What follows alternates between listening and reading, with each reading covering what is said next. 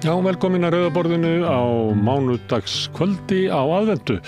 Það margt í boði hérna í þættinum. Hérna aftast að þá ætla ég að fjalla aðeins leikhús eða öllu frekar óperu. Rakarinn í Sevilla sýndur hér í NASA eða sjálfstæðishúsinu við Austurvöll. Þau koma til mín Ragnar Pétur Jóhannsson sem bassi og Sólveig Sigurðardóttir sem sópran, Áslákur Ingvarsson sem baríton og Þórhallur Auður Helgason sem tenor. Þau í burðarhlutverkunum í verkinu en þau hafa líka sett þetta upp og þýtt þetta og staðfært og umbreytt þessu á margan hátt og ég ætla að tala við þau þessa sýningu hérna hvað erindi Rakarinn í Sevilla eigi til okkar í dag og hvernig hægt að flytja óperu svona langa leið yfir söguna einhverja fyndni sem að kannski þykir ekki fyndin lengur og þar fram til göttunum en líka kannski erindi óperunar sjálfrar. Já, okkar tíma, gott að óperan sé kannski það listform sem hentar okkur best, hver veit.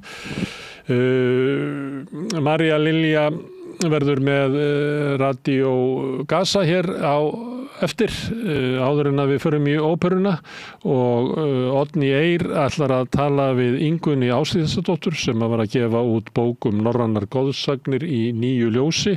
Það kemur hérna í þættinum en það fleira í boði. Ég ætla að tala við Tómas Ellert Tómasson sem var einu sinni bæjarfulltrúi í Árborg fyrir Miðflokkinn, gekk svo úr Miðflokknum, ég held að það stutt Framsókn síðan eins og var hann í Sjálfstæðisflokknum. Hann áhugamaður kosningakerfið og svona lýðræðislega formið í kringum kosningar og ég ætla að ræða við hann kosningabarðuna sem var stutt en líka kosningakerfið en hann var að skrifa grein á Vísi þar sem hann bar saman hvernig þingheimur væri miðað við núverandi kerfi og svo hvernig það væri ef það væri líkara því sem að viðgengst í Norðurlöndunum.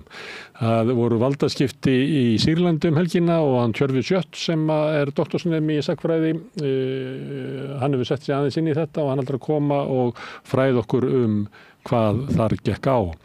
Ég nefndi áðan grein á Vísi og það áhugavert og skemmtilegt að fylgjast með því þegar fólk að skrifa svona ýmisleg mál og Sigurlín Bjarni Gísladóttir sem íslensku kennari, kennir meðal annars innflytjenda unglingum, íslensku sem annað mál, að hún skrifaði grein á Vísi þar sem hún var að tala hvað árið það hefði haft á hana og hvernig þetta leit út svona frá hennar bæjardyrum, þar sem hún að kenna krökkum þegar að alltaf annað slagið einhver tekinn úr hópnum og fluttur nauður úr landi vegna þess að hann má ekki vera hérna og hún svolítið slegin yfir Sigurlín og ég ætla að ræða við hann aðeins þetta. Það hefur verið fókus á verkalýðsmálum meðal annars út af því að fyrirbrigði sem heitir virðing sem að fólk tengt veitingahúsum stofnaði þar sem samningar sem með lakari kjörum heldur en í samningum Eflingar og Samtaka atvinnulífsins. Þetta kallað gul verkalýðsfélög sem stofnuð raunverulega af fyrirtækjaeigendum til þess að ná niður kjörum. Hann Sigurður Pétursson sagnfræðingur sem oft komið hingað til okkar að ræða verkalýðsmál ætlar að koma til mín hérna á eftir og ræða gul verkalýðsfélög og svona ýmsar aðferðir sem að fyrirtækjaeigendur nota til þess að brjóta niður samheldni verkalýðsins, launafólks sem að hefur verið kannski bráðum í heila öld hérna á Íslandi, viðurkennt sem eitt af grundvallarþáttum í íslensku samfélagi að svo barátta sem á milli launafólks og fyrirtækjaeigenda að hún sé góð, hún leiði til heilbrigðari vinnumarkaðarins og betra samfélags en því miður eru mörg merki þess að þær aðferðir sem að fyrirtækjaeigendur hafa notað í öðrum löndum til þess að brjóta niður verkalýðshreyfinguna séu að skjóta rótum hér. Þetta ætlum við að ræða í Rauða borðið núna á eftir. Fjölbreytt efni að vanda. Áður en að því kemur þá minni á eins og ég ger alltaf að þið hafið byggt upp dreifikerfið bara með því að segja vinum á vandamönnum frá efni sem að ykkur líkar hérna við Rauða borðið í öðrum þáttum samstöðurinnar. Bent á að það megi finna þetta efni á Facebook og YouTube í öllum hlaðarsveitum, í útvarpinu á 89,1 á FM á stór höfuðborgarsvæðinu. En það má líka sækja þær útvarpssendingar á spilarann, bæði á netinu, spilarinn.is og svo spilarinn líka app sem má hlaða niður í símann og hlusta á samstöðuna og allar íslenskar útvarpsstöðvar, hvað sem í heiminum, það sem net á annað borð. Þið megin líka benda á að við erum komin í fjarstýringuna hjá þeim sem svo heppin að skipta við fjarskiptafyrirtækið Símann. Þar erum við númer 5 á fjarstýringunni. Kannski ef til vill, ég veit ekki, mun önnur fjarskiptafyrirtæki bjóða sínum viðskiptavinum upp á efni frá samstöðunni sem 24 tíma sólarhring, 7 daga vikunar, allan ársins hring. Samfélagsumræðu við þetta Rauða borð og í öðrum þáttum samstöðurinnar. Það sem að drífur samstöðun áfram sá hluti áhorfenda og áhærenda sem hafa gerst áskrifendur. Það kostar 2.500 krónur á mánuði sem að mér sagt að sé lágt verð með við það efni sem við búum til.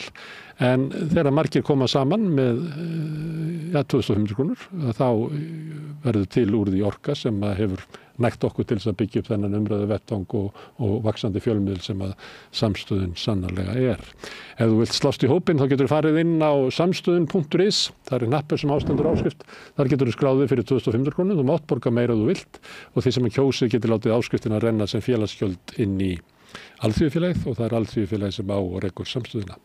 Þetta fjölmiðill í eigu almennings. Allt sem við sjáum hér og heyrið í boði áskrifenda og þökkum kærlega fyrir. En nú ætlum við að skjóta inn örstuttum tilkynningum og svo byrjar prógram kvöldsins með viðtali verkalýðsmál. Gerist áskrifendur á samstöðinni og taki þátt í að byggja upp öfluga og róttæka samfélagsumræðu. Með því að ganga í leigjendasamtökin styður þú baráttu leigjenda. Leigjendasamtökin eru fyrir öll þau sem vilja vinna að réttlæti og öryggi á húsnæðismarkaði. Leigjendasamtökin.is Allir þættir samstæðvarinnar eru fáanlegir á öllum helstu hlaðvarpsveitum. Þarstan að tala borgarfulltrúa. Borgarfulltrúar Sósíalistaflokksins eru með viðtalstíma alla mánudaga klukkan 13:30 til 14:30. Það þarf ekkert að bóka tíma, endilega kíkjum við í Bólholt 6, 105 Reykjavík. Við erum í útvarpinu á FM 89,1. Segðu það á samstöðinni. Samstöðin í eigu hlustenda, áhorfenda og lesenda. Sláist í hópinn og gerist áskrifendur.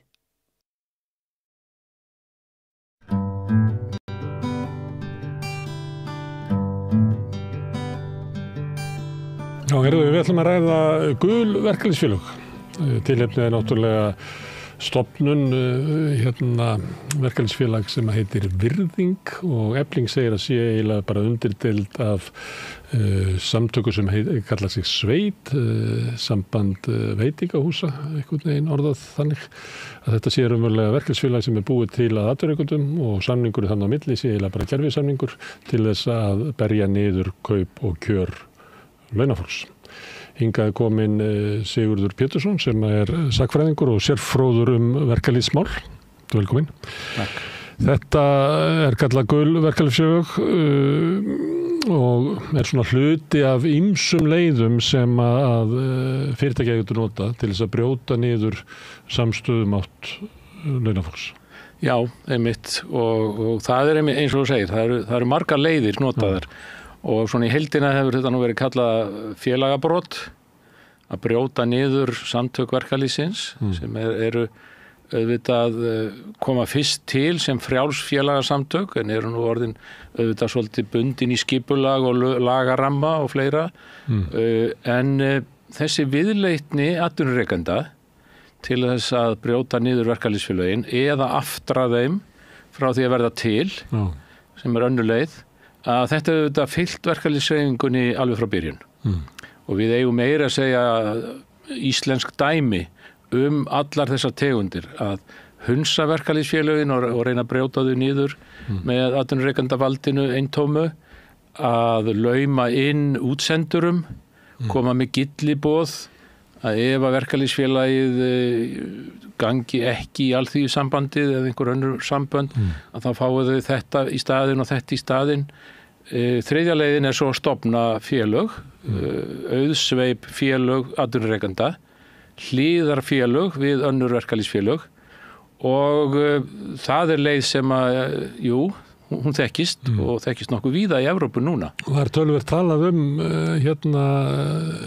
verkalýðsfélag sem var stofnað í kringum Play. Já, það var eldra félag sem var vaknað upp til lífsins.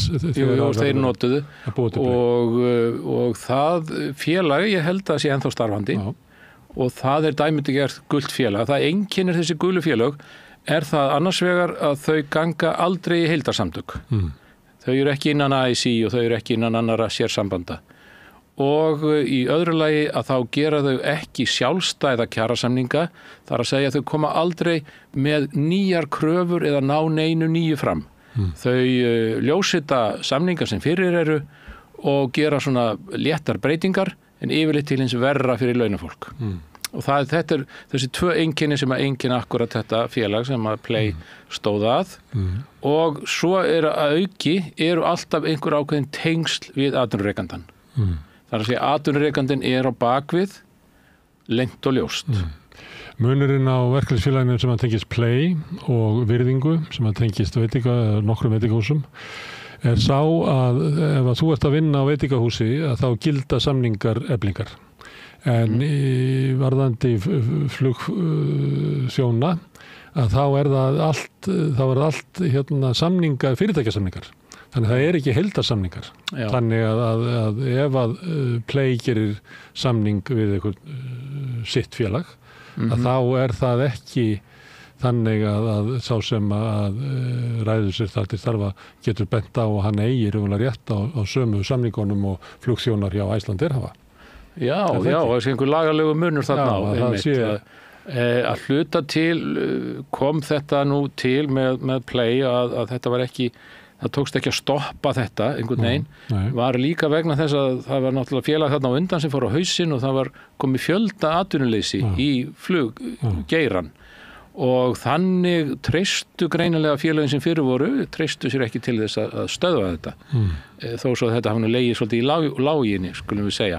Og þetta hefur nefnilega gerst í fleiri greinum út um heim, hvort sem við erum að tala um Frakkland, England, Danmörku eða Bandaríkin, að þegar það verða áföll í atvinnugreinum, fjölda atvinnuleysi eða þá að fyrirtæki fara á hausinn og eitthvað nýtt kemur inn og þá gerist það oft með þeim skilyrðum. Það koma nýjir fjármagnseigendur, kaupa yfir fyrirtækin og þeir gera skilyrði, við verðum að fá nýtt félag til að semja við. Annars semjum við ekki neitt og annars komum við ekki með peningana, annars störtum við ekki fyrirtækjunum og leggjum niður störfin. Og fyrir þessu, eða gagnvart þessu, hefur verið mjög erfitt að berjast. Það að segja svona sambönd verkalýðshreyfingarinnar innan landa og milli landa þeim hefur ekki tekist að stöðva þessa þróun. Og það hefur leitt á síðustu 30-40 árum til þess að þátttaka í verkalýðsfélögum í mjög mörgum löndum hefur hrapað úr því að vera 50-60 niður í 20-30, jafnvel niður í 10% eins og í Bandaríkjunum. Og Bretland gott dæmi þetta hvernig verkalýðshreyfingin hefur verið brotið niður. En varðandi þennan mun sem ég reyna að draga fram á verkalýðsfélagi sem tengist Play og svo virðingu. Að það hefur verið þannig að á Íslandi til dæmis ekki neitt svona forsötu til þess að hafa lágmarkslaun vegna þess að samningarnir gilda. Já, þó svo að við segjum að ég veit ekki að stað og ræð þig í uppfaskið og ég ekki í SA og þú ekki í Eflingu, að þá ber mér samt að borga samkvæmt því. Já, einmitt. Og þessi umgjörð hefur verið mjög sterk á Íslandi og í raun og veru það hefur aldrei náðst, atvinnurekendur hafa reynt bæði hjá sjómönnum og það hefur komið upp einstaka sinnum áður í einhverjum svona jaðargreinum að stofna félög fyrir utan heildarsamtökin og reyna að kljúfa í raun og veru verkalýðshreyfinguna. En vegna þess að skipulagið hér á Íslandi hefur verið þannig að það eru gerðir heildarkjarasamningar og kjarasamningar sem ná yfir ákveðnar starfsstéttir og starfssvið. Að þá þetta miklu erfiðara. Hins vegar þetta á tíðkast það að ef að þú ert atvinnurekandi og þú ert ekki í samtökum atvinnulífsins að þá ert að hluta til óbundin af því, en hins vegar ertu bundin af því að þú verður að borga lágmarkssamningin. En þú máttu þetta borga meira og þú getur gert sérsamninga við verkalýðsfélagið að borga meira. Það kallast ekki gul verkalýðsfélag. Nei, það alls ekki gult og alls ekki gul starfsemi vegna þess að þá líka semur við verkalýðsfélagið sem fyrir í starfsgreininni.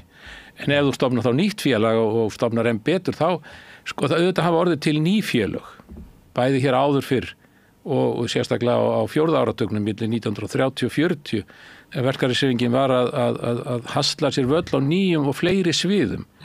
Að þá voru ýmsar kvennagreinar, starfsstúlknafélagi Sókn og þvottakvennafélagi Freyja sem voru stofnuð hérna í Reykjavík og fleiri félög, iðjafélag versmiði fólks. Að þetta voru þetta ný félög þar sem í nýjum starfsgreinum eða iðngreinum og náðu svo samningum við atvinnurekendur sko, eftir að skipulagi var komið til. Og núna hins vegar er það oft þannig að þegar koma svona nýjar tæknigreinar eða tölvugreinar eða einhverja greinar þar sem að starfsfólk vill fara að skipulegja sig, að þá er það atvinnurekendur sem eru með fingurnar í því og þessi félög sækja ekki inngöngu í heildarsamtök. Og þá sjá menn mjög fljótt að þessi félög eru raun og vera að halda laununum niðri. En þau eru ekki til þess að bæta kjörin. Nú er það þannig að launafólk er ekki allt sama sinnis, stóru hópar. Já. En samt er einhvern veginn svona kerfi eins og þetta með að samningar gildi sem lágmarkskjör til þess að halda þessu kerfi gangandi. Það nýtur verndar. Og þótt að sé félagafrelsi að þú getur bara gengið úr Eflingu og þú vilt ekki vera þar, en þá ertu ekki með það félagafrelsi að þú getur samið undir tökstum, búið til þitt eigið félag og samið undir tökstum. Nei, einmitt. Nei, þannig það er svona leiðir til þess að vernda þetta sem að við höfum að sömuleyti sterkari heldur en í öðru löndum sem eins og þú varst að lýsa áðan. Það sem önnur lönd hafa raunverulega mist þetta að megin ákvörðunin kaup og kjör fari fram í samningum, að það sé viðurkennt þessi átök á milli launafólks og fyrirtækjaeigenda og við verðum að hafa einhverja leikreglur í kringum það því að við náum bestu stöðunni ef að launafólk fær að vera skipulagt og fær að nota vald sitt til dæmis og hótununa að loka fyrirtækinu þínu sem að einhver geti haldið fram að væri svona ofbeldi, en það er það ofbeldi sem við sættum okkur við vegna þess að með því að leyfa þessum átökum að vera, að þá fáum við besta vinnumarkaðinn. Já, heilbrigðasta vinnumarkaðinn og oft á tíðum líka mikið öryggi fyrir atvinnurekandann. Vegna þess að atvinnurekendur máttu líka ekki mikið við því að verkalýðshreyfingin gæti, þar að segja ákveðnum starfsgreinum, þar sem að við skulum segja að félagsmenn ákveðna verkalýðsfélaga voru baráttu glaðar en aðrir. Og gerðu þar með alls konar skæruverkvöld, pólitísk verkvöld, kröfur hitt og þetta og lögðu niður vinnu fyrirvaralaust, trufluðu starfsemina og svo framvegis, að atvinnurekendur fengu í staðinn fyrir það að verkafólk fékk að skipuleggja sig og ná þessum heildarsamningum, að þá fengu atvinnurekendur líka ákveðið skjól fyrir það sem að komið með ennþá verð og verkvöld gátt ekki fara í verkvöld af hvaða tilefni sem er. Nei, akkurat, og verkvöld fara eftir settum reglum og síðan 1938 þá hefur þetta verið og lengst af að þá var þetta svona almenn sátt og þýddi það reyndar að til dæmis Sjálfstæðisflokkurinn gekkst inn á þetta skipulag, sótti sjálfur inn í verkalýðshreyfingun og náði þar miklum ítökum á tímabili og nýtti sér það. Hætti, við getum orðað þannig að þeir hætti að reyna að grafa undan verkalýðshreyfingunni, sætti sig við þetta fyrirkomulag en reynda að ná völdum innan hennar í staðinn. Og gerðu það og náðu miklum völdum og meðan að Sjálfstæðisflokkurinn var og hét, skulum við segja. Og þannig náðist þetta jafnvægi sem að hefur haldist svona fram undir þetta. En svo höfum við séð svona eftir 1990 með frjálshyggjunni og þeim áhrifum sem það er að það eru svona fleiri og fleiri greinilega sem tilheyri atvinnurekendastéttinni eru tilbúnir til þess að fara í einhver skemmdaverk. Tilgangurinn er augljós, grafa undan þessu skipulagi, grafa undan skipulagri verkalýðshreyfingu, einangra stéttarfélögin einhvern veginn og brjóta undan þeim undirstöðunar, þess vegna er þetta nú kallað félagabrjótar, svona eins og múrbrjótar eða verkfallsbrjótar, að skemma þessa skipulögðu verkalýðshreyfingu vegna þess að verkalýðshreyfingin eins og þú segir, hún er þannig hjá okkur að þó þú sért ekki félagsbundin, þá nýtur allra réttinda sem kjarasamningurinn gefur. Orlof, lífeyrissjóði, sumarleyfi, veikindarétt, þú hefur allan þennan rétt pluss lágmarkslaunin og dagvinnu, eftirvinnu, næturvinnu. Þetta eru fast skorðaðar reglur sem ekki hægt að brjóta á þér. Þetta eru hálfgerð mannréttindi. En ef við förum hins vegar í hitt skipulagið, eins og í Bandaríkjunum, að þá myndi þetta allt saman hrynja. Og réttindi verkafólks eru þá mjög misjöfn eftir hvort þú væri með félag eða ekki félag. Og þetta eru átök sem eiga sér staðið í heiminum. Við sjáum það eins og til dæmis þegar hann þarna ríkasti maður í heimi það ekki, aðalstuðningsmaður Trump, hann þarna Elon Musk, já, þegar hann ætlaði að reisa verksmiðju í Svíþjóð. Og þá var hann sagt, já, það allt í lagi, en allir allir þeir sem vinna í bílaiðnaði í Svíþjóð eru félagsbundnir. Og þá sagði Musk, nei, hjá mér engin verkalýðsfélög. Og þá sagði þeir bara, jú, það ekkert fyrirtæki í bílaiðnaði í Svíþjóð sem ekki er með samninga við samningsbundið félag í járniðnaðinum í Svíþjóð. Og hann hætti við að koma með verksmiðjuna. Og svo þetta það sem alþjóðakapitalismin gerir auðvitað, að veikja verkalýðsfélög í einstaka löndum, af því að það er ekki það sterk samband á milli landa, yfirleitt ekki, og að þá geta bara hóta því að fara með verksmiðjur úr einu landi yfir í eitthvað annað land, fara úr Vestur-Evrópu til Austur-Evrópu, eða í önnur lönd þar sem verkalýðshreyfingin er sundruð eða veik. Og í Bandaríkjunum það eiginlega barátta frá til dæmis vöruhúsi til vöruhús í Amazon að fá að stofna verkalýðsfélag. Það tekst ekki allstaðar. Furðulega skipulag þar. Því mætt af mikilli hörku. Að það er þó að þú náir að stofna verkalýðsfélag sko í einu fylki, í einni borg, að þá það ekki sama á að þú getur stofnað félag í næstu borg eða næsta fylki. Nei, og þú náir einhverjum kjarasamningur þar að þá ekki gefið að fólkið í samskona vöruhúsi fái notið þess annars þar. Akkurat. En við getum hort á virðingu og mér finnst svona fólk tala svolítið það eins og þetta sé svona undarlega að þessu staði, þetta bara geti ekki gengið upp, það engin sem að geti varið þetta. En samt erum við með dæmi eins og verkalýðsfélög sem tengiðist Play og þú ert að nefna að verkalýðsfélög sem hafa verið stofnuð í svona nýjum starfsgreinum að þau eru oft svona ég segi ekki að þau eru ekki gul en þau bindast ekki heildarsamtökum og eru þar leiðandi kannski með veikari stöðu oft með mikil tengsl við atvinnurekandurna þar að segja. Já, en svo hefur við líka séð kannski það var endurskoðun á vinnulöggjöfinni á 10. áratugnum sem eru atrið þar inni sem að má benda á að hafi verið til veikingar en hins vegar voru hugmyndirnar voru miklu stórkallarlegri í upphafi en það var allavega vilji til þess að breyta vinnulöggjöfinni þá. Það hefur líka komið, ég held að Sjálfstæðisflokkurinn flytur alltaf 1-2 frumvörp á vetri sem eru til þess að einmitt að þessi auka félagafrelsi sem til þess að þú getur gengið út úr Eflingu og sami niður fyrir þig. Það er eiginlega krafan.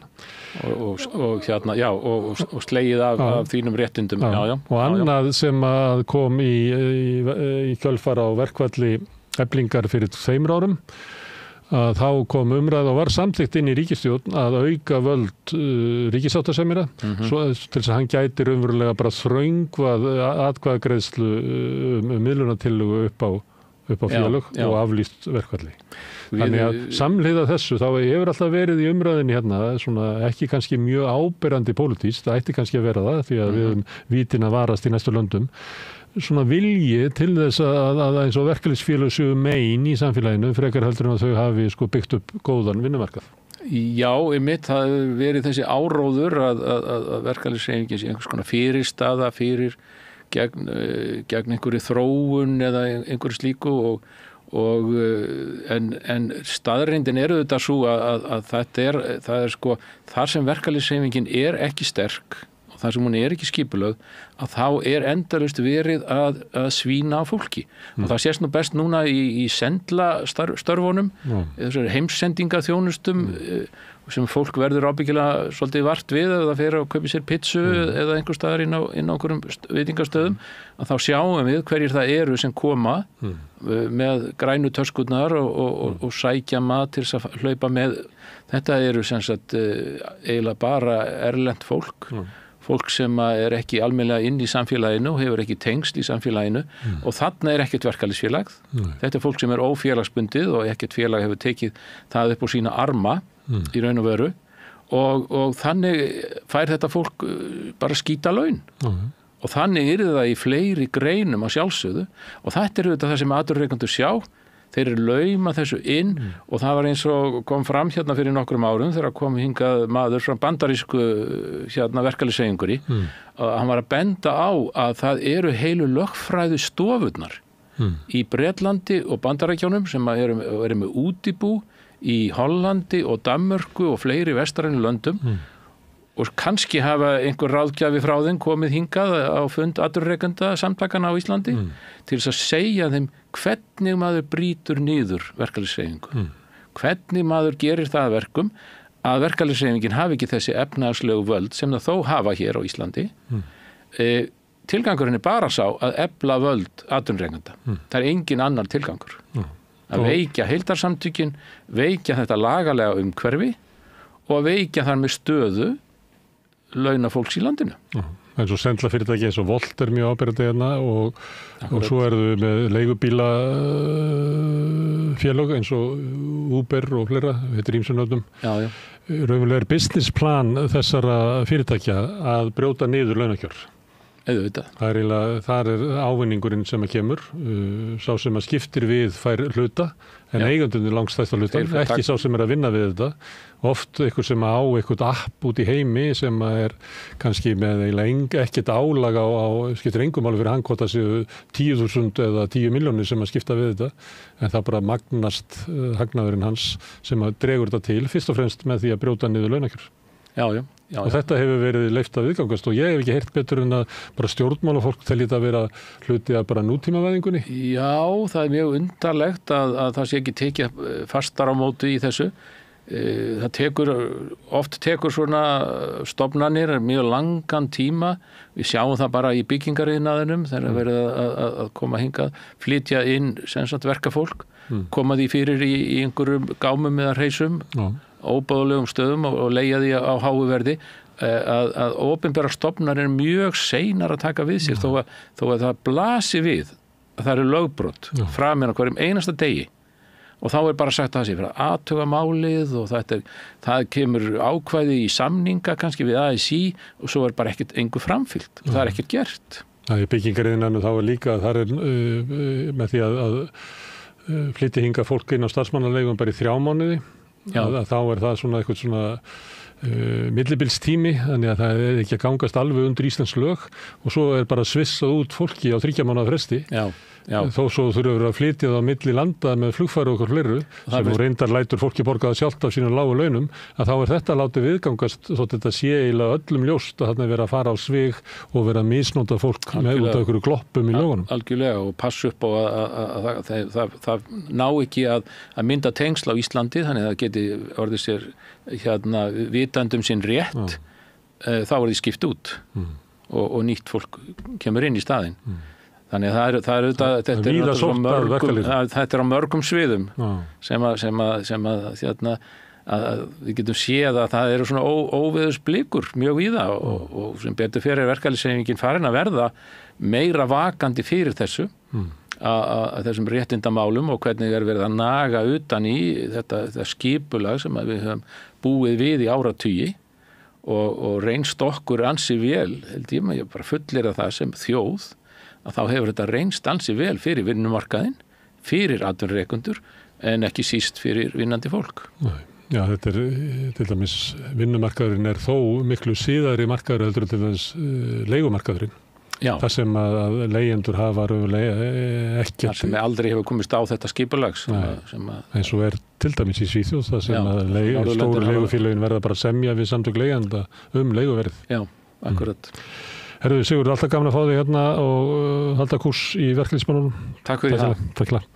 Og ég ætla að setja áfram að reyna að skilja þetta samfélag sem við lifum í sem að breytist ört, þannig að veitir ekki að fylgjast með. Næsti kafli er eftir augnablik. Gerist áskrifendur á samstöðinni og taki þátt í að byggja upp öfluga og róttæka samfélagsumræðu.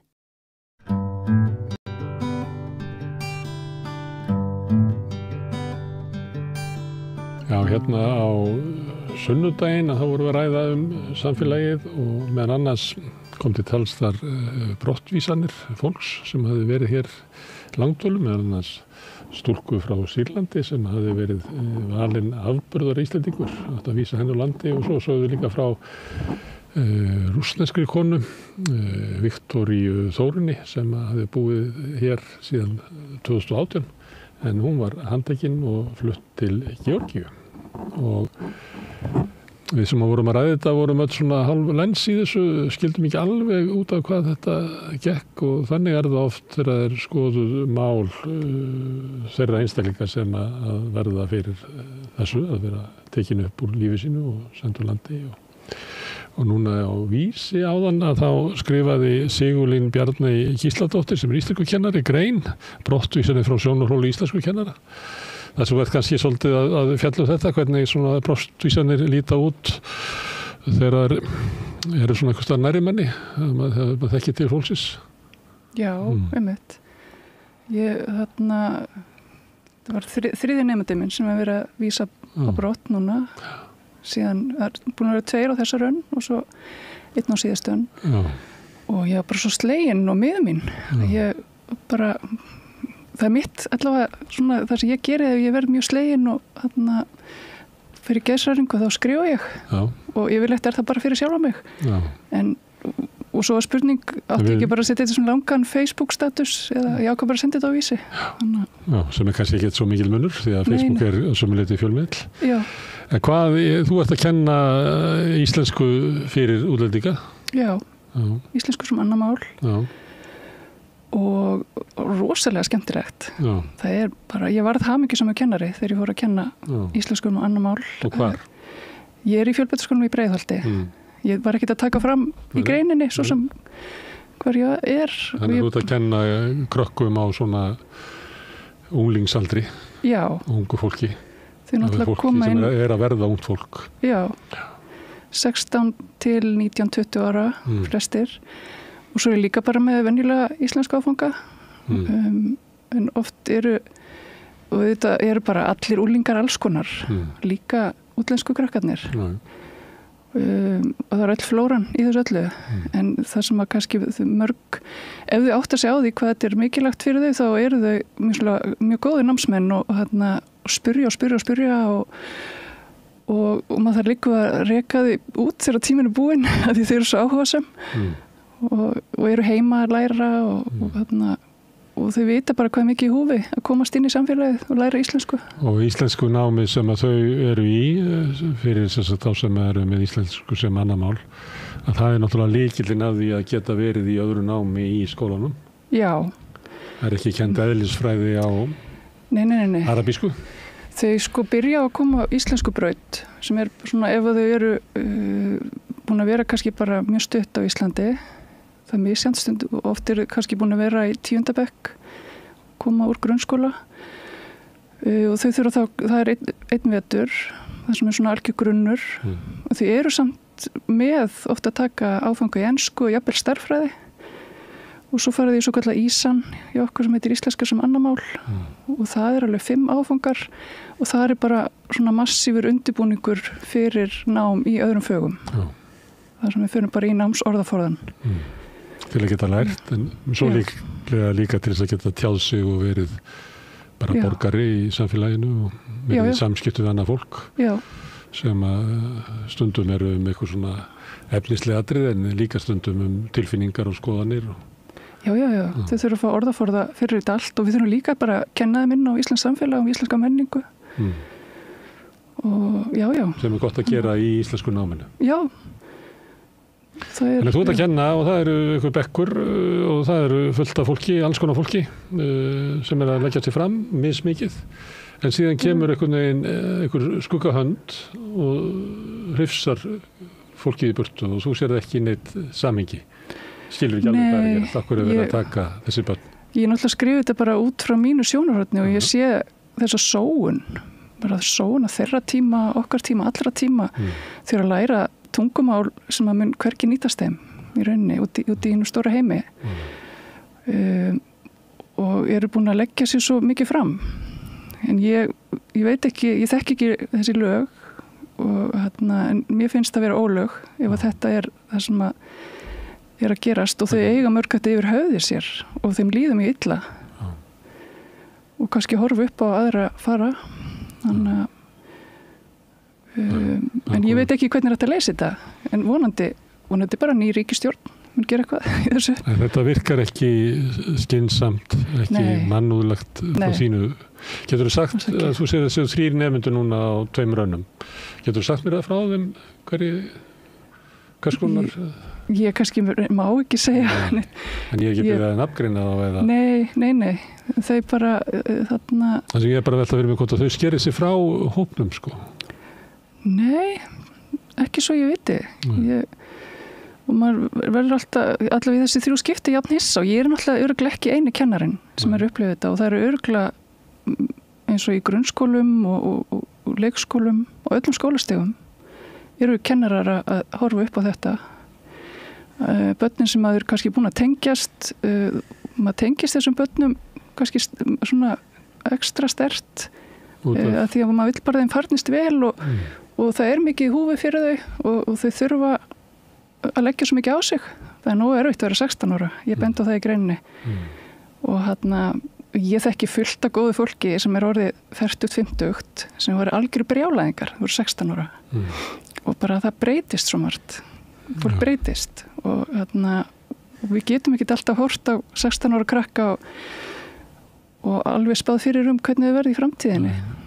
En það er ekki þannig að ódælu börnin séu tekin og ís á landi, það er ekkert það er ekkert samingi á milli. Og ég vil ekkert heldur vera eitthvað auðvitað finnst manni rosalega leiðilegt eins og með þennan nemanda sem búin að vera alla önnina, hann að fá 10 bara í öllu og búin að vera á Íslandi í 7 mánuði og bara ná íslenskunni mjög vel, standa sér rosalega vel og auðvitað er ekkert endilega þannig að fólk eigi að fá dvalarleyfi út frá góðum einkunnum. Það er ekki endilega þannig, en manni finnst þetta samt sóun og bara leiðilegt. Og já, þetta er bara svona, ég held að þetta sé bara brotabrot af þessum vanda sem að fólk horfist í augu við sem eru að koma til Íslands og flóttamenn. En þú sagðir að þau væru með þetta svona yfirvofandi, þau eru í aðstöðu þar sem eru fulla von að fá að dvelja hérna, eins og á móti vinnur svona ógnin að vera tekinu upp stundum enn einu sinni þar sem þau hafa kannski á fleiri stöðum reynt að koma sér fyrir og þau hafa sko flúið upprunalega aðstæði sína vegna þess að dvöldu lífi þarf að vera óbærilegt. Já. Og þau getur verið tekin hér upp og hent á götuna í stundum í Gríklandi eða Ítalíu eða einhvers staðar. Það sér einhvern veginn það er engin mannúð að gæska í þessu sko. Þetta er óskiljanlegt. Hvaðan eru þessi krakkar sem að þú hefur séð vera að vísa? Það hefur náttúrulega verið, við vitum það hefur verið í fréttum, náttúrulega verið að vísa fólki frá Venezuela aftur tilbaka og einmitt á sama tíma var ekki í september sem kom mjög svört skýrsla ástandið þar. Það væri ekki orðið betra í raun og veru. Og ég held að í raun ég samt veit voru lítið, ég þekki ekki lögin, ég þekki ekki málsmeðferð eða neitt þannig og ég held að sé allstæða gott fólk að vinna, líka á Útlendingastofnun. Það er bara fólk að vinna vinnunum sína og það er bara bundið á lagabókstaf. En lagabókstafurinn er ekki góður. Það er líka túlkun hans. Já, það þarf að skoða það. Oft er bent á að það sé svona þröng túlkun á til dæmis með því stjórnmálaumræðinni að þá er talað Dyflinnarregluna eins og að okkur beri að vísa fólk til þess land sem að koma uppalega frá. Og það er ekki við Venezuela. En það er bara alls ekki svo. Við megum hafa þetta bara eins og við viljum. Já. Einmitt. Varandi Venezuela þá var fólki veitt hæli hér forgangsvend í 4 ár dvalarleyfi og atvinnuleyfi og allt sem að tilheyrði. En síðan var fallist frá því vegna þess að ástandið í Venezuela átti að hafa breyst sem að stangaðist nú á við niðurstöðu ýmiss konar alþjóðlegra stofnana. Þetta er náttúrulega endalaust álitamál en síðan hefur verið kosningar og enn meiri pólitísk átök í landinu heldur en þegar að að úrskurðarnefnd útlendingamála úrskurðaði að ætti að fella í burtu þessa forgangsrönd eða samþykti ákvörðun útlendingastofnunar að gera það. Þannig að það væri kannski tilefni til þess að endurskoða það. Já, svo var ég líka að sjá að ég fór svona aðeins að googla og ég sá þetta fyrrverandi dómsmálaráðherra sem núna í starfsstjórn veitti undanþágu fyrir Úkraínu þangað til febrúar næsta ári. Þannig að það var spurning hvað gerist þá. Já, það er líka eins og með þá sem að fengu dvalarleyfi fólk sem kom frá Venezuela og fekk í 4 ár og sama með fólki sem kemur frá Úkraínu og fekk dvalarleyfi. Það er ekki alveg ljóst hvað gerist þegar það rennur út svo tími. Já. Það er ekki gefið að fólk fái dvalarleyfi hér í framhaldinu. Það er svona eitt af þessum atriðum sem að aldrei eru rædd, en væri kannski eðlilegt að það yrði rædd því að eins og þú ert raunverulega að skrifa að þá eru þessi lög og framkvæmd þessar laga hafa raunverulega áhrif á þitt líf. Já, algjörlega. Þetta er hluti af því samfélagi sem þú lifir í. Já. Og maður vill ekki búa í svona samfélagi. Nei. Og í rauninni væri alveg hægt, ég meina það er alltaf hægt að gera allt. Þannig að það er að taka stöðun á fólki. Hvernig gengur þér aðlægast, hvernig gengur þér að læra íslensku og meta út frá því og hvað viltu? Það vilja kannski ekki allir vera hér. Við verðum líka átt okkur því að þetta er ekki kannski besti staður í heimi fyrir alla. Það er bara alls konar. Það ekki það bara í sögunni að það er nú langt síðan ég sá það en það var nú einhvern tímann fjallað það svona á 10. áratugnum eitthvað fleira eitthvað starf í kringu það hversu margir af þeim sem komu hingað sem kvótaflóttamenn, það var nú ekki kallað þá frá Víetnam, bátafólkið svo kallaða, hversu fáir voru sem að raunverulega ílendust á Íslandi, flest fóru eitthvað annað og litu á Ísland sem stökkpall. Og til þess að fara annað, stundum var það bara vegna þess að ættmenni fólksins var í öðru löndum. Margir vildu komast til Bandaríkjanna sem var töluverður hópur af Víetnamum sem að fengu hæli á þessum árum. En það er eðlilegt að það svona sogi til sín. Ekki gott að vera kannski einn af 30-40 Víetnamum á Íslandi. Það er kannski betra að vera eitthvað staður í einhverju svæðum í Bandaríkjunum þar sem eru stór samfélög á Víetnama. Þannig og þannig hefur þetta alltaf verið sko. Það hefur fólk hefur komið hingað og svo fer það bara eitthvað annað. Eins og Íslendingar svo sem sjálfur. Já, okkur var ekki vísað þegar Íslendingar flyktust hvað var það á 19. öld til Ameríku. Það var ekki vísað tilbaka. Það var ekki til kannski það. Ekki þeir sem fóru til Ástralíu á sín tíma, ekki þeir sem flúðu til Gautaborgar, það var í þeirra síldin hvarf, að það var mikill fjöldi sem að fór til Svíþjóðar og svo eftir hrun til Noregs og víðar. Þannig að við höfum heppin. Já. Og erum yfirleitt velkomin í þeim löndum sem að fólk er að flýja frá. Já. Við erum velkomin til Afríku.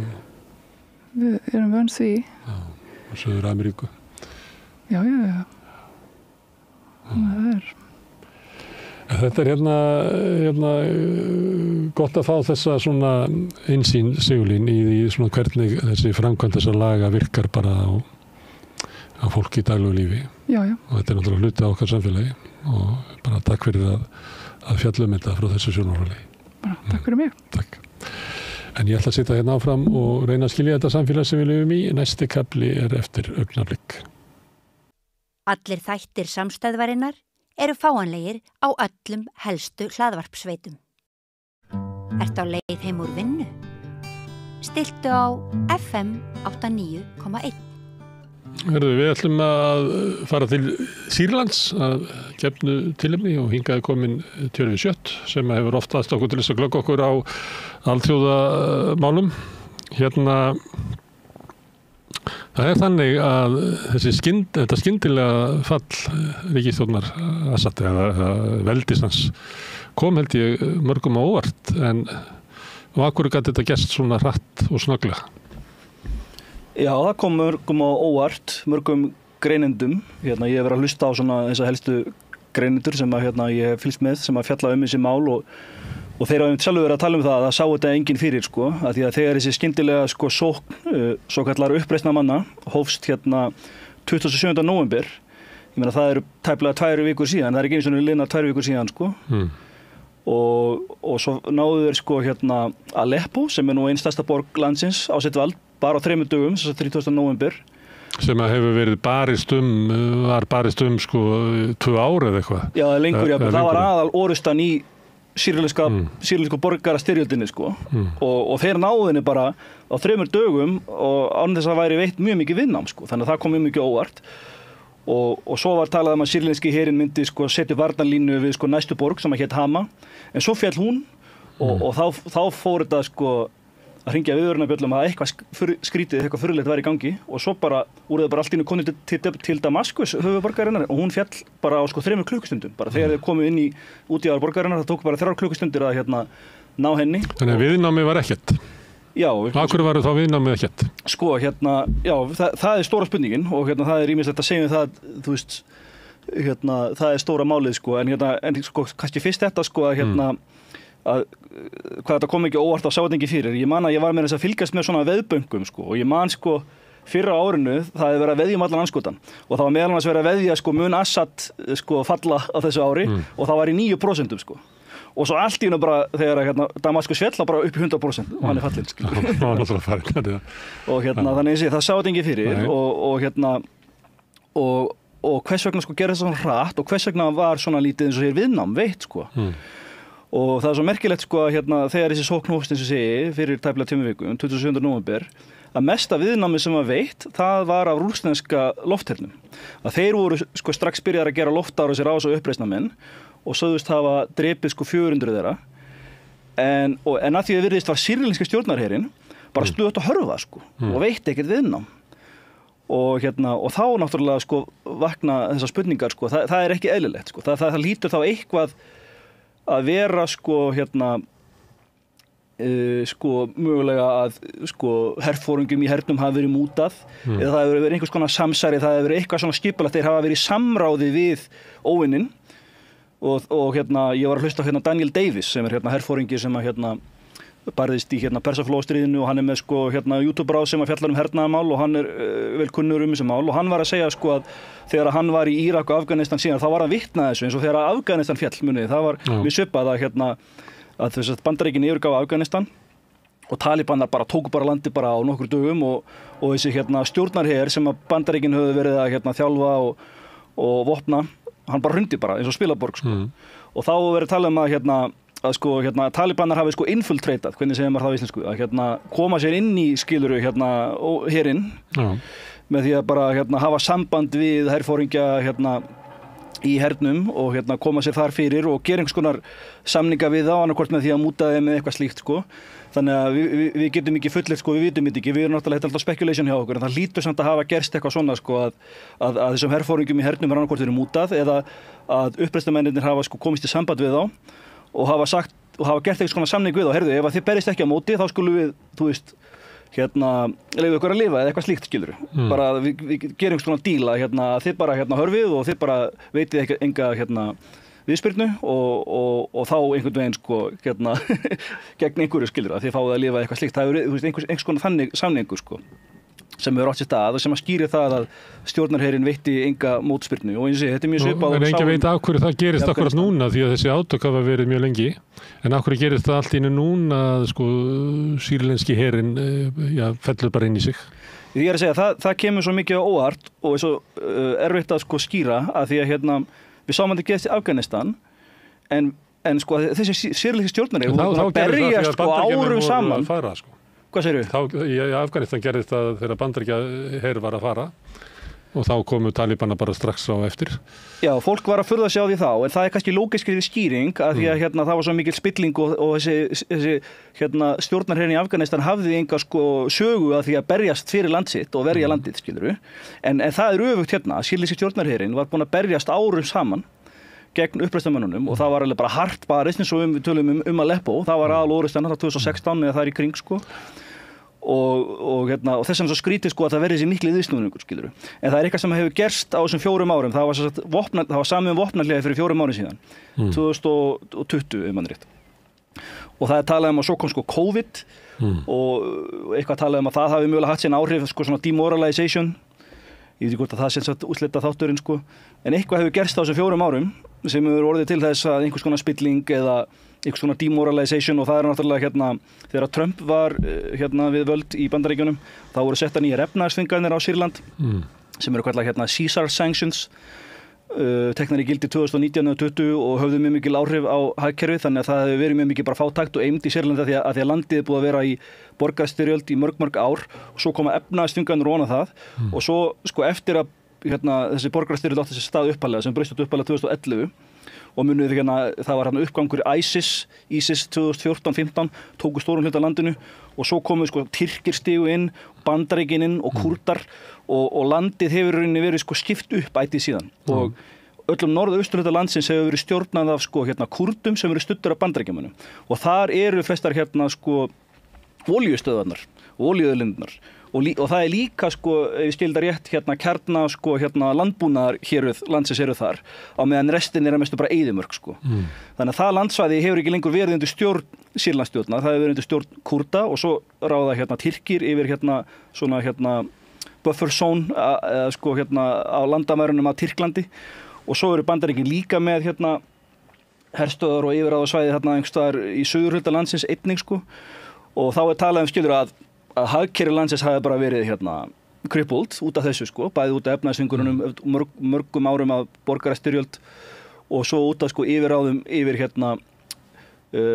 stórum hluta af landinu og er ekki með þessar olíuauðlindir og aðgangað helstu landbúnaðar hér í landsins og þá hefur skilur bara verið svo mikil eymd í landinu að þá hefur bara rauninni mögulega sko ekki bara fólki í landinu, heldur greinilega sko einhver völd innan hersins, innan stjórnarinnar snúist gegn Assad sko. Þá kemur oft upp svona staða það sem er allt betra en óbreytt ástand og þá getur ýmislegt gert. Ef við hefum setið fyrir árið síðan og verið að tala átökin í Sýrlandi og þú hefði nefnt Kúrdana og stuðning Bandaríkjamanna og svo stuðning Rússa og hitt og þetta. Ég veit ekki hvort að þú hefðir nefnt Hayat Tahrir al-Sham. Já. Sem er eiginlega sá her sem var að ná Sýrlandi. Já, þetta þessi samtök sem eins og segir eru kölluð HTS, það stendur fyrir Hayat Tahrir al-Sham og það sem þetta nafn þýðir er sko samtök fyrir frelsun Sýrlands og þau eru leita af leiðtoga sem heitir Abu Muhammad al-Julani og hann var áður leiðtogi samtaka sem hétu Al-Nusra og það er rauninni, þessi samtök voru áður Al-Nusra og Al-Nusra var sko armur Al-Qaida í Sýrlandi og Al-Qaida átti sína flesta meðlimi þarna í Sýrlandi í þessu samtökum og þetta voru ein aðal samtökin sem voru að berjast gegn Assad sko í Sýrlandsstríðinni í fyrri fasanum þegar það var mjög mikið barist sko og ef við förum sko á vefsíðu bandarísku leyniþjónustunnar, það sem er listi yfir hryðjuverkasamtök, þau eru ennþá listu þar þessi hryðjuverkasamtök og þessi leiðtogi þeirra og hann var áður með sko eftirlýstur, einhverju $10 million skilur verðlaun sko, eins og er gert við svona hryðjuverkamenn sko, ég vissi ekki hvort að það sé lengur, en hann var áður eftirlýstur sko hryðjuverkamaður af Bandaríkjunum. Og nú er hann kynntur sem frelsishetja Sýrlands? Já, og nú er hann kynntur sem frelsishetja Sýrlands og meira þess að Wikipedia, ef ég skoða bara Wikipedia-greininum hann þá stendur skiluru ferill að hann var fyrir ISIS áður sko þegar það hét Islamic State of Iraq, það var þannig að þetta voru sko 2 fylkingar Islamic State of Iraq, Islamic State of Syria og svo saminuðust þær 2012 í sko Islamic State of the Levant skiluru, hann var hjá ISIS þegar það hét Islamic State of Iraq fram til 2012 og þetta er nýja frelsishetjan sem að og er studd af Bandaríkjamönnum Tyrkjum? Hann er, sko, já, það er náttúrulega, maður spurði sig að hversu miklu leyti hann er studdur af sko Bandaríkjunum, það getur vel verið, en klárlega sko, það getur ekki annað verið en að sko Tyrkir hafi skipulagt, hjálpa til með að skipuleggja og styðja þessa sókn uppreisnarmannana, eða hryðjuverkamannana, eða hvað að kalla það, ég meina þetta nú voru áður í ISIS og Al-Qaida sko, Þeir eru að varpa af sér argra áratuga einhvers konar konungsveldi næstu því, það sem er bara einhver ætt sem hefur setið þarna og haldið öllum stjórnartaumum. Ég það meina Assad? Já. Já, þeir náttúrulega sko, faðir hans náði völdum hérna í Sýrlandi eitthvað 1960-70 eitthvað sko og svo tekur hann við en þetta er sko þetta er veraldleg sekular stjórn sko á meðan þessi völd sem hafa náð núna völdum í landinu eru sko islamistar og trúaröfgamenn sko. Bandaríkjamenn studdu Taliban á sínum tíma í Afganistan gegn Rússum. Núna eru þau líklega að styðja þessi öfl gegn Assad sem studdur af Rússum. Og þetta er mér svipað, ég var að fylgjast með siguræðinni sem Al-Jolani hélt núna í Damaskus eftir að þeir eru búin að takast að hrekja Assad á landi og hann talar Mujahideen sem er sama nafnið sem var notað yfir uppreisnarmennina í Afganistan sem að þýðir einhvers konar stríðsmenn Guðs, einhvers konar jihadistar sko. Að þeir eru með svona islamista og þeir eru í heilugu stríði gegn sínum andstæðingum, þá lýsa þeir sér sem Mujahideen, stríðsmenn Guðs. Og svo sem merkilegt, þú veist að tala sko hvernig hans ímynd hefur verið endursköpuð núna í vestrænu fjölmiðlum, af því það er svo mikið áróðurstríð í gangi. Það var til dæmis viðtal, CNN tók viðtal við hann. Og þar var hann látið lítið út fyrir að vera bara vók. Hann var að tala sko fjölbreytileika, þeir eru hlindir sko fjölbreytni og eitthvað sko. Þetta var alveg absúrt að horfa á þetta viðtal. Það er eins og honum hafi verið gefnar línur til þess að lesa, skilur. Það hefur verið að reyna að endurskapa ímyndar. Svo eru margir sem eru svolítið að grínast með það líka honum saman við Zelensky, því hann er alltaf klæddur í svona dökkgrænan ból og er svolítið líkur honum. Það var að skapa einhvers konar nýjan Zelensky sko. Það er líka svolítið verið að gera grín að því. En vitum við hvað mun gerast í Sýrlandi? Er hægt að sjá það fyrir miðað við að það hefur náttúrulega verið átök í mörgum löndum og uppreist gegn ríkjandi stjórnvöldum. Það var í Egyptalandi og gekk tilbaka, það var í Líbíu sem eiginlega leysti Líbíu að einhver leiti upp. Írak er náttúrulega, ég veit ekki hvort að þessi er svona, hvort það hangi saman einhvern veginn, en það er svona upplausn í mörgum af þessum löndum. Hvað getur þú séð fyrir hvernig Sýrland verður undir stjórn Abu Mohammed al-Jolani? Sko nú er náttúrulega málið að landið er klofið í margar einingar sko og það er ekki víst sko hvort að það verði núna samina aftur og það ef að Tyrkir styðja þá núna að Tyrkir eru ekki hlindir því að Kúrdar séu með sterka stöðu í Sýrlandi. Já, að þú segir, Kúrdar ráða yfir hluta af Sýrlandi og Tyrkir ráða yfir öðrum hluta sem að þeir hertóku sinni tíma með þeirri réttlætningu að þeim stafi ógn á Kúrdum eða eitthvað slíkt, sko. Það var svona réttlætningi þeirra fyrir því að hertaka þetta sem landamæra héruð að Tyrklandi. Og svo er sko náttúrulega þessi hreyfing hans Al-Jolani, HTS, er einn uppreisnarhópur, svo eru margir aðrir. Að til dæmis í þessari sókn, að ég sá það ekki sko strax að það var líka sótt frá suðri, sko, uppreisnarmenn.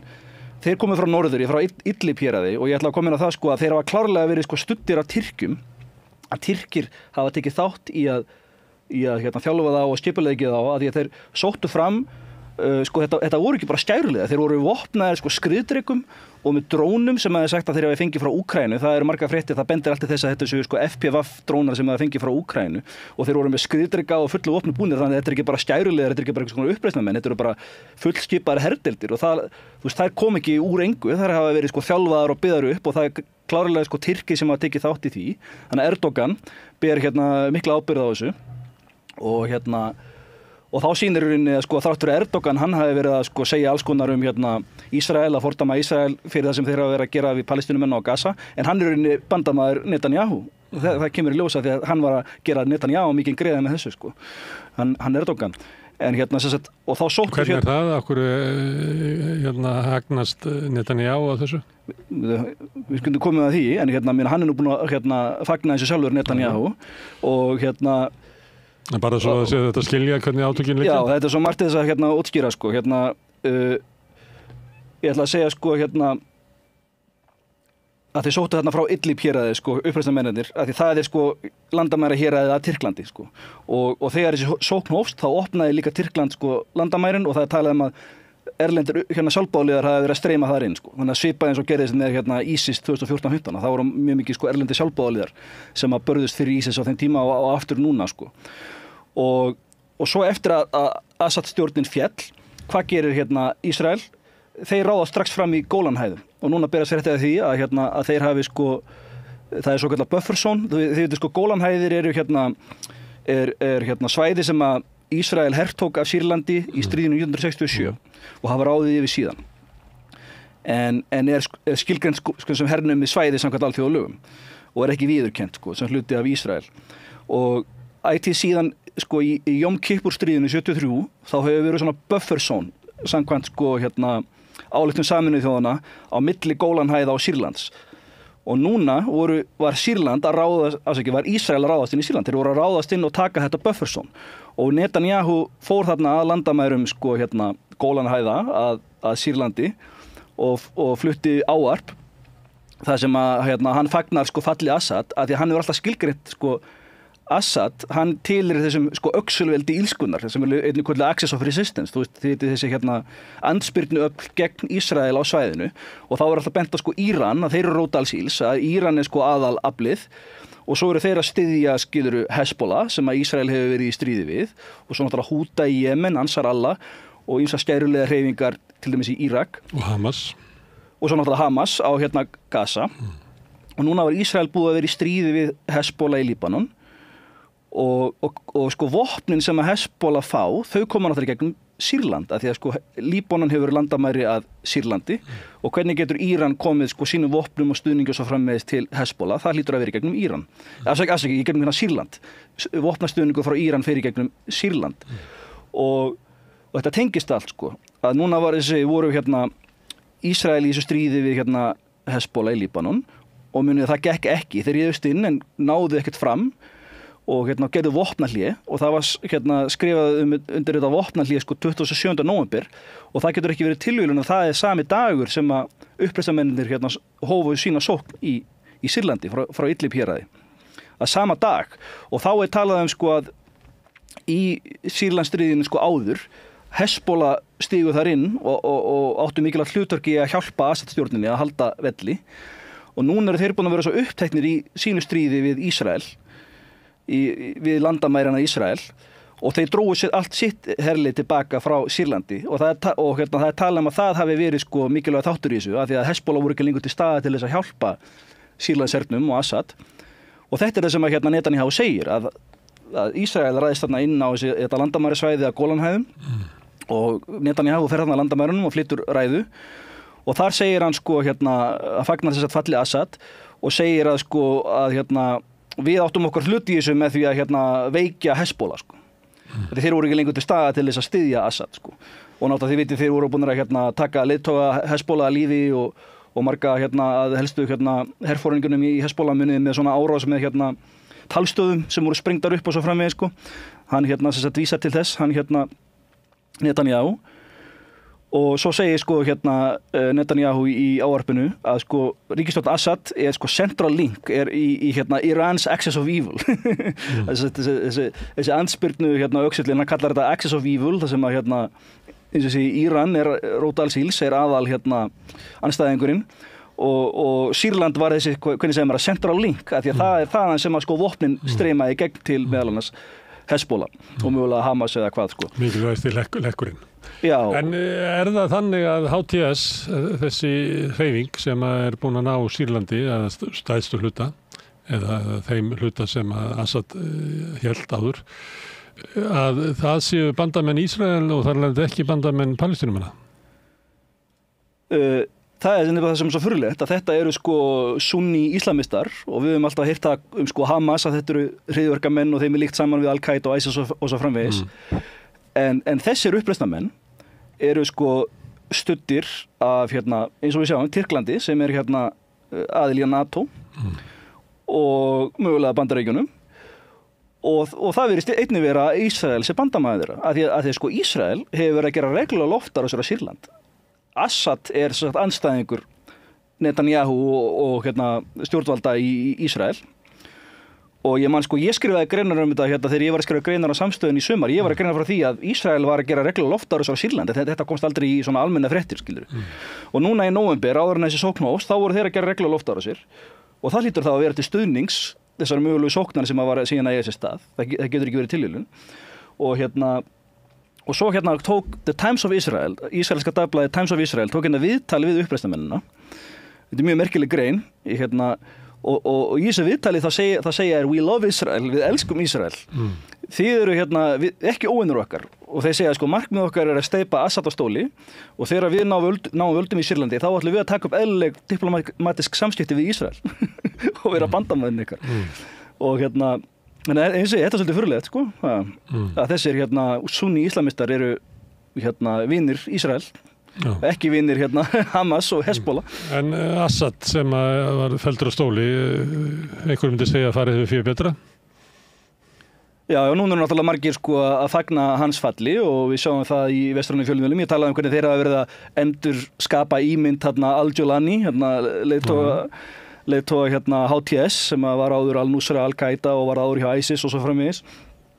Að reyna að fegra ímynd hans af því það er verið að fagna því að Assad er fallinn og við sáum til dæmis svona hér á Íslandi voru svona menn eins og Illu Jökulsson og Egill Helgason að fagna þessu en ég meina sko maður spyr sig er þetta ekki bara sagan endurtaka sig? Við sáum hvað gerðist þegar Gaddafi var felldur á stóli í Líbíu að landið splundraðist í öreindir það var það svokölluð failed state það er ekki ennþá ein sko miðlæg stjórn, ríkisstjórn sem ræður yfir öllu landinu Líbía er ennþá bara splundrað sko og alla geta lífskjör fólks í landinu bæst við þær aðstæður.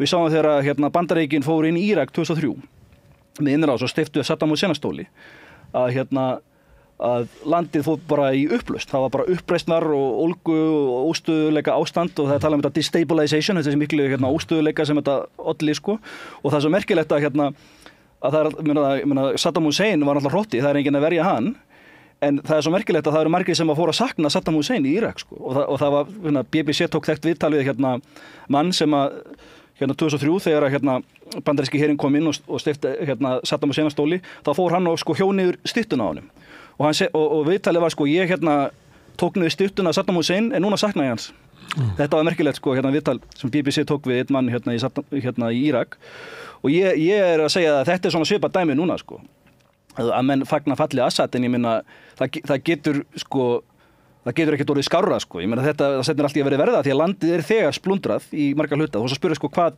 verður núna ástandið og það var ég er að lesa grein sem að er sko frá Tyrkjum það því sko Tyrkir áttan það þátt í þessu og það er tyrknesku ráðamaður að tala sko möguleika hvernig það mun líta út sko hann talar svona 5 scenario og í öllum þeirra þá er landið einhvern veginn skipt upp sko það er spurning hvort það verði einhvers konar federation skilurðu, öll þessi ólíku svæði það eru Kúrdar og það eru En getur það ekki verið jákvætt ef þú horfir á það frá sjónarhóli Kúrda, þá getur það verið jákvætt að Sýrland haldist ekki saman að Kúrdarnir fái að verða til kúrdískt land ríki og sem mun náttúrulega gera kröfur að fá hluta af Tyrklandi En já, þú veist, þú getur auðvitað að skoða þetta frá ólíku sjónarhornum sem bendir á sko. Það sé jákvætt bara að skipta landinu upp, að Kúrdar fái sko einhvers konar sjálfstætt ríki, en þá er spurningin munu Tyrkir leyfa það. Núna eru Tyrkir náttúrulega í lykilstöðu.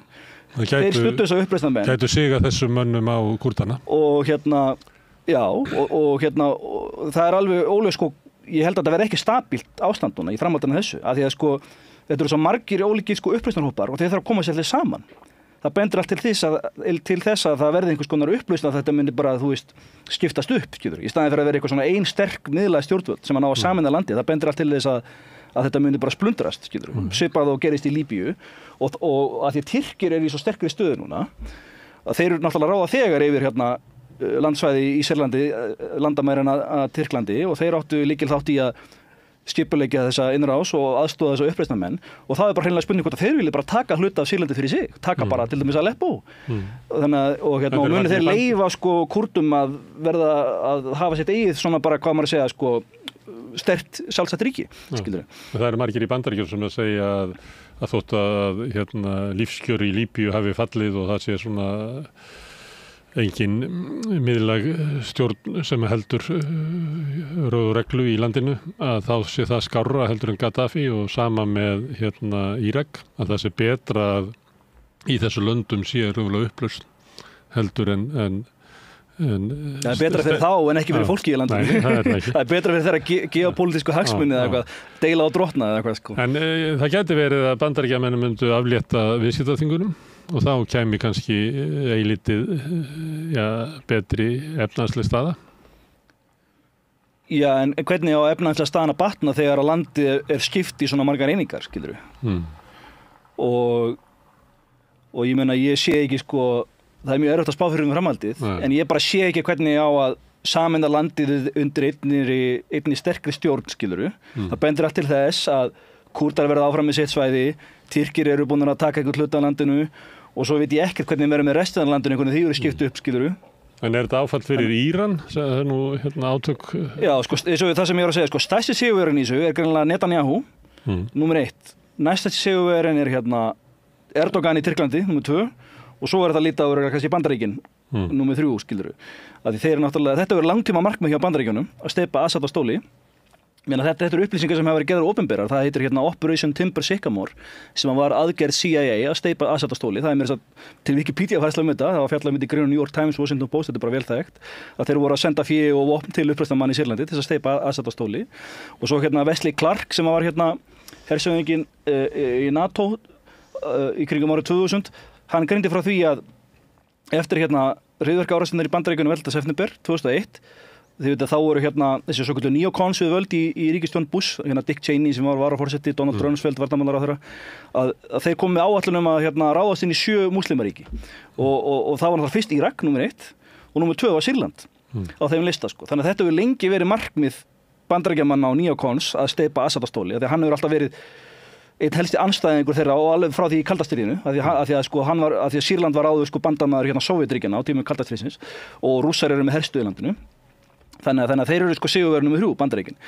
Helstu taparar, númer 1 er Íran, af því að þetta eins og segi, það er rétt sem að Netanyahu segir, hann kallar þetta öxarveldi ílskunnar, þeir kalla sig andspyrnuöflin, að Sýrland er þessi mikilvægi hlekkur andspyrnuöflina, af því að það er svona fyrir logistical support, það er það sem að Íranir geta sendt sín vopn og stuðning til Hezbollah og til þessari andspyrnuöfla sem er að berjast gegn Ísrael. Þannig að þetta er mikið áfall fyrir Íran. Og ég var að hlusta á viðtal við Chas Freeman sem er einn reyndasti diplomati Bandaríkjanna og mjög fróður þessi málefni. Hann var svo sem að fór með Nixon til Kína á sínum tíma, 72. En hann var að tjá sig um þetta og hann segir núna aukast mögulega líkurnar á því að Íranir munu fá sér kjarnavopn eftir þetta. Af því að staða þeirra hefur veikst eftir þetta. Af því að þeir eru ekki lengur með þennan bandamann Assad í Sýrlandi og þeir eru ekki lengur með öruggar leiðir til þess að þeir eru náttúrulega voru með svona skærulegar hreyfingar í Sýrlandi líka og munið fyrra árinu, það var einn stærsta frétt í fyrra árinu þegar Ísrael gerir loftárás á sendiráð Íran í Damaskus og drap einhverja hershöfðingja þar. Og þá munið Íran og Ísrael að skjóta eldflugum sín á milli, það var byrjaði því, það var minnum 1. apríl þess ári sem það gerist. Þannig að Íran var með, hvað maður að segja, þeir voru með sína menn í Sýrlandi. Núna vera þeir þurfa bara að bakka út og þegar þessi sókn hófst núna 27. nóvember fyrir 2 vikur síðan, þá var mikið tala um að Íran myndi senda einhvers konar aðstoð, einhvers konar herlið til þess að aðstoða og líka þessar skærulegar hreyfingar Shita í Írak og svo var líka talað um að því Rússar náttúrulega eru með herstuðarna, voru ekki að lofta á sér, að þeir myndu senda Wagner-liða til að aðstoða Sýrlandsstjórn, en það var bara orðið á seint, að þetta gerði svo hratt og að því að sýrlenski stjórnarherinn veitti eitthvað viðspyrnu, þá þýðir ekkert að senda eitthvað erlent herlið til þess að aðstoða þá ef þeir vil ekki sjálfur verja sitt eigið land, skilur. Þannig að það varði ekkert úr því, og þá virðist Íranir þeir bara þurfa að bakka þarna út, og þá talar hann að þeir eru komnir í veikari stöðu í Íran, að mögulega munu þeir núna eigur líkurnar á því að þeir muni verða sér út kjarnavopn, og svo umræða sem Rússland er líka tapari?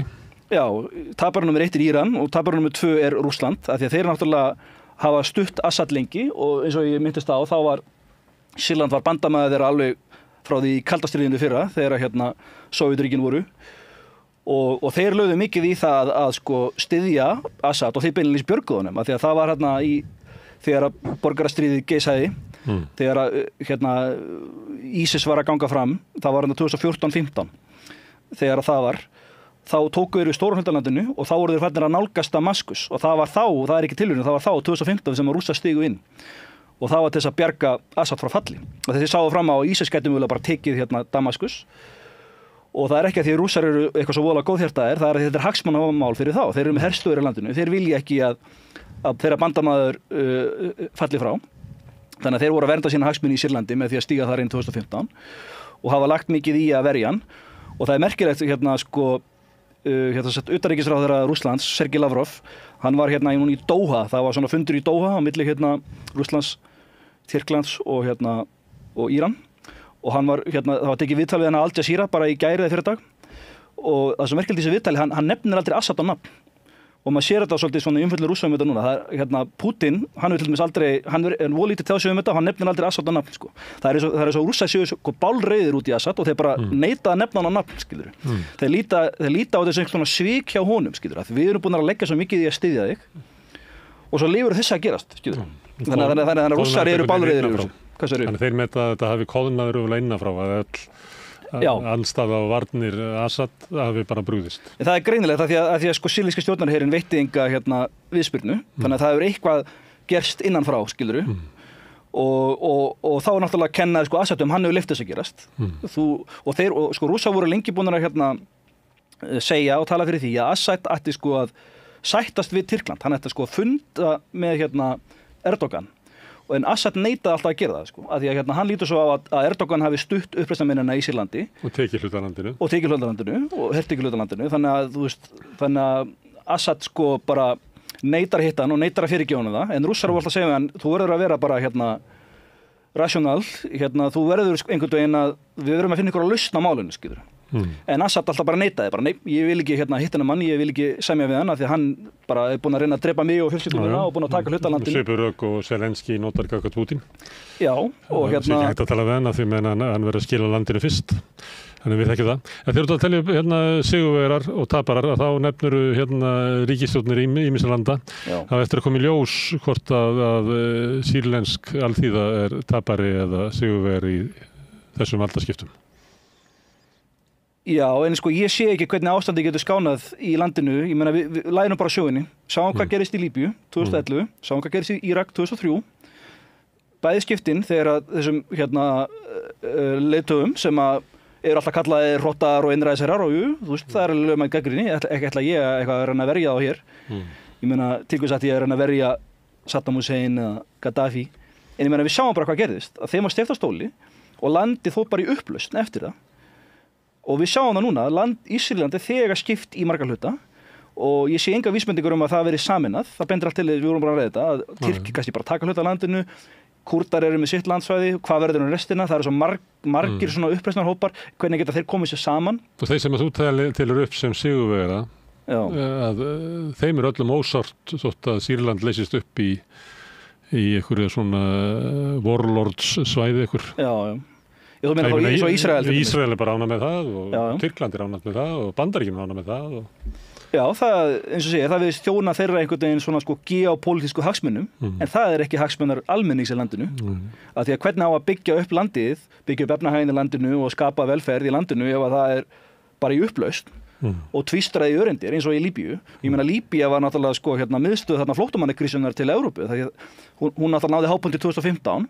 Þegar Sýrlandsstríðið var í hápunkti, uppgangur ISIS, en að því að Assad stjórnin, af því að Gaddafi stjórnin hafði fallið frá í Líbíu 2011 og það var alveg upplausnar ástand í Líbíu, þá var það sem að flóttamennir fóru og það sem voru að sigla yfir til Evrópu á þessum bátum og voru að drukkna 1000-tali, það var í Líbíu, En flóttamannastraumurinn, hann mun ekki minnka frá Sýrlandi við þetta, meða við svona...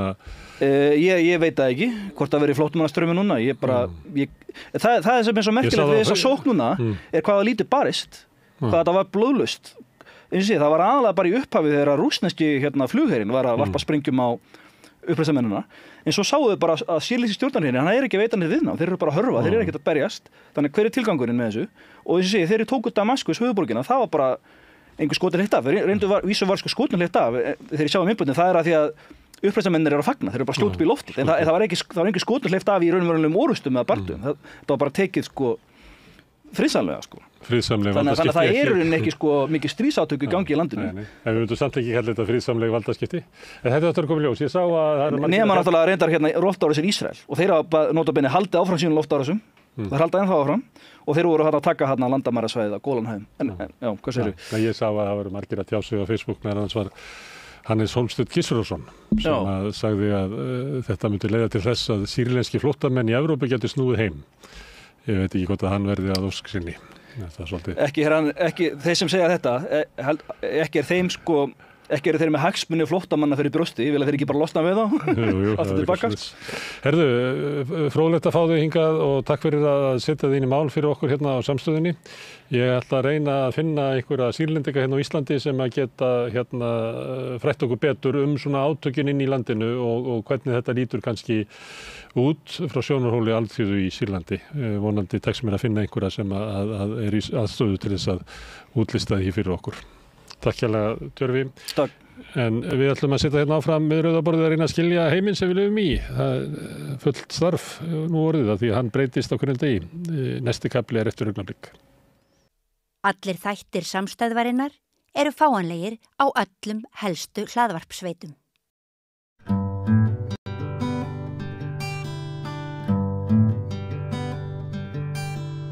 Já, við ætlum að tala aðeins kosningarnar sem voru hérna fyrir rúmri viku.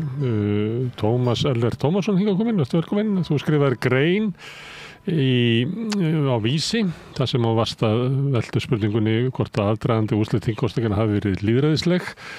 Þú komið hingað oft í spjall, einu sinni varst í Miðflokknum, einu sinni varst í Sjálfstæðisflokknum og ég svo ekki betur að vera að styðja Framsókn í kosningunum. Ég gerði það. Já, þannig að þú ert virkur í pólitíkinni. Já. En þú svarar þessu reyndar í lok greinarinnar, voru aðdragandi úrslit þingkosninganna lýðræðisleg? Já, miðað við það kerfi sem við búum við, en þú ert eiginlega að segja að kerfi sem við búum við sé ekki alveg lýðræðislegt. Já, það er sko, allavega ekki við miðum til þess með Norðurlöndin, sko. Nei. Já, á Norðurlöndinu hafa nú mann verið að farið svo þröskuld, ekki með svona háa þröskulda, ekki meina 5% þröskuld, svona sem dæmi. Þannig 2% í Danmörku, 4% í Noregi og Svíþjóð. Það voru eitthvað umræður að lækka hann í Noregi, en mér fannst þess að væri bara komin í 3%, sko. Og það er ekki þröskuldur í Finnlandi, en það er engin uppflóttamenn. Nei, og ekki í Færeyjum heldur, sko. Nei. Það er engin þröskuldar heldur. Já, og það er náttúrulega líka bara landið eitt kjördæmi, sko. Eitt kjördæmi og sama við Grænland. Já. Og í öllum þessum ríkjum eru kjördæmin stærri. Það er einhvers veginn eftir að kljúa höfuðborgina eins og það er gert hér. Nei. Það er svona ýmsar útgáfur af þessu. Það er ýmsar útgáfur af þessu, en sko allavega segja eins og til dæmis í Færeyjum að þá til dæmis skiptar ekki máli hvort það búir í Viðey, Íslandi, Vestmannaeyjum eða Flatey. Það sem að ég segja landið er eitt kjördæmi og En sumstaðar er fjölmenn kjördæmi, oft í höfuðborgunum eða svona næstæstu borgunum, en svo allt niður í bara einn í einhverju kjördæmi, ég held að þessu 2 í Borgundurhólmi í Danmörku. Það eru einhverju kjördæmi sem er bara einn maður í Finnlandi, held ég. Já, það er náttúrulega ýmsar variationir á þessu, sko, en þeir eru með allan að eiga það þessi Norðurlandaþjóðir að þau hafa þá allan verið með lægri þröskulda heldur við erum með hér upp á að koma að mönnum inn á þing og við Íslingar erum náttúrulega einhvern veginn alltaf 20, 30, 40 árum eftir Norðurlöndunum í hverju sem er, sko. Og þetta er náttúrulega kannski þroskaðri svona lýðræðis þjóðfélög og ég veit að það var og þessi þröskuldar hafa náttúrulega verið lækkaðir þar og einnig verið með annað kerfi heldur en reiknireglukerfi heldur við með, ekki endilega verið með D'Hondt eins og við verið með hér sem við erum með deilitölur 1, 2, 3, 4, 5 heldur hafa verið með 8 tölur 1, 3, 5, 7 Og munurinn er sá að D'Hondt sem að var ákveðið að nota hér að hygli frekar sko stærri flokkunum. Það er ekki þannig að það komi fram í öllum kosningum eða endurreiknarar en svona tilnýgin er í þá áttina en kerfi sem hafa verið notuð í sveitastjórnum og í þinginu held ég í Danmörku, sveitastjórnum í öðrum Norðurlöndunum, þar er eiginlega kerfi sem að frekar hyglir minni framboðum.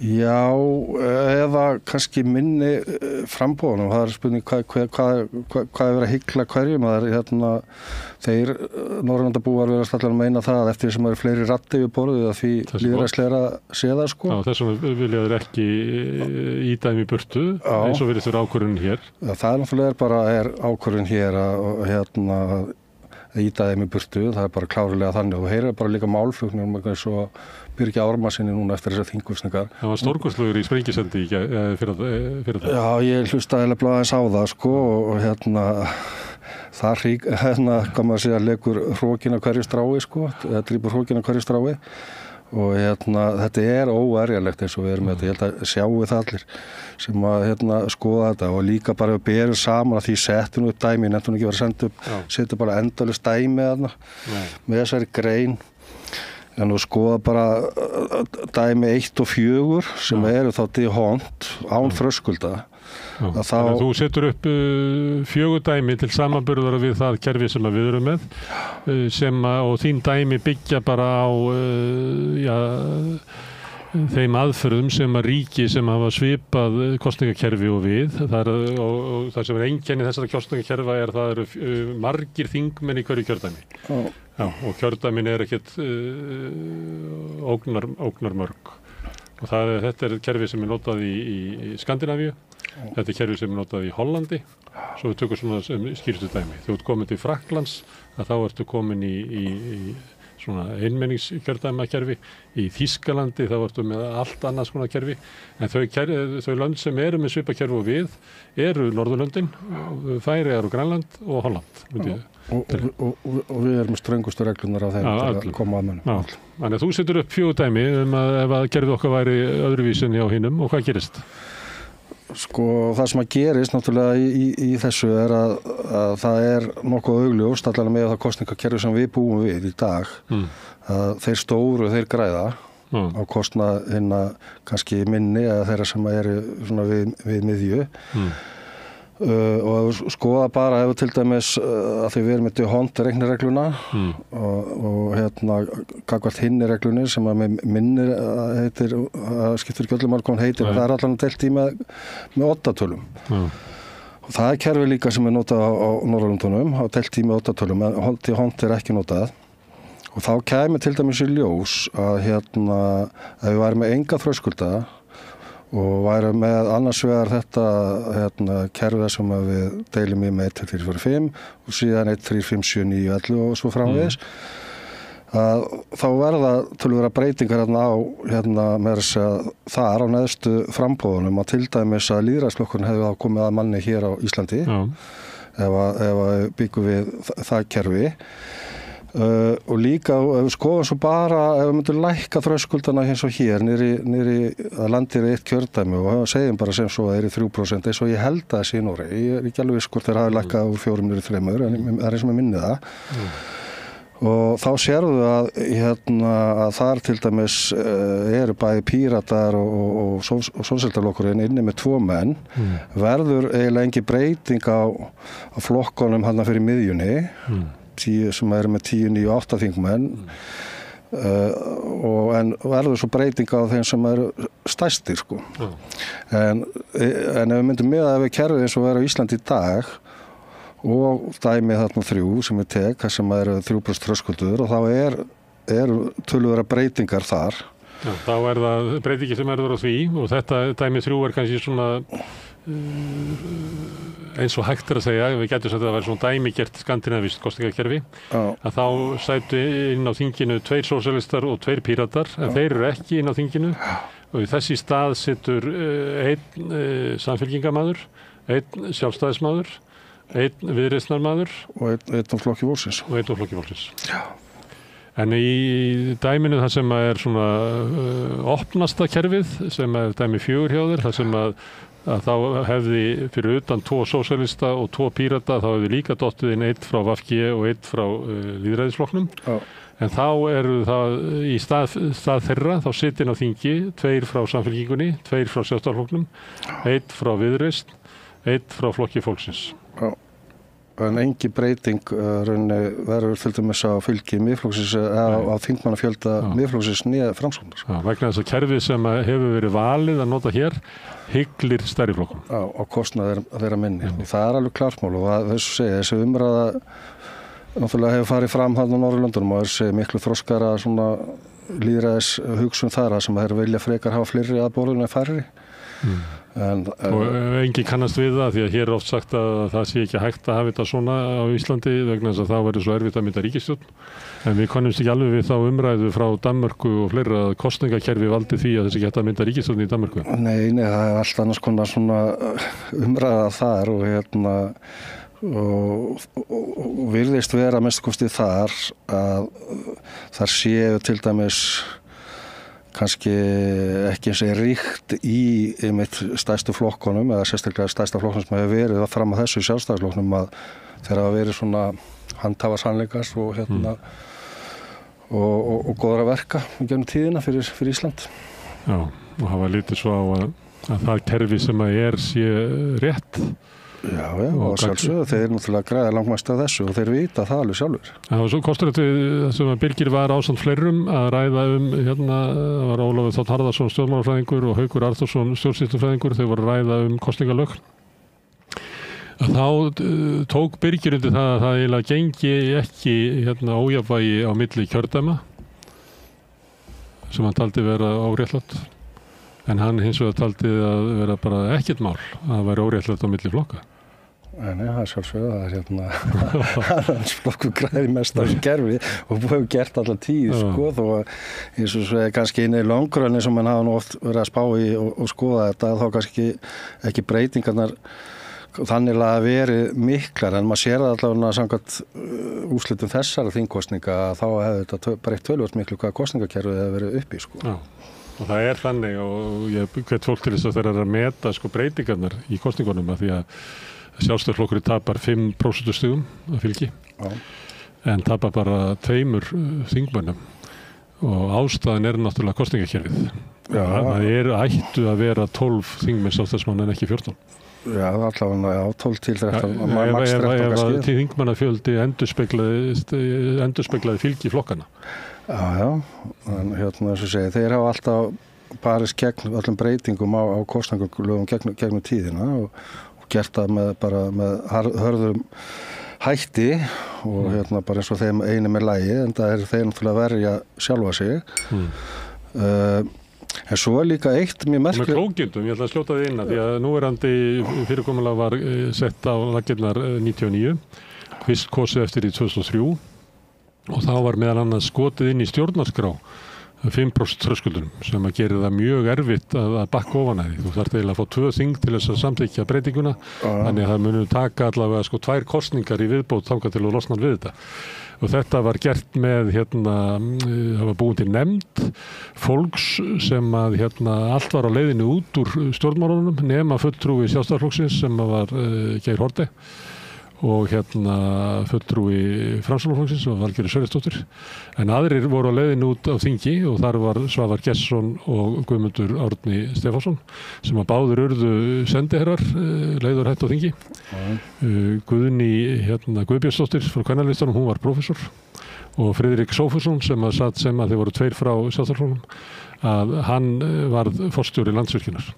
Þannig að þeir sem að skrifuðu raunverulega skýrsluna sem að lága bak við þessu breytingum sem að vörðu raunverulega stöðu stærri flokka svona í baksýnisspeglinum ætti að segja að þau fengu sín verðlaun svona í sínu persónulega lífi. Já, fengi sína dúsur eins og svo oft vill verða hérlandi, en svo er eitt líka merkilegt í þessu er það að stendur nú í stjórnarskránni að þingmenn skulu vera þjóðkjörnir. En þeir eru ekki kjördæmakjörnir. Það er eftir í hvernig þú túlkar hvað er þjóð. Þeir eru náttúrulega kosnir í sameiningu. Sko það er alveg klart mál að forseti Íslands að hann er þjóðkjörinn, myndum maður halda. En það á ekki alveg við þingmennina. Þeir eru kjördæmakjörnir. Þeir eru ekki þjóðkjörnir. Nei. Það er nú líka svolítið skemmtilega mótsögn í þessu. Þú kalla greinina voru aðdragandi og úrslið þingkosninganna lýðræðislega. Hvað verður með aðdraganda? Ég meina bara með því hvernig framboðslistar geta mögulega komist að með sín stefnumál og annað og kynnta fyrir fólki. Í þessari stuttu kosningabaráttu? Í þessari mjög svo stuttu kosningabaráttu og þar gildir náttúrulega eins og venjulega að eiga nú mikið fjármagn og eiga nú mikið aðgang að stóra fjölmiðlum sem að klárlega öll framboð hafa ekki. og sérstaklega ekki náttúrulega eftir að all flokksblöðin svona dóu sínum drottni að þá eru svona einhverjir sem að eiga fjölmiðluna í dag. RÚV þá það náttúrulega sá fjölmiðl sem að stendur upp á hann að koma það öllum jafnt að sem að gerði svo sem á einhverju leyti en þú veist, maður getur náttúrulega gagnrýnt hvernig þessir þættir voru. Mér persónulega, ég eiginlega nennti ekki að horfa á þetta, það var engin dýpt í þessu. Ég hefði ekki þolinmæði til að klára að horfa einn þátt. Bara heiðarlegur með það. Þrátt fyrir mikinn áhuga á pólitík. Já, þá nefndi ég því ekki. Ég er kannski búinn að horfa á og fylgjast alltaf mikið og lengi með þessu til að ég sé að eyða tíma mínum í einhverja síð til vera bara tóma vitleysu, sko.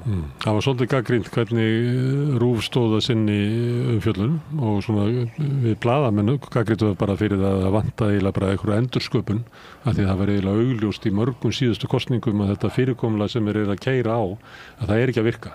Þannig að það er eins og þau nái ekki einhvern veginn að endurskapa það til þess og búa til áhugaverðara efni fyrir þjóð sem hafði mikinn áhuga. Ég held að, það ekki mat flestra að það var mikill pólitískur áhugi í kringum þessar kosningar hjá almenningi? Jú, ég held að verulega blansi mikill áhugi en eins og venjulega þá kannski mikið á svona clickbait sem að fór í lofti fyrir sögnu sko og það sem að maður hefði kannski saknað til dæmis frá Ríkisútvarpinu að þau geta tekið bara fengið þarna kannski 2-3 bara hverju flokki bara sem að verið settir í setti í staðan fyrir einn úr, þú veist alltaf að blanda flokkun saman og farið svona í gegnum stefnumálið þeirra og líka verið þá kannski með einhverja sérfræðinga sem að hefðu geta bent á þú veist hvað til dæmis þessar aðgerðir þýða fyrir efnahagsumhverfið, hvað þessar aðgerðir þýða fyrir menntaumhverfið og svo framvegis. Það var nefnt blaðamönnum á sunnudaginn að til þess að hefði eiginlega engi fjölmiðill látið á það reyna sko hvort að kosningarloforð og kosningarstefna Flokks fólksins gengi upp svona peningalega. Já, eða bara kosningarstefna Miðflokksins, virkja meira, byggja meira, lægri skattar, gefa banka. Hvað þýðir það? Þú veist, það var engin svona umræða. Ekkert á dýftinu hvað það þýðir, ekki neitt. Það maður saknaði þess að væri eitthvað svona kannski óháð stofnun sem að tæki þetta. Því það ekki að marka þegar viðskiptaráð og fleiri voru að gera þetta, en það náttúrulega mjög bæjas fyrirbrigði. Til óháðar stofnunar í Íslandi. Það var til eins og var til þjóðastofnun. Í Bretlandi til dæmis til sérstök svona fjárlagastofnun sem að metur fjárlög og tillögur stjórnmálaflokkana til þess einmitt til þess að almenningur getur glöggvað sig á. Það náttúrulega Háskólinn ætti að geta gert þetta ef ykkur treystir honum. Já. Fjölmiðlarnir ætti að geta gert þetta ef ykkur treystir þeim. Já, það geta maður ekki gert þetta og en það, þú veist, náttúrulega leið og til að segja eins og svo að væri verið að fara gegnum efnahagstillögur Sjálfstæðisflokksins, svona sem dæmi. Það væri einhver sérfræðingur sem væri í setti og væri farið við það og hann sæi einhver annmarka á því að það farið þessi leið að þá myndi þetta gerast. Mér myndist mikla líkur á því að hann bara úthrópaður og sagður ómerkingur meðan að kannski einhver annar sérfræðingur sem kemur inn og tala að þetta væri mjög fallegt og þetta gengi vel upp og verið landi til hagsbóta. Þannig að þetta reynir líka bara svolítið á almenning einmitt þegar að vera að fara í gegnum hvað maður segja hvert allar þessar stefnur og þessi orð og gjörðir alþingismanna og ráðherra það reynir svolítið á hann að vera svolítið læs á Annað sem hann gerðist í þessum kosningum kannski frekar en liðnum kosningum var að svona vægi svona hlaðvarpa og svona auka þátta fyrir utan stóru sjónvarpsstöðvarnar hafði. Og ég held að þá verði fólk að hafa í huga hvað það sem að drífur áfram uppbyggingu þessu hlaðvarpa að þú skoðar þau sem eru áberandi hverjir eru kostunaraðilar og það ekki þannig að það sé allur almenningur heldur þeir sem að fjármagna þjóðmál og Chess eftir Dark og Broadcast og eitthvað fleira eru fyrst og fremst fyrirtæki sem eru kannski sambarleg fyrirtæki vera fjármagna viðskiptablaði og fleira sem náttúrulega gengur ekkert upp svona sem almenn markasvara, það ekki þetta sé drifið áfram af áskrifendum, heldur eru þau bara fyrirtæki sem að fjármagna tiltekna svona pólitíska sýn sem keyrð áfram í þessu. Ég held að fólk ætti að skoða þetta svona að vera að hugsa það hvernig fjölmiðlamarkaðurinn samsettur, hvert vægi styrktaraðila í þessu geira. Jú, ég held að ég svona, ég veit ekki, ég svona vonast til þess að flestir allavega þeir sem að hlusta á þessa þætti og annað og fylgjast með umræðinni að þeir átti sig á því. Mér fannst reyndar að þau ræðum til dæmis sá sem hafa kostað til dæmis Dagmál og það hjá Morgunblaðinu. Það var haldinn afskaplega góður fundur að mínu mati til dæmis á Selfossi á miðvikudagskvöldinu að mér minnir fyrir kosningar. Það sem fáir mættu? Sem fáir flokka mættu, væntanlega vegna þess að þeim kannski óæði fyrir eða bara vildi ekki mæta eitthvað, ég veit ekki hvað var.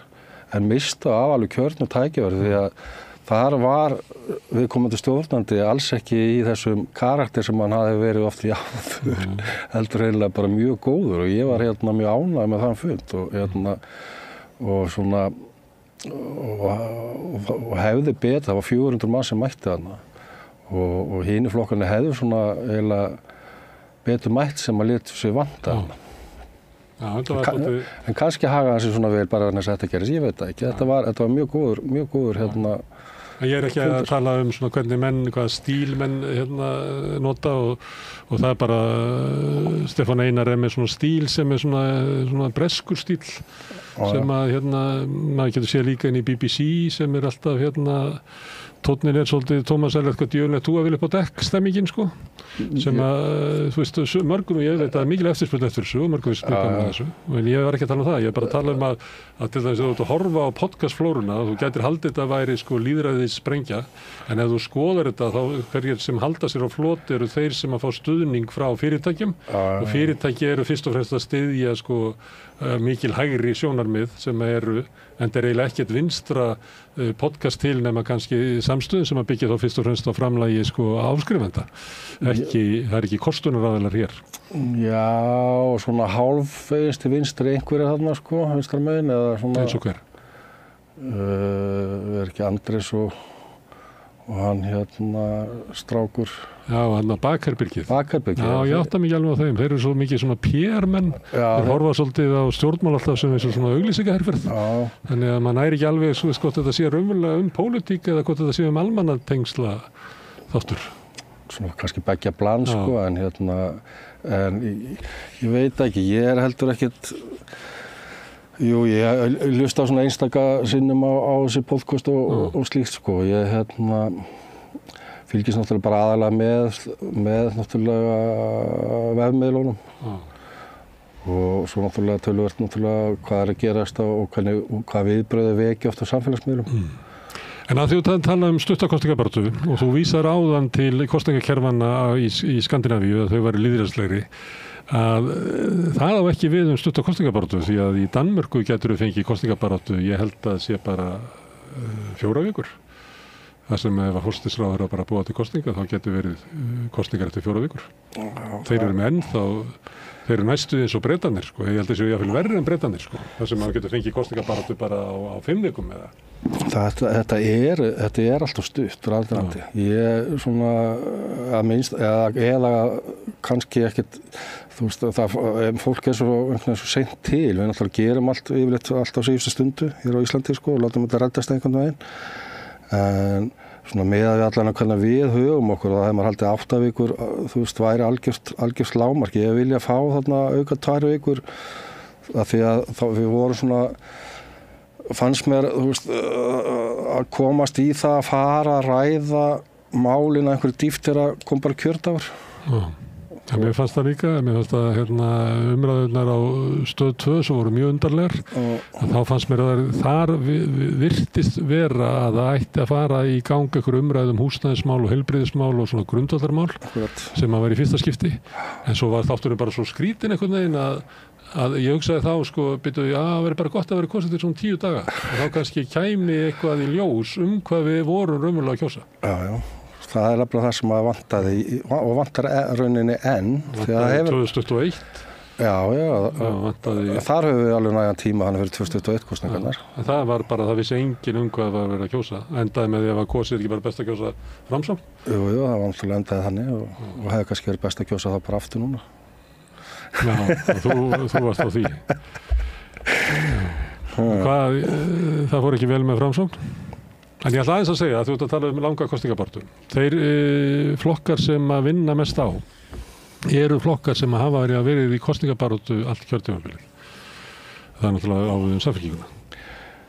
Já, ég Sömuleyti held ég að til þess að Viðreisn og með að koma ágætlega skýrt fram Pavel kom í þátt á sunnudaginn og hann talaði að eftir síðustu kosningar hefði Viðreisn farið í endurmat og þeir höfðu farið og ákveðið að hlusta hverja verið væntingar þeirra kjósenda það hvert væri hlutur flokksins í staðin fyrir að boðan með þeim hættu. Það má sama segja með Flokk fólksins sem hefur eiginlega verið í kosningabaráttu allt kjörtímabilið. Það hefur líka komið fram við Rauðaborðið að þau til dæmis að leggja fram þingmannafrumvörp og fleira sem allir vita að mun ekkert náninu fram, bara svipað að skrifa grein í Vísi eða eitthvað sko. En þau hafa verið að eiginlega svona marka flokknum einhverja stöðu í einhverju takt við einhverju samtal við samfélagið.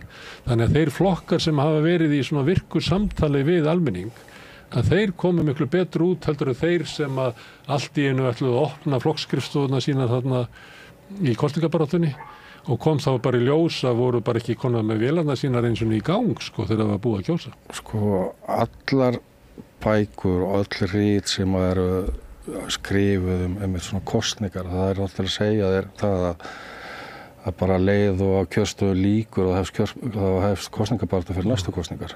Og það er svolítið sem að held ég að menn þurfa svolítið líka að hafa í huga, þú veist, og þetta gerist líka fyrir 21 og þá voru nú reynda sjálfstæðismenn ansið duglegir við að fara í umlandið og voru á rútum og allt svoleiðis en þeir voru nú eitthvað latari við það núna fyrir þessar kosningar og þeir voru nýbúnir eitthvað svoleiðis ferð þarna flauta þú vill læri skatta var aftan á rútunni þeirra núna í haust. Já, það var ekki nærri jafn sko umfangsmikið og svona skipulagt þess og var þessi hringferðir sem var tóku fyrir 21 kosningarnar og þetta eru náttúrulega og það hefur sýnt sig og það er bara þetta er bara í fræðunum að þú þarft að vera í stanslausu samtali við kjósendur alltaf en kannski ekki of miklu, það eru sumir sem eru kannski hafa ekkert verið inn á þingi en bara vera á rúndinum sko og bara verið að tekið hlutverk þess að hitta kjósendur mjög alvarlega en bara ekkert verið inn á þinginu eins og við veitum dæmi Sigmundur Davíð, Kristrún Frostadóttir Já, og óbreytti þingmenn líka sem að hafa keyrt hálfan hnöttinn held ég bara á kjörtímabili og slíkt sko þannig að það er allur gangur á þessu en menn verða að eiga eða stjórnmálaflokkar verða að eiga alltaf virku samtali við bara fólkið í landinu alveg sem hvort að til að afla bæði nýra kjósenda og stuðnings og heyra ónið það sko vera hlustendur. Við byrjum að tala kosningakerfið einn af fjórflokkunum hann dó datt út af þingi Pírata datt út af þingi sem kannski voru ekki aðilar að þessu kosningakerfi sem var búið til 99 Framsóknarflokkurinn var í lífshættu Samfylkingin lenti í lífshættu 2016 þá voru þau bara réttslifi við 5%. Heldurðu að því að á tímabili þá leitu þessi flokkar svo á að þetta kæmi þeim ekki við sko. Þetta var girðing sem var reist til þess að tryggja þeim en þarna eru sko 3 af fjórflokkunum sem að annarkvort hafa bara fallið á eigin bragði eða bara verið við það. Heldurðu að það kunni að leiða til þess að það verði einhver endurskoðun á kosningalögunum? Alveg klárlega. Alveg klárlega, það er alltaf einhver svona til. Men ekki gleyma því að miðflokkur var líka að berjast fyrir lífi sínu fyrir 21 kosningarnar. 5,1%. Og réttslupu og Samfylkingin náttúrulega þá og núna þetta alþýðubandalagi bara út, ef maður getur orðað bara svoleiðis, bara beint út af þingi og Píratar með sko alveg öfluga þingmenn, öflugt fólk og sem er búin með mikla reynslu og þau þetta út og aðrir komast ekki inn heldur sem hefðu kannski alveg átt erindaðir inn og sem kom mér til dæmis verulega, kom mér að reynilega satt að segja verulega óvart til dæmis að sósíalistaflokkurinn kemist ekki inn á þing, við erum bara að segja alveg sver. Það kom mér ekkert sérstaklega óvart. Ég mati þetta þannig að ef að sósíalistar ætti að ná í gegn, af því að ég er meðvitaður þessa 5% reglu og hvað árun hefur á kosningar. Að ég mati að við þyrftum að hafa verið í svona 6,5% 2 dögum fyrir kjördag og þá hefði fylgi mögulega fengið meira en það sko. Þá hefði fylgi frá VG og Pírötum einhver leyti lent á okkur. En það sem að gerðist var að það fylgi fór einfallega bara yfir hausinn á okkur og endaði í, ég held að Samfylkingin sé með 2,5-3% meira fylgi heldur en það hefði fengið ef það væri ekki þessi 5% þröskuldur. Ég held að sé eitthvað á Viðreisn og eitthvað á Flokki fólksins. Svo var það eins og segir, náttúrulega bara 3, ég minna að það verið 3 að 4 dögum bara fyrir kosningar, fyrir kjördag, þá mældist þeim Framsóknarflokkurinn bara ekkert inn á þingi. Sko. Nei, það var viku, það var prósent föstudeginum í vikunum undan. Komið 4,4%. Þannig að það er náttúrulega, það er svolítið sjokkterapi fyrir svona gamalgrófin flokk að fá þetta. Já. Það dregur úr möguleikunum á sókn vegna þess að mót þótt að þú getur sótt bjargið okkur frá því að falla að þá er svo mikill straumurinn á móti að fólk er að hugsa sko sem næstbesta kostir og það er ekki þannig allir sem fara inn í að kjósa Framsóknarflokkinn séu að kjósa sko Framsóknarflokkinn að því að hann sé svo frábær kostur sko. Sumir kjósan meiri helmingurinn að kjósa hann að því að hann er skásti kosturinn.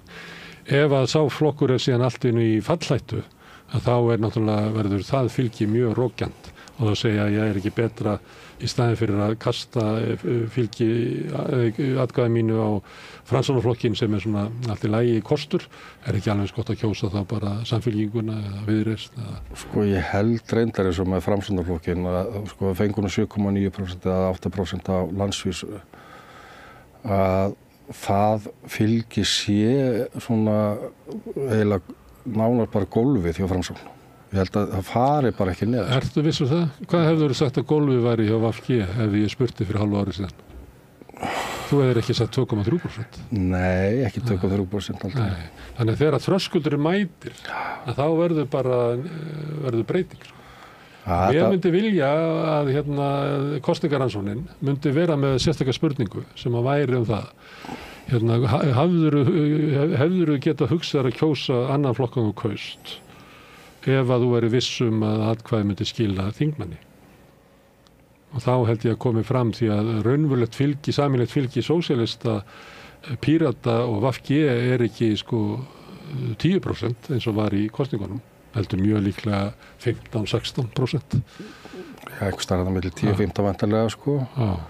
Því að alþýðubandalega var alltaf, svona við horfum bara á það, og gerir sér út í samasemmerkjum með alþýðubandalega sem svo VG, að þá var fylgi alþýðubandalega yfirlega svona frekar stabílt. Alltaf hærra heldur en krattana sko. Já, og var mjög stabílt, þú veist, en þá var kannski öldin önnur, amma minn kom svona alltaf alþýðubandalega held ég, en hún náttúrulega kemur frá Norðfirði. Litlum og sko, en þannig að já, það var mjög stabílt, það var ekki svona sveiflukent, en við erum líka bara að upplifa aðra tíma í dag heldur en fyrir 30-40 ára síðan að fólk er miklu meira að fara milli flokka og er ekki að fara að kjósa saman mamma, pappi eða af amma sko, það er bara ekki þannig. Herru, það er gaman að fylgjast með þessu og gaman að ræða við þig, Tómas Ellert. En ég ætla að sitja þín áfram og við ætlum að fara að skoða ykkur allt aðra hluti hér við Rauðaborðið. Samstöðin er í eigu hlustenda, áhorfenda og lesenda.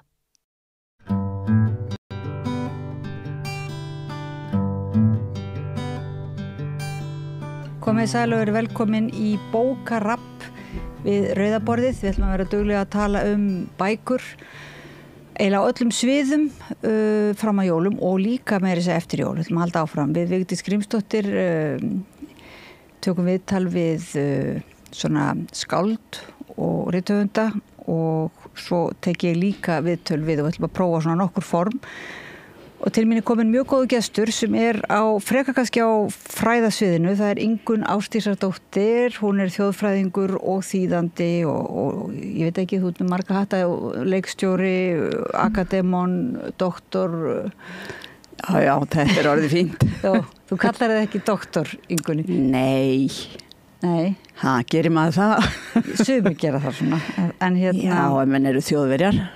Við hefum nú verið hérna með lið við Rauðaborðið sem heitir Fréttir frá Færeyjum og hefum verið að tala við Karl Jóhann Jensen sem svona okkar fréttarittari færeyska pólitík og eiginlega bókmennapólitík líka og þess má nú geta að þú þýddir hans stórvirki Ósögur af djöfulskap. Ósögur djöfulskap, jú. Djöfulskap, já.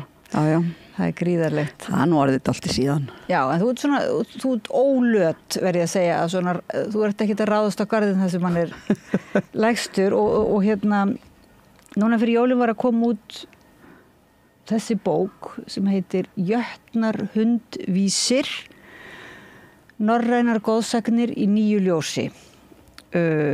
Alveg frábær þessi myndin framan á. Já, hún skemmtileg. Mynd þetta? Það ullandi maður? Nei, þetta kona. Þetta kona ríðandi á úlfi með snáka fyrir tauma og þetta mynd af þetta sem sagt rista á myndsteini frá því 600 og bergmálar sögu frásögn Snorra Sturlusonar bálför Baldurs þegar að búið að drepa hann með mistilteininum og þá segir Snorri frá því að það þurfa að sækja konu frá Jötunheimum til að hrinda skipinu úr vör og þetta sem sagt og hún komi ríðandi á vargi eða úlfi sem sagt með og sé með snáka fyrir tauma og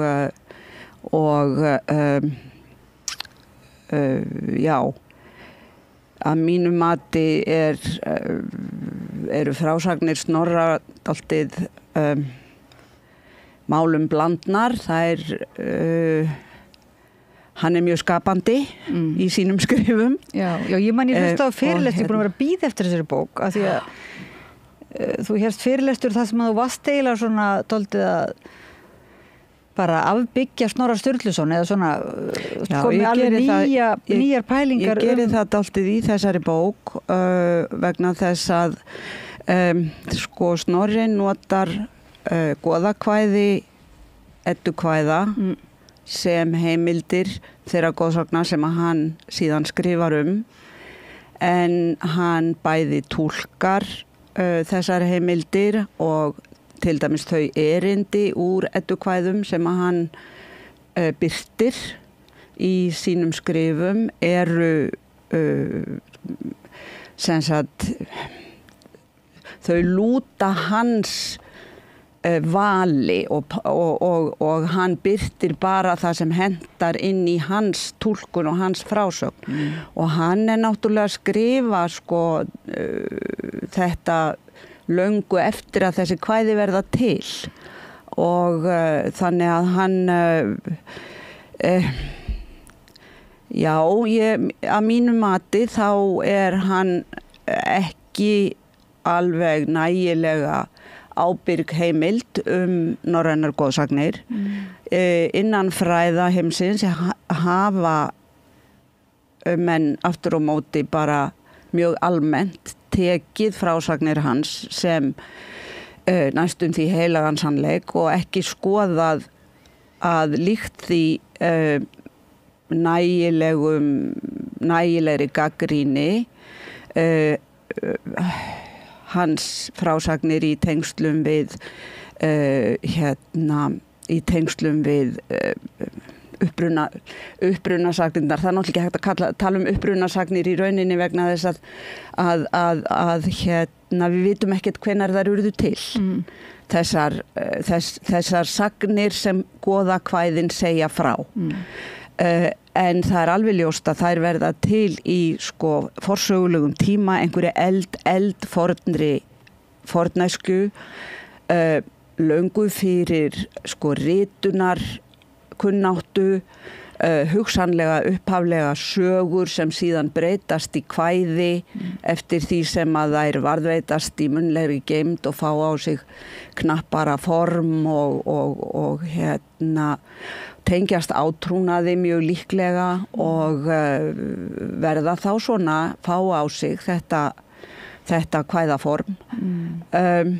Síðan breytist í þeim sjónarhornið eftir því sem kristnin og fyrst kannski æsirnir verða meira ráðandi heldur en eldri forneskjugoð og sjónarhornið verður svona meira andstætt þeim verum sem ég að fjalla í þessari bók sem eru jötnarnir í goða kvæðunum og í þessum sögnum. Það hljómaði svona manni þegar þú varst að tala þetta það hljómaði svolítið sko nútímalegt eða samtímalegt að þú varst kannski að ögra ákveðin svona polariseringu eða þannig þar sem að jötnar væru og vargar væru einhvern veginn svona jafnvel þetta var ákveðin kallpungalestur það ekki á Já og nei og líka jörðin hver átrúnaður þarf að hafa sína óvini þú veist, alveg eins og æsirnir verða óvinir þegar kristnin tekur yfir þá verða jötnarnir óvinir þegar að æsirnir taka yfir og verða ráðandi goð sem að gerist með breyttri samfélagsskipan væntanlega einhver tíman kannski á fyrsta árþúsunduru þá verða jötnarnir einhvers konar andstæðingar Snorri tekur þetta upp og lýsir þeim beinlínis sem einhverjum bara andstæðingum, fjendum, óvinum sem að vilja ekkert frekar en að tortíma heiminum. Það sem að ég að gera núna í þessari bók að taka þessar verur óháð þessu sjónarhorni eftir því sem hægt reyna að skoða þær hlutlaust, tína upp allar þær leifar og leifabrot þar sem að jötnar eða jötunkonur eru nefnd í kvæðunum og skoða óháð ásonum og þeirra sjónarhorni og þá koma í ljós alveg sko fullt af mjög merkilegum hlutum sem að ég tel að séu til marks eldri átrúnað, til marks að jötnar hafi ekki alltaf verið svona neikvæðir, svona miklir fjendur og andstæðingar heldur jafnvel hafi þeir verið eldri átrúnaðargoð. Þeir hafi gegnt miklu hlutverki og stóru í átrúnaði fólks og verið alltaf því hálgerðar helgiverur. Það sem sko lafir inni í þessum sögnum meiri sé að Snorri kemst ekki fram hjá því öllu saman að sko jötnarnir eru til dæmis partur af sköpun heimsins. Þeir muna sköpun heimsins, þeir muna allt frá öndverðu, allt frá því að jörðin verður til. Þeir búa yfir þessari þekkingu. Þeir eru að sumuleyti sköpun heimsins. Einhvers konar sköpun verður til úr líkama jötuns í hugum manna. Æsirnir þurfa að leita til þeirra til þess að geta náð tökum á og yfirhöndinni yfir þeirri þekkingu sem að jötnarnir búa yfir. Þeir þurfa að ná yfirhöndinni yfir konum þeirra, geta þeim börn til þess að viðhalda á einhvern hátt lífinu. Æsirnir eignast ekki börn með sínum eigin konum. Þeir þurfa jötnameyjar til þess. Og fleira, meiri sé að hluti, þeir get ekki gert ákveðna hluti nema að leita til jötna. Og kvæðin sína, þegar að maður skoðar þetta dálítið svona frá þessu sjónarhorni, hvað í gangi þarna, þá kemur í ljós að það eru æsirnir sem eru árásarmennirnir, aggressorarnir, þeir sem ráðast inn til jötnana og ræna og drepa og nauðga og eru verulega anstíkilegir, en sjónarhornið alltaf það að æsirnir meiga þetta allt. Það allt réttlætt af því að þegar að þessi kvæði eru sem sagt orðin til í þeirri mynd sem að við þekkjum þau, þá sjónarhornið ásanna orðið ríkjandi. Já. Þannig að það réttlætt og Snorri réttlættir að þetta eitthvað sem nauðsynlegt að brjóta undir sig. Já, og má. Eins og náttúrulega bara nýlendur setjum tíma að hafa einhvern veginn réttlætt að bara þetta við urðum að gera þetta til þess að byggja upp blómlegt samfélag. Það urðum við að en þú voru að segja þetta, þau eru að stela þekkingunni og raunverulega lífskraftinum einhvern veginn. Og eignast sér en þakka ekki fyrir það Nei, þeir gera það nú aðalega með því svo þegar þeir eru búin að ná í það sem þeir vilja þá drepa þeir bara jötnana það gerist í nokkuð mörgum tilfellum og svo það nú norræn fræði nú alveg svona blómleg fræði dálítið, má segja, ekki bara á Íslandi náttúrulega víðum heim Nei, í rauninni það ljótt að segja það og má kannski ekki segja það en kannski bara einna minnst á Íslandi. Það er haldin ráðstefna sem að heitir Saga Conference á 2 ára fresti víða heiminn þar sem að helstu fræðimenn norræna trú koma saman. Þetta er ráðstefna sem að hefur verið 500 manns og þar að veru svona kannski 50 Íslendingar. Og þetta er fólk allstaðar að úr heiminum frá vesturströnd Ameríku og alveg austur til Japan og mjög víða Evrópu fólk að skoða þessi fræði. En hafa jötnar legið svolítið óbættir hjá garði þeirra saga þar þetta eitthvað sem þú Hvernig kom það til að þú einhvern veginn fórst að hafa áhuga á jötnum?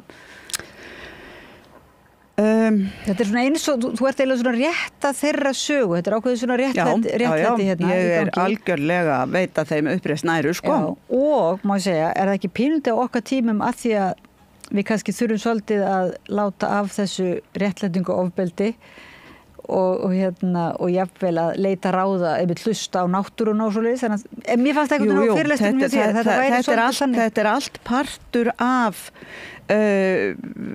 annarri nálgun sem að hefur verið að ryðja sér dálítið til rúms, ekki bara í þessum fræðum heldur bara mjög mikið í samfélögum bara víða meira jafnréttissinnaðra, meira svona kvenlægara og þannig að á síðustu kannski rúmu hálfu öldinni hafa komið fram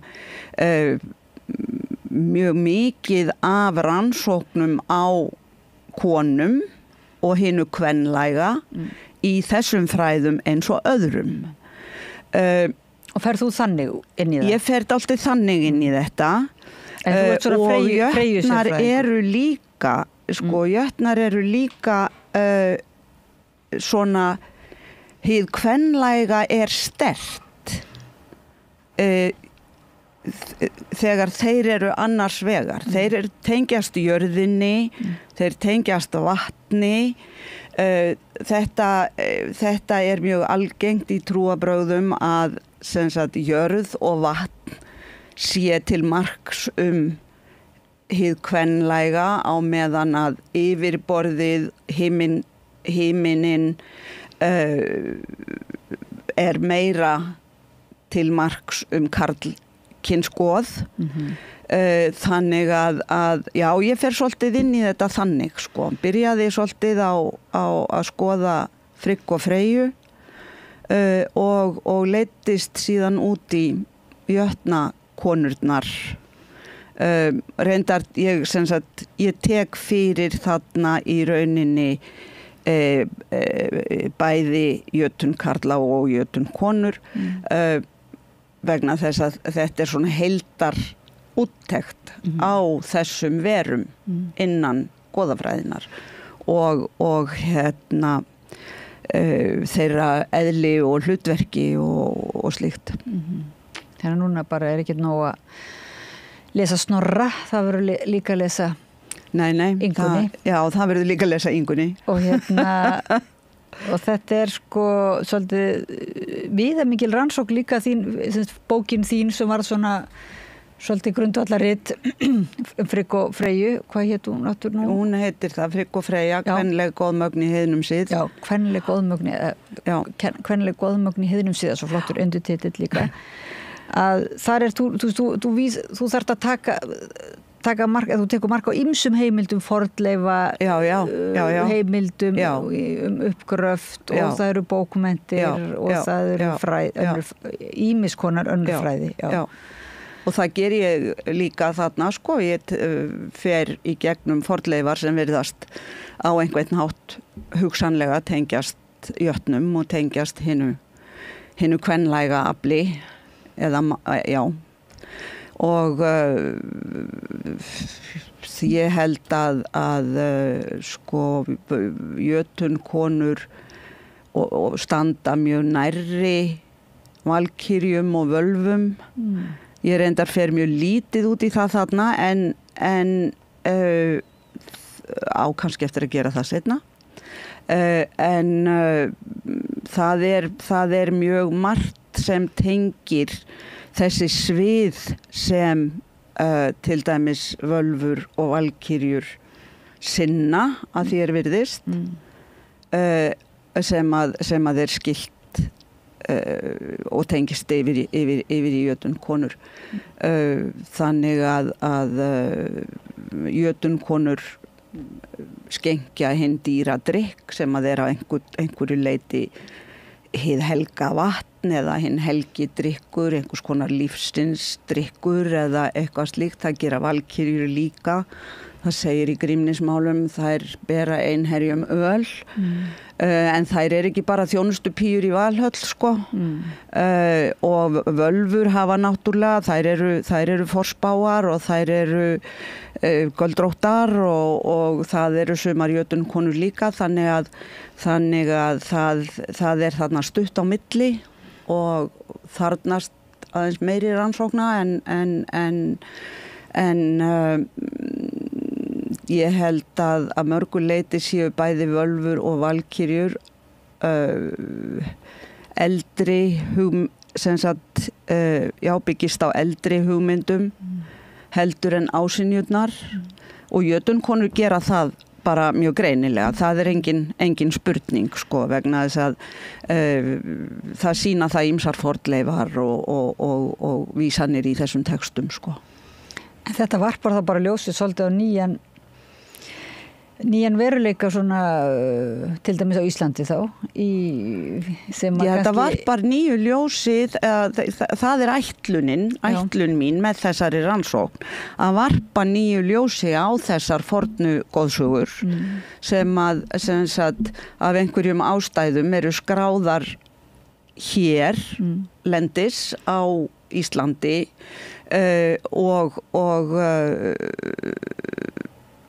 en þær hafa örugglega sko orðið til í Skandinavíu eða á norðlægum svæðum. Þær verða ekki til hér. Til þess sko landnám Íslands of seint. Þannig að þetta er eitthvað sem að flist hingað með því fólki sem að hingað kemur, hvort sem það voru landnámsmenn eða þrælar. eða eitthvað þar á milli.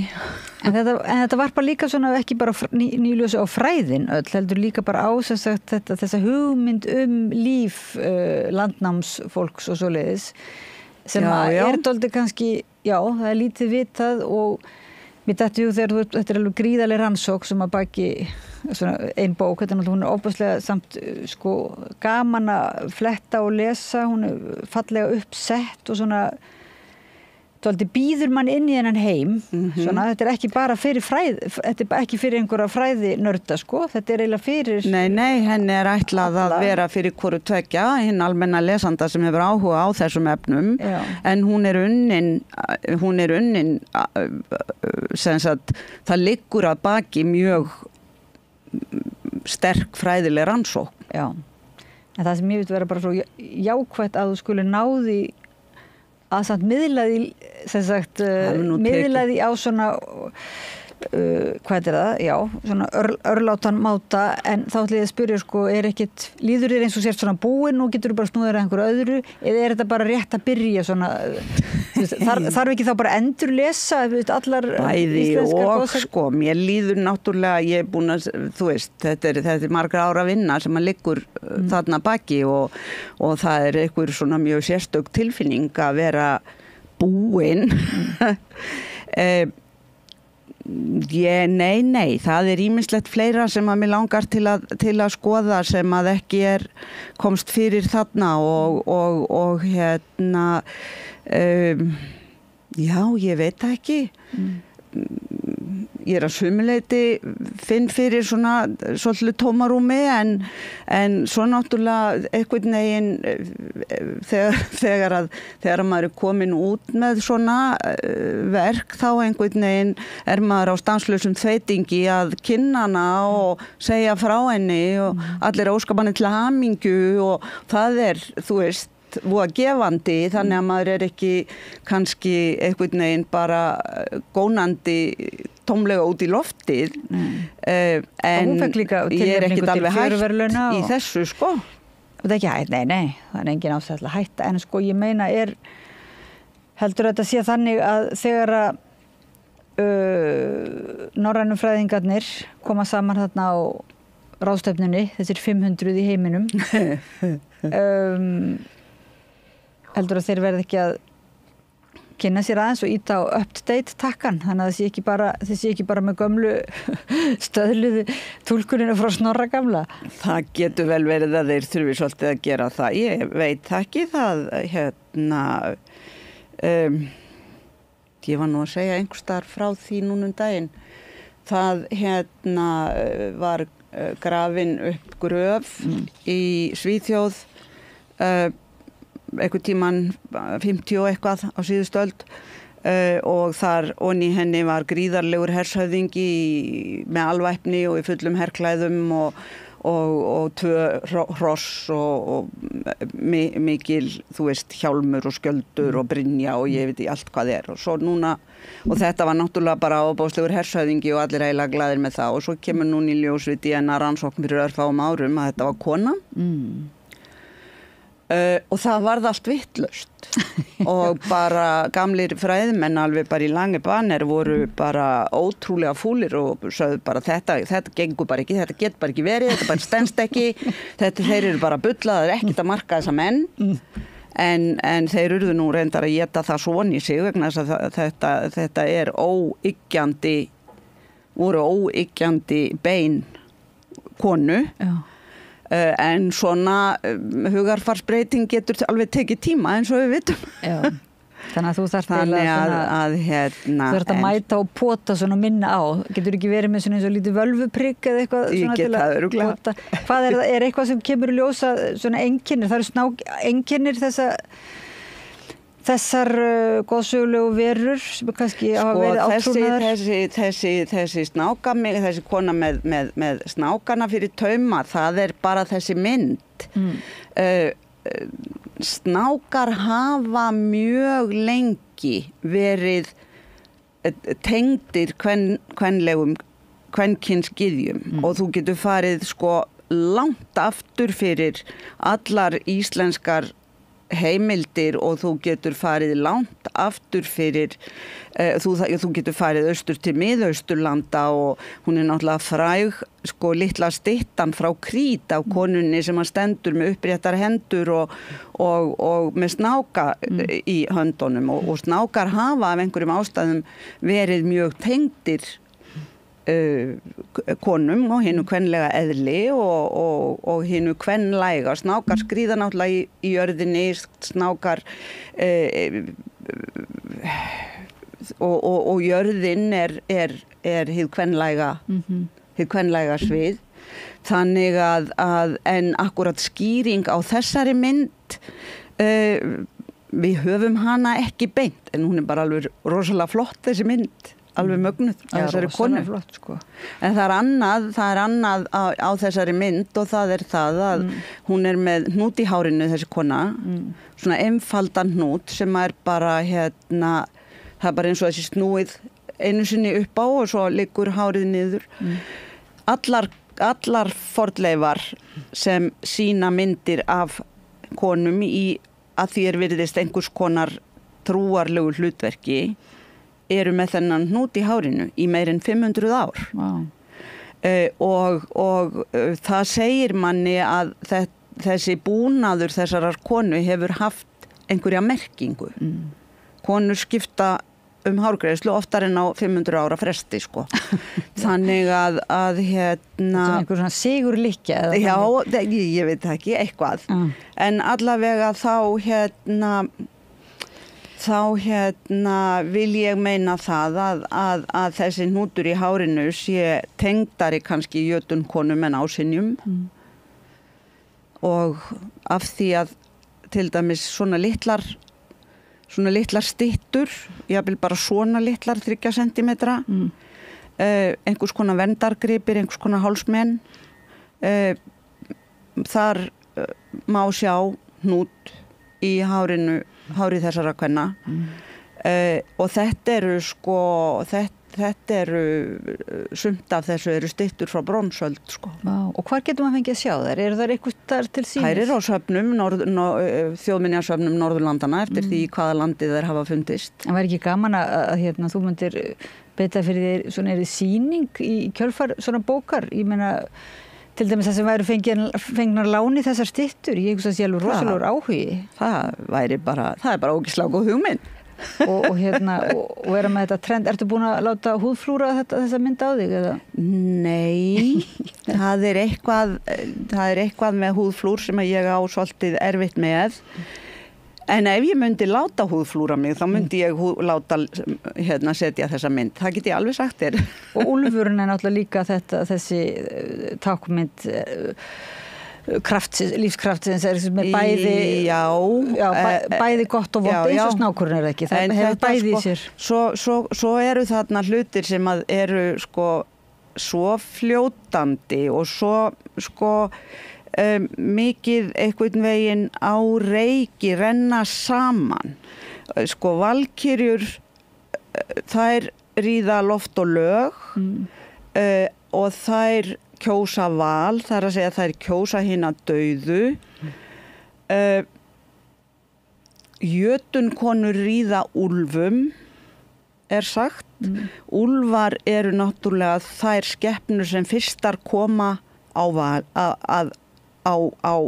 sem sagt, að valnum og til að éta hræin.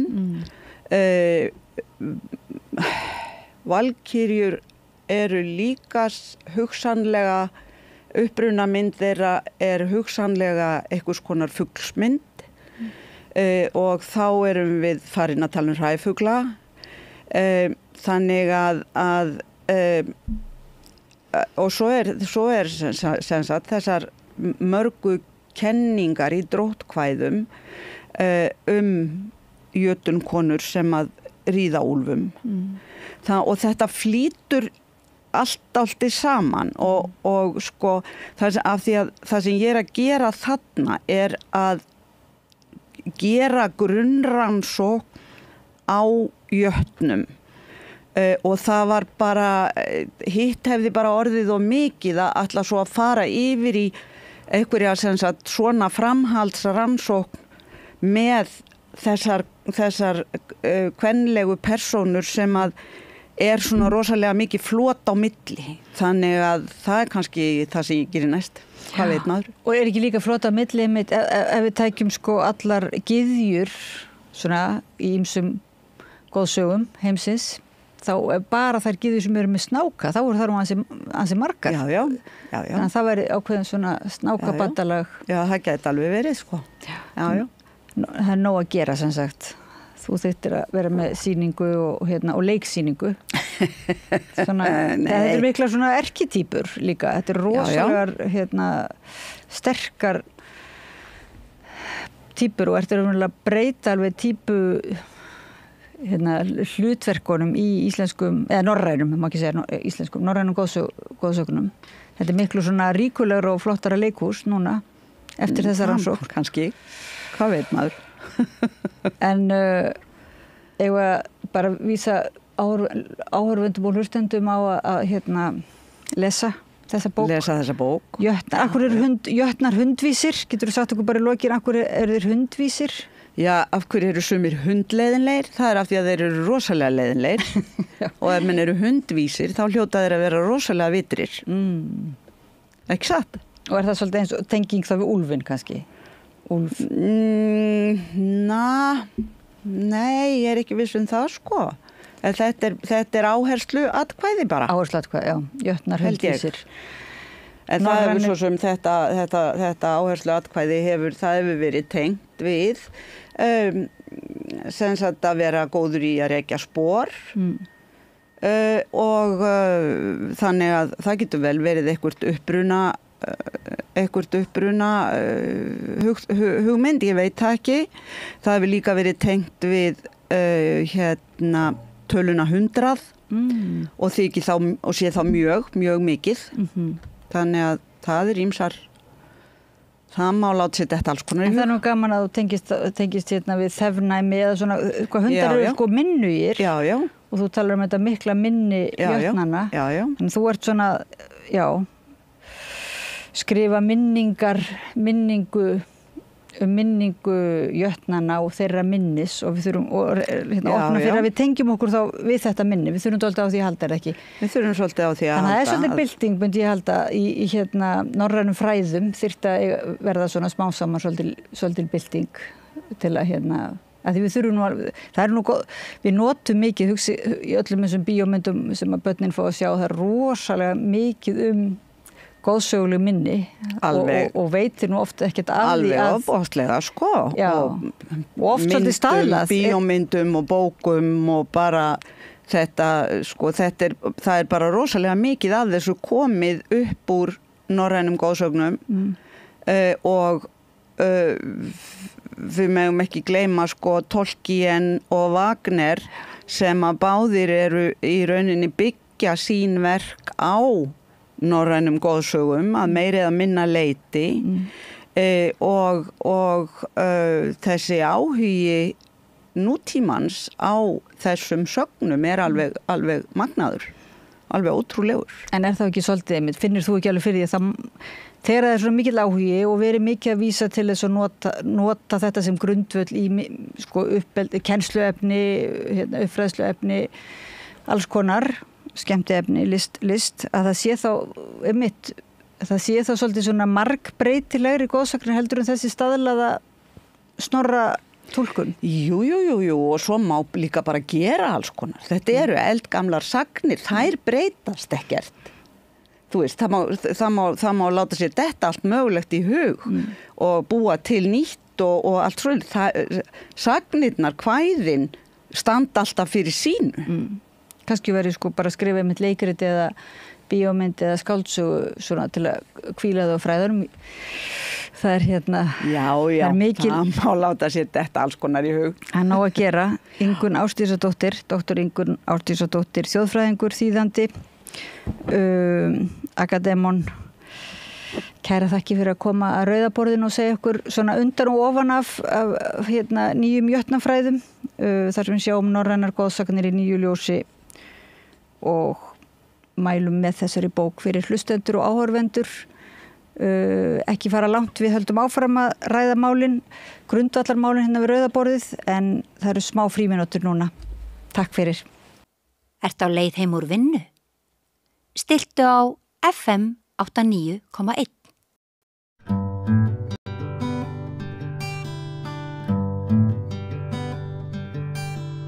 Sæl aftur og velkomin að rauðaborðinu. Hingað til mín í Radio Gaza eru mættar þær Katrín Harðardóttir, þýðandi, og Helga Þóri Jónsdóttir, kennari. En við ætlum að fara aðeins yfir málmálana, myndi ég segja, sem eru átakin fyrir botni Miðjarðarhafs. Ég heiti María Lilja og verð með ykkur hérna allavega svona næsta klukkutíman. Sælastelpur, konur, virðulega konur. Takk, sæl. Og velkomnar.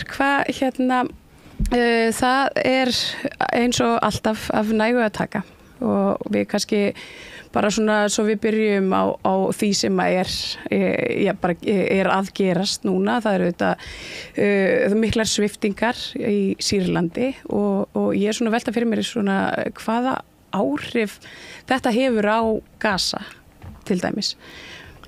Já, það er náttúrulega margir sem spyrja sig á því núna. Það síðasta sem ég sá var að þessi valdahlutföll núna eru að breytast. Íran er ekki jafn sterkt og það þýðir gæti þýtt mögulegt vopnahlé á Gaza. En svo er aldrei að vita. Og svo hefur maður heyrt að þetta sé allt eitthvað, þú veist, einhverju spottar á bakvið tjöldin sem er að toga í. Þetta sé hafa allt verið ákveðið af Bandaríkjunum og Ísrael. Þú veist, það er svona. Já, svolítið það sem að maður hefur heyrt og þetta hafi verið mitt svolítið svona þægileg tímasetning innan gæsalappa fyrir Ísrael og Bandaríkin sem að töpuðu í rauninni Líbanon og því stríði sem var í gangi þar landhernaði fyrir Hezbollah og strax á sama sólarhring þá einhvern veginn fer allt af stað í Sýrlandi. Akkurat. Já, en sko Ísrael er náttúrulega ennþá að stunda hernað í Líbanon og og svona, ég veit ekki, ég er náttúrulega fylgst svona með þeirra hermálum í gegnum, það er örglega verið einhver áratugir þá núna, en vopnahlé er alltaf svolítið svona vopnahlé hjá þeim og það var nú bara í síðustu viku minnum mig sem að Hezbollah skutu einhverju yfir bara til þess að minna á að sko, svona sem áminningu um vopnahlé vegna þess að það var ekki verið að halda það og hefur ekki svona, þú veist, þannig að það er náttúrulega eitt, þannig að sko Ísraelar eru inn í Líbanon ennþá og svo núna er mættir til Sýrlands en mér finnst ekki, það má ekki draga úr því hvað sýrlenska þjóðin er ána með að vera laus við Assad og það er náttúrulega bara mikilvægast fyrir þau akkurat núna og ég meina það Sýrlendingar eru búin að flótta árum saman og áratugum saman og það sérstaklega síðan að breistu stríð 2011 og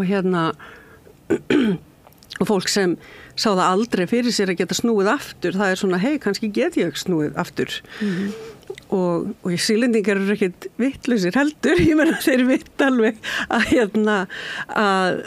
að það er ýmislegt í kortunum, skilur og það er stafar hætta af ýmsu og ég meina þeir náttúrulega fordæmin eru allstaðar í kringum Sýrland, bara samanber hvernig hefur verið komið fram við Palestínu fólk og hvernig hefur verið í Írak og þetta er líka allt sama málsvæði og sama menningarsvæði, þannig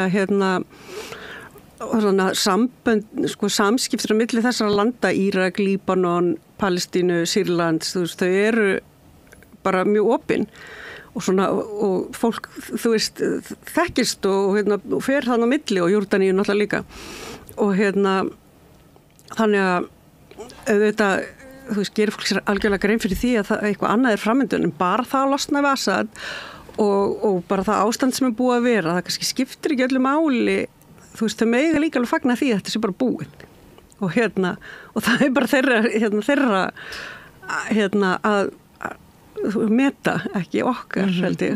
Þannig að en ég er búin að sjá svona svolítið á netinu bara núna undanfarna daga, það er svona íslenski miðaldra kallar ægilega hneykslaðir á fagnaðarlátunum í... Hefur séð það? Ég nefnilega hef séð akkurat öfugt, sko, þar sem að því fagnað að Assad sé frá og núna bara einhvern veginn eins og Sýrland sé frelsað og sem að mér persónulega þykir ákveðin einföldun því að það sem að... Já, nei, ég hef séð hitt, sko, við erum að skoða heildarmyndina, þú veist, þessar típur og ég skil alveg hvað er að meina, en sko Sýrlendingar eru fullfærir að skoða heildarmyndina og og þú veist, og það er einhvern veginn þessi nýlendu tónn einhvern veginn til þess að útskýra fyrir Sýrlendingum hvað þeim á að finnast og hvernig þeim á að líða með þetta. Ég meina, ef þau vilja fagna því í einhvern tíma að Assad sé frá, þá bara gera þau það og svo bara kemur það næsta kemur þegar það kemur, skilurðu. Þannig að það er ekki, við vitum ekki nógu mikið ennþá til þess að spá í það en bara fyrst og fremst þá er Sýrlendingum fullkomlega treystandi til þess að fagna þegar þeim líður þannig og bara alveg eins og Bretar fögnuðu þegar Margaret Thatcher dó, samt var hún ekki eins og við völd, skilji. Og fólk fagnar af ýmsum ástæðum og Samanber skotarásinn í New York. Samanber skotarásinn í New York og ég meina og ég veit að ég hef bara aldrei séð svona mikið fyndið á internetinu og þessi skitta, ég meina þessi manni hefur tekist bara ómögulega, hann er búin að sameina bandaríska Í bara vinstrið og hægrið. Ég veit, hann er búin að sameina bandarísku þjóðina, þannig að sko hann flúði í rútu. Já, og á hjóli og rútu. Það er bara gegn. Bara ótrúlegt og bara greinilega mjög vel úthugsað og allt það. En sko, og það er líka þetta bara einhvern veginn að vilja tóna niður fagnaðarlæti. Mér finnst alltaf að vera svolítið svona, ég veit ekki, ég vil örgulega gera það líka stundum með einhverja aðra, en þetta er svolítið svona, mér finnst það ekki alveg nógu svona... Já, við erum að tala alveg tæp 60 ár af sko, svona ægivaldi. Og hryllingi, sko, eins og bara fólki sem er verið að leysa úr fangelsi núna, eins og kona sem fór 19 ára inn, kona sem var 19 ára sett í fangelsi og hún er núna 32 ára og fullt af börnum og hún veit ekki með hverjum að því að henni var bara nauðgað í fangelsinu fullu og þetta er skelfilegu veruleiki. Þetta er bara hræðilegu veruleiki og það að þau séu laus við Assad er náttúrulega bara, ég veit ekki, sko, ég var náttúrulega góða með frá Sýrlandi og hann var að við vorum ekki að keyra saman hérna í Reykjavík og hann var að segja þegar sjúkrabílinn kemur svona og ég sá kom sjúkrabíl og ég bara svona keyrði út í kantin sem maður gerir og hann bara, þú veist, hvað er bara þetta og hvað ef maður kemur fyrir hinni áttin í það einhvern veginn sjá þetta allir og við erum bara alls saman í þessu að láta þetta ekki og láta þetta bara reddast og svo bara gengur umferðin strax aftur tilbaka þegar sjúkrabílinn eða brunabílinn eða hver sem fer framhjá og hann sagði já, þú veist, ef þetta hefði gerst, þú veist, ef ég hef ekki fært mig að nógu hratt, þú veist, þá geti ég bara verið tekin og handtekinn og settir í fangelsi og þú veist, þetta er bara veruleiki sem við skiljum ekkert og mér finnst algjörlega galið að það sé búið að vera að senda fólk tilbaka til Sýrlands. Já. Einmitt, sem að er eitthvað sem að við höfum aðeins tekið fyrir hér einmitt þessar stór auknu brottvísanir þá einstaklingar frá Sýrlandi, Írak, Palestínu meira og fleiri löndum og Já, Palestínu fólki er vísað í burtu á Dublin-reglugerðinni og bara svo áhugavert að sjá, einhvern tíma núna fyrir kosningar, Sigmundur Davíð var eitthvað að segja, já það verður að gera það eins og það veist að fólk skilji ekki að það er algjörlega valkvætt og að fara eftir henni og mér finnst bara fólk sem er undir sko því álagi að bara það er bara hryllileg útrýming í gangi í heimalandinu þeirra að það mér finnst þetta bara vera svona spurningum sko svona samkennd að ekki vera bara já þú veist ekki láta þess að manneskju fara í flugvél og standa í stússi, hún er bara í áfalli og alltaf palestínska fólk sem ég þekki þau eru bara í áfalli, það eru alltaf fréttir og núna síðast í dag þá var ég með palestínskum vinum mínum og hann var að tala um mömmu sína sem er í Khan Yunis á Gaza og hún var að segja hveitipókin kostar $250 og tómatar sem er örugglega, þú veist, já, þeir kosta eitthvað nokkra dollara og veist, þetta er allt sko þetta er raunverulegt og þetta er nálægt og þetta þarf ekki ég veit bara, einmitt, ef við sjáum öll hvað, þú veist, blasir við. Þetta er líka bara næsta símtal, þetta er bara símtal sem næsti maður á, það er inn á Gaza eða það er til Sýrlands og einmitt þessi sami sýrlenski vinur minn setti einu svona mynd á Facebook af þessi ég myndist á áðan af ömmu sinni standa við bara rústirnar af húsinu sem hún ólst upp í, húsinu sem hún hafði alltaf búið í. Einhvern veginn, þetta er bara veruleiki sem að við getum ekkert skilið, en þú veist, en ég bara held ekki að það væri hægt að skilja hann svo illa að bara halda þessi í lagi að flytja fólk ánga aftur. Það er sko í aðalnámskrá á miðstigi í skólum í Reykjavík allavega. Jú, ég minna við erum að tala um aðalnámskrá ríkisins bara, menntamálaráðuneytisins. Þá eiga krakkar í 8. bekk að lesa Annika, ég og ég er búin að fara í gegnum þessa bók tvisvar með barnunum mínum. Og þetta er sem sagt bók sem þetta er sönn saga krakka sem flýja og þetta er mjög svona raunveruleg og þetta er bara, þetta er sann frásögn frá flóttanum og ég efast að, ef til dæmis Sigmundur Davíð, ég held að, þú veist, það er hans kynslóð sem þarf að lesa þessa bók, þú veist, auðvitað, ég er ánægð að börnin mín lesa hana og skilningurinn kom, þetta jók, ég vil halda það, jú, ég held alveg potti mín að strákarnir mín skildu þetta, þú veist, og bara af hverju það mikilvægt að, þannig að við erum að það er svo mikið tvískinningur í gangi að við erum að kenna börnunum þessa samkennd en hún nær ekki lengra en bara að hverju, hún nær ekki lengra en jú, við skulum bara halda þeim í útlöndum eða þú veist, hvað er af hverju ná stjórnmálamenn, af hverju kynnaður sér ekki bara hvað er í gangi, þetta er bara eitthvað sem ég líka einmitt, maður er bara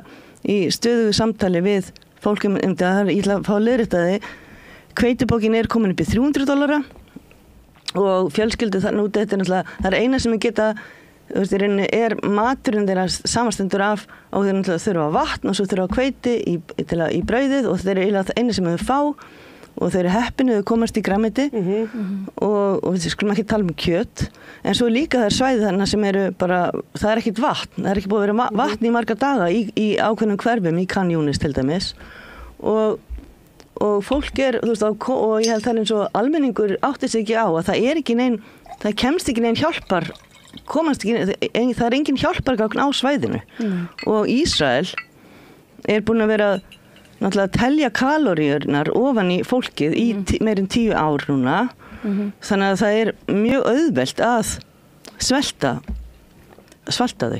Þau vita alveg og þeir vita alveg hvað er að gera. Með ráðum gerst, þetta systematist. Já, þetta er bara, kerfisbundið. En núna hef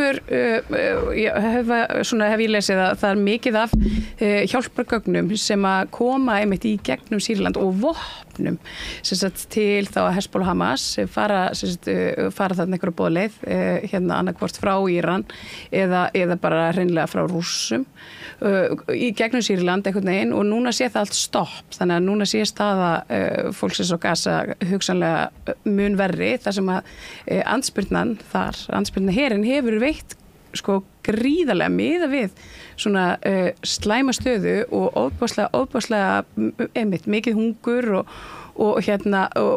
bara gjör eyðileggingu þá hafa þau einhvern veginn veitt sko þessa hörðu mótspyrnu í landhernaði en að núna sé sko búið að skrúfa þannig fyrir þetta þannig að hugsanlega, mögulega þá muni þessar sviftingar í Sýrlandi hafa áhrif á fólkið og Gaza með þessum hætti hafið þið eitthvað skoðun á þessu? Það er alltaf bara eitt sem er á hreinu og það er á meðan alþjóðasamfélagi gerir ekki neitt í þessu að það bara mynd alltaf vera verra og það verður lokað meira á hjálp, bara mat, læknar, sjúkragögn. Þetta mun bara alltaf verða verra og þangað til að þau eru bara öll dáin. Þannig þar endar þetta. Eða þau fá kannski einhvern skik, nokkur hann að fá einhvern skik á Suðurgasa en það er það sem er að fara að gerast og ég meina við sjáum það alveg og Ísrael er að leggja undir sig Norðurgasa núna. Þá bara klára það mál og bara það er bara verið að færa línuna. Þetta er bara eins og hvert annað ofbeldissamband, það er bara verið að færa mörkin og auðvitað þarf bara að segja eitthvað við því og Nú er einhvern veginn, þú veist, Amnesty og Alþjóðaglæpadómstóllinn og fleiri alþjóðastofnanir hafa bara sagt að beint út, þetta er þjóðamorð, nú hingað ekki lengra. Af hverju gerist ekki neitt?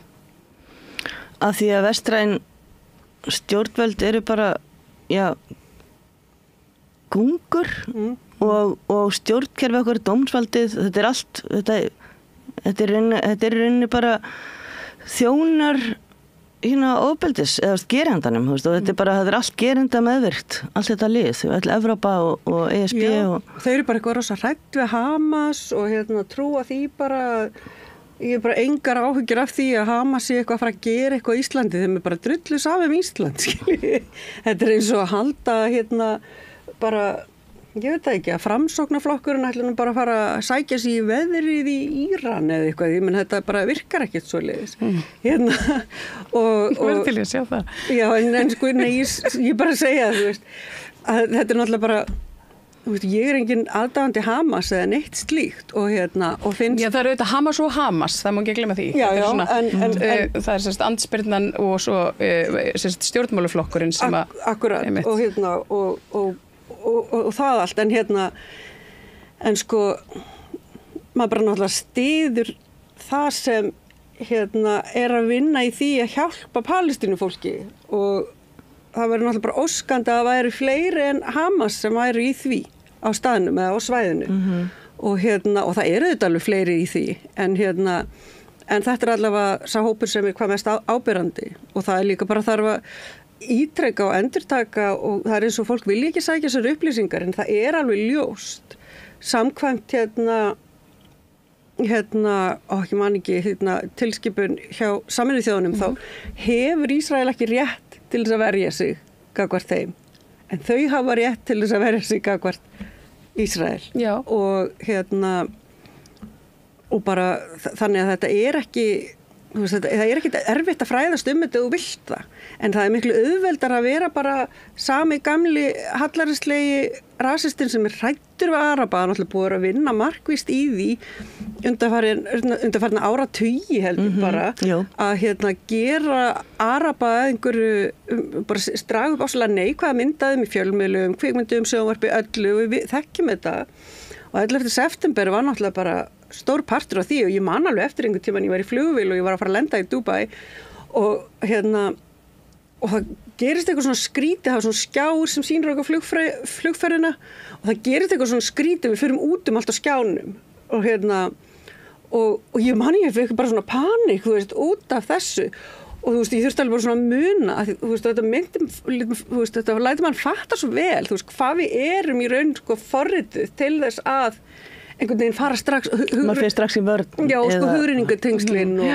og kannski ekstra út af því að ég bjó í New York og ég var nýflutt heim þegar 11. september var og ég þekkti fólk sem var á svæðinu og mann sem vann í Tvíburaturnunum og þú veist, þetta var lestastöðin mín og eitthvað svona og en þetta er alveg, þú veist, þetta fer í mann og og þannig að maður bregst við og þú veist, meðan ég sjálf veit að það er ekkert meiri líkur á því að það sé eitthvað vesen á þeirra vegum heldur en einhvers annars og það er bara, ef það er einhver svona þjóðfélagshópur sem er líklegastur til þess að beita ofbeldi, þá er hann bara karlar því miður, bara á heildina bara svona, en heimsvísu á heimsvísu, já þannig að sko, en þetta er svona bara með hvernig við búum að vinna markvisst í því að einhvern veginn þjálfa okkur í að óttast Araba, fólk af bara, þú veist, frá Afganistan eða bara brúnt fólk, svart fólk, alls konar fólk og þetta er, Katrín, hvernig brýtum maður upp svona innri fordóma? Að því að nú erum við bara öll haldin fordómum og það er bara þannig, við bara að því að samfélagsgerðin okkar er ég held að, sko, mér dettur eitt í huga, það er tækni sem að ég var að læra sem sagt ég er að taka viðbótardiplomi í framhaldsskólamenntun og þar var ég að læra sem það kennsluaðferð sem heitir hérna reverse method eða eitthvað svoleiðis og hérna maður sem sagt alltaf að hugsa öfugt við það sem að maður dettur fyrst í hug og þá bara hvernig og eins og til dæmis ok, ég verð að fara að passa veskið mitt eða ég verð að, heyri býtu þannig kemur skrítin kall inn í strætó og ég ætla að passa upp á hérna, bara vonandi sest, það er vond líkt á hann ég ætla ekki, vonandi sest hann ekki hér eða hvað sem maður hugsa í, sem hvers konar fordómar þetta eru og þá reyna að hugsa taka svona heilaleg fyrir mig og bara prófa hið gagnstæða og fara alltaf í andstæðinu og leika sér með þessar andstæður og bara, ég held að ég prófa þetta og það er alveg, þetta virkar og þá mann svona jafnar út og maður sér hjálpa manni að sjá hina hliðina eða jafnvel fleiri en 2. Já, og svo er það líka bara að stíga aðeins út og þú veist bara að láta ekki lífið eitt vera bara alltaf sömu vinina og Taylor Swift og eitthvað, þú veist bara kynnast öðru fólki og prófa einhver lönd Já, muna hvað heimurinn stór og samt hvað boðskiptaleiðinar eru stuttar sko, það er líka bara og fólk bara fólk, þetta er allt fólk eins og við, þú veist, þau eru bara eitthvað að reyna að draga fram lífið og borga reikninga Það sem ég dettur í hug núna er að því að ég veit að það er búið að vera svona mikið tal allavega kringum mig og það er að því ég er búin að vera svolítið að beina kröftum að einstaklingum út á Gaza sem að safna fyrir, þú veist, vatni og brauði og eitthvað. $300 Já, einmitt, og þau þurfa kannski svona flestall, ein fjölskylda þarf kannski $100 til að komast af á dag. Og hérna, við erum að tala að verðana hefur hækkað bara 1000-falt, mörg 1000-falt. Og hérna, og fólk er svolítið að tala að þetta sé einhverju svindli reikningar. Og ég held að ég hef einu sinni á síðasta ári og síðastu 10 mánuðum sem ég hef verið að vasast í þessu þá hef ég einu sinni fengið þá hefur GoFundMe hefur hérna látið mig vita af einum svindlreikningi og svo hef ég verið í sambandi við þetta fólk og við erum að tala margra mánaða samskipti og hérna og auðvitað þykir manni vænt þetta fólk og bara, þetta er vinkonur, þetta er aðla mæður. Já, en er þetta ekki líka bara myndsýmtöl? Jú, og það er engin vandi og jafnvel þótt það tölu ekki ensku ég var nú að tala við hérna eina í morgun og hérna en hún talaði mjög góða ensku og hérna og hérna og það er engin vandi að segja bara hæ.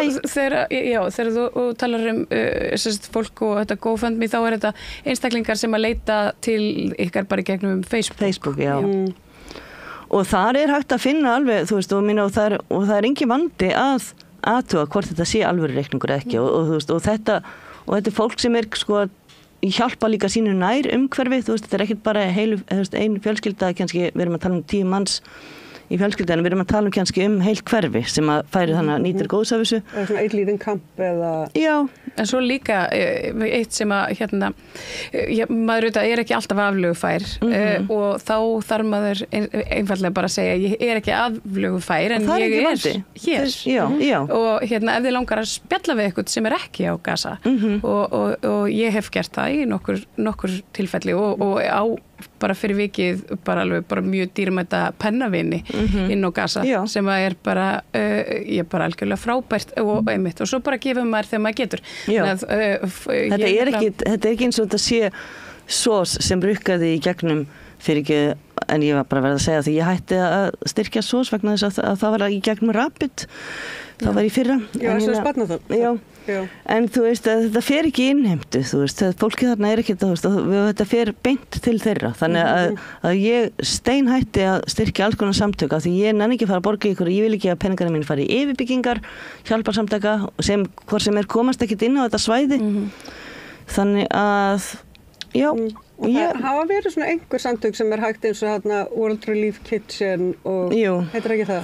Jú, UNRWA náttúrulega. Já, og það hafa verið eins og svo er náttúrulega eins og UNRWA er náttúrulega bara Ísrael bara bannaði UNRWA að vera þarna og hérna þetta er svona og hérna World Kitchen ég man ekki nákvæmlega núna en þú veist það er náttúrulega bara hver starfsfólk hefur bara verið drepið og bara tekið af lífi bókstaflega. Þeir eru ennþá, Ísraelar eru ennþá að miða á fjölskyldur sem eru sem eru að láta gott af sér leiða og sem eru að vinna. Þetta já, fólk að setja sig í gríðarlega hættu við að hjálpa náungunum. Já, og það sko, þú veist, allar þessar fréttir sem hafa komið upp í undanfarið ár og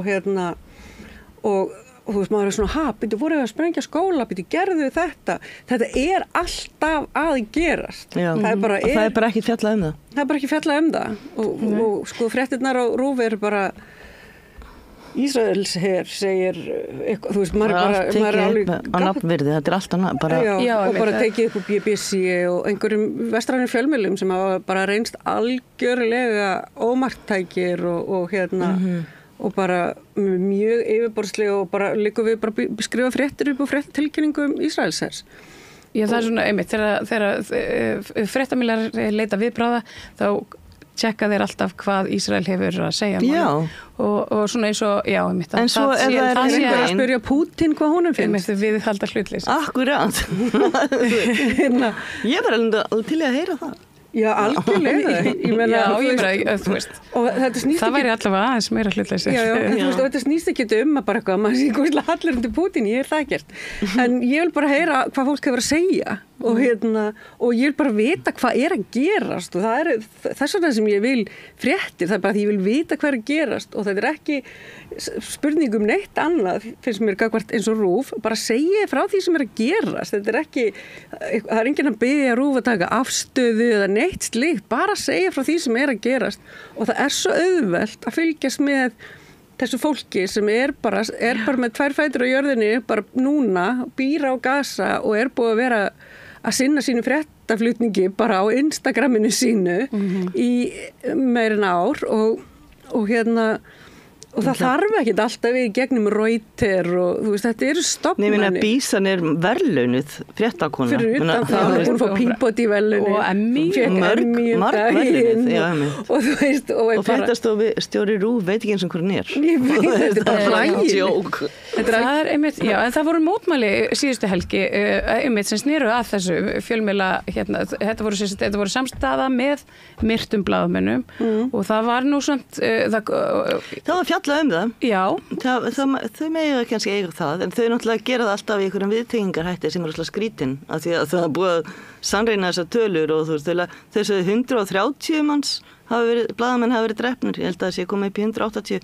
Mjög skrítið er að svona ríkismiðil tjekki ekki að tölurna sínar. Þú veist, mér finnst þetta mjög furðulegt. Já, ég menn þau eru bara að sækja, þau bara treysta BBC og þannig heimildum og það er bara ofsalega lítið við því að gera og meðan þau eru, sko, ég heyri stundum eitthvað í Al Jazeera sem er, sko, fyrir utan svona, við erum að hugsa þetta með, sko, einhvern veginn hversa nýlendu hugsun sem ég var að tala áðan og þetta við séum alltaf að hugsa allt út frá okkur sjálfum og það er náttúrulega bara að tekka á Al Jazeera bara sem, bara fréttastofi sem er bara loka og bara er á þessu svæði, ekki eins og á þessu svæði en nálægt þessu svæði. Já, þeir eru alltaf búið að banna þau hérna. Banna þau líka, já. En þau eru þarna við Persaflóan og ég meina og þótt að það sé aðeins öðruvísi menning en kannski, en þá er náttúrulega mikið af palestínufólki í Katar þar sem Al Jazeera er og það er bara mjög mikið af vöndu og flottu fólki að vinna þarna og mann hefur fundist það af þessum stórum miðlum, þá er svona helst hægt að grípa í almennilegar upplýsingar og fréttir frá Al Jazeera. Ég er ekki alltaf sammála því hvað teikir í gangi eða eitthvað, en maður getur svona verið þú veist, þetta er ekki allt fyrir mig, það þarf heldur ekki alltaf að vera fyrir mig, en RÚV er einhvern veginn bara orðið svo, ég veit ekki, mér langar bara, það er svona redundant, það er svona skiptir ekki máli. Já, einmitt, það er svona, einmitt. Það er svona skiptir bara einhver máli, þú veist, ég kíki stundum og ég er alltaf bara, þetta er eins og ég var að skoða líka fréttir byssumannin í Bandaríkjunum og það, þú veist, og það er maður hann skotin niður, forstjóri heilbrigðistryggingafyrirtækis og sem fólk er mjög í nöp við og sko það er miklu, það er fram með 1 morð á dag í New York held ég ári, á ásbasis er 1 á dag, cirka þannig að það að einhver hafi verið skotin í Bandaríkjunum í New York er ekki fréttnæmt en það að bandaríska þjóðin sameinist að dýrka morðingja og það er frétt, finnst mér og og miklu merkilegri og ótrúlega svona áhugaverð þróun og þú veist, ég ekkert ennþá, ég meiri svo, þótt ég sé stundum bara, þá ég stundum bara, vá, við erum svo skrítin við sem samfélag, þú veist, hvað er að gera? Hvaða áherslur eru í gangi? Já, mér finnst þetta bara svo áhugaverð, þetta er svo nýtt. Þannig að maður veit ekki alveg kannski... Ég er svona gamalt og nýtt, þetta er alveg svona, þú veist, þetta er líka bara franska byltingin. Já, eða hrói höftur eða eitthvað svona. Já, akkurat, en það er líka kannski bara, er það svona menningafræðingurinn í mér sem er bara einhvern veginn, vá, þetta er svo áhugavert. Ég verð að sjá meira og ég skil ekki á hverju RÚV er ekki að fjalla það. Að hvað þetta er áhugavert, þetta er bara svo menningarlega áhugavert og spennandi að það sé bara ríki ykkur þóruðarglið og bara fólk á TikTok, ég er bara búin að vera í hláturskasti. Ok. Ég er ekki búin að ég sá eitthvað, það var bara götupartí, fólk sem söng og dansaði.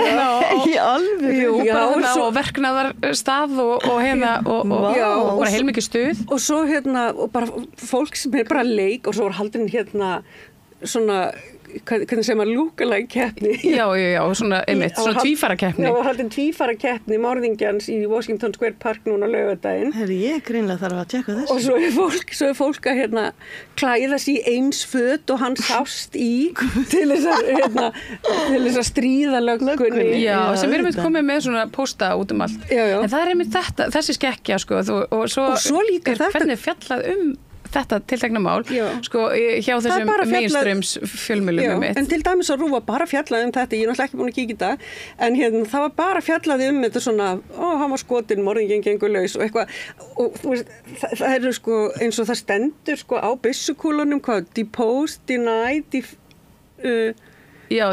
deposed, denied, deflect, eða eitthvað slags. Ég man ekki, nei, það er ekki það. Er þetta ekki bara, þú veist, vestrænt samfélag er bara að hrynja að innan, þú veist, það er bara að gerast, við erum bara að horfa upp á byrjunarhundinleikum. Eða versta, ég veit ekki, þegar ég finna bakpokan hans í Central Park, að þá er hann fullur af matadorpeningum.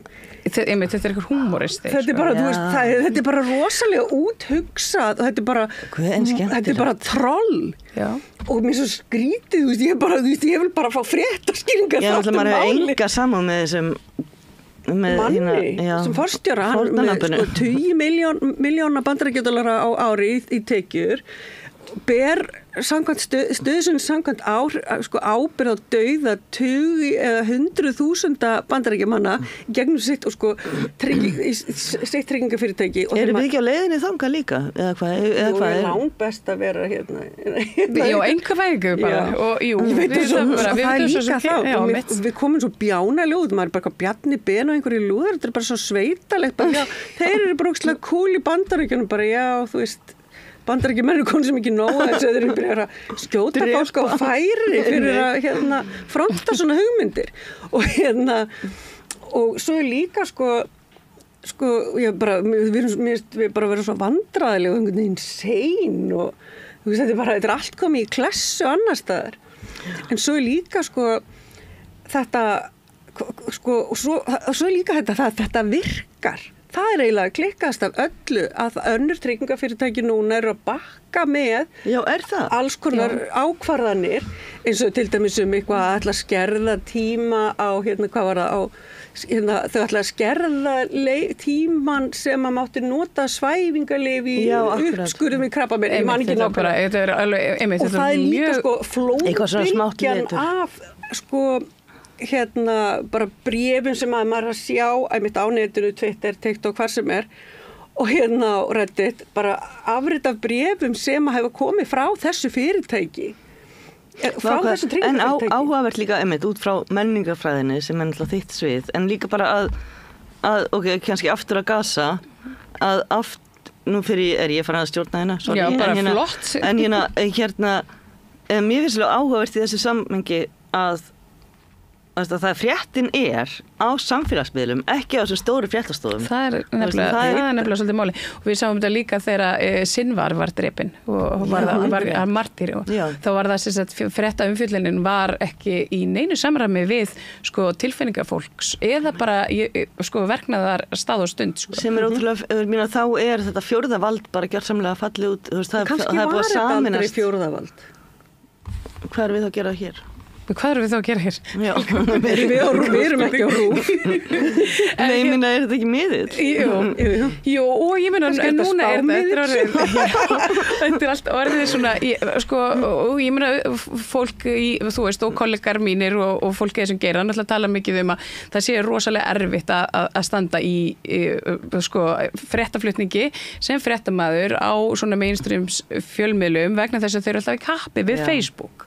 Og það þessi krafa hraða og framleiðslu en ég meina þú setur fram frétt og þá kannski, og þú veist, þú ætlar að vinna hana opaslega vel en þá þá einhver undan þér á Facebook og það búið að deila einhverju færslu, það nennir enginn að lesa þitt innlegg einhvern veginn og það þetta, sko, það einmitt að því að þetta snýst allt klikk og auglýsingar og hérna svo hægt sé að borga fólki laun á þessum stærri miðlum og sérst ekki ríkismiðlunum hérna sem reyndar í samkemni við svo hina sem á auglýsingamarkaðnum og einmitt það er greinilega eitthvað að bara í þessi rekstra umhverfi með fjölmiðla fjársveltur miðill, maður getur kannski ekki, þú veist, þeim kannski ekki vorkunn, ég veit það ekki, með að, þú veist, að þau eru bara í einhverju... Ég veit ekki, það þarf hvort sem að skrifa einhverja frétt, þá alveg eins að það skrifa hana rétt. Og vel, já. Já, eða vel, eða fylgjast með. Eða skrifa færri fréttir og hérna, og svona ítalegri betri.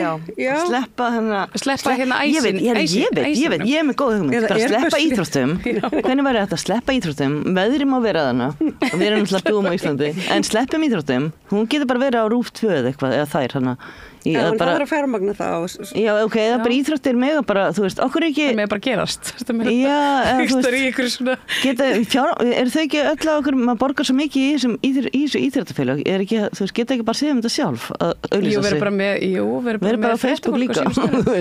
Ok, en ég er alltaf... Það er svona góð hugmynd. En bara sleppa því og setja mig og sleppa þessar síðustu frétt í þarma það... út af íþróttum. Já, ég meina það er alltaf gríðulega margt fólk sem hefur áhuga á íþróttum ólíklega aðilar eins og ég horfa á fótbolta. Það er svona, þú veist, það kemur fyrir. Ég sá líka svipina, það er bara íðsleg. Þú veist, við verðum alltaf að fá fréttir á West Ham. En hérna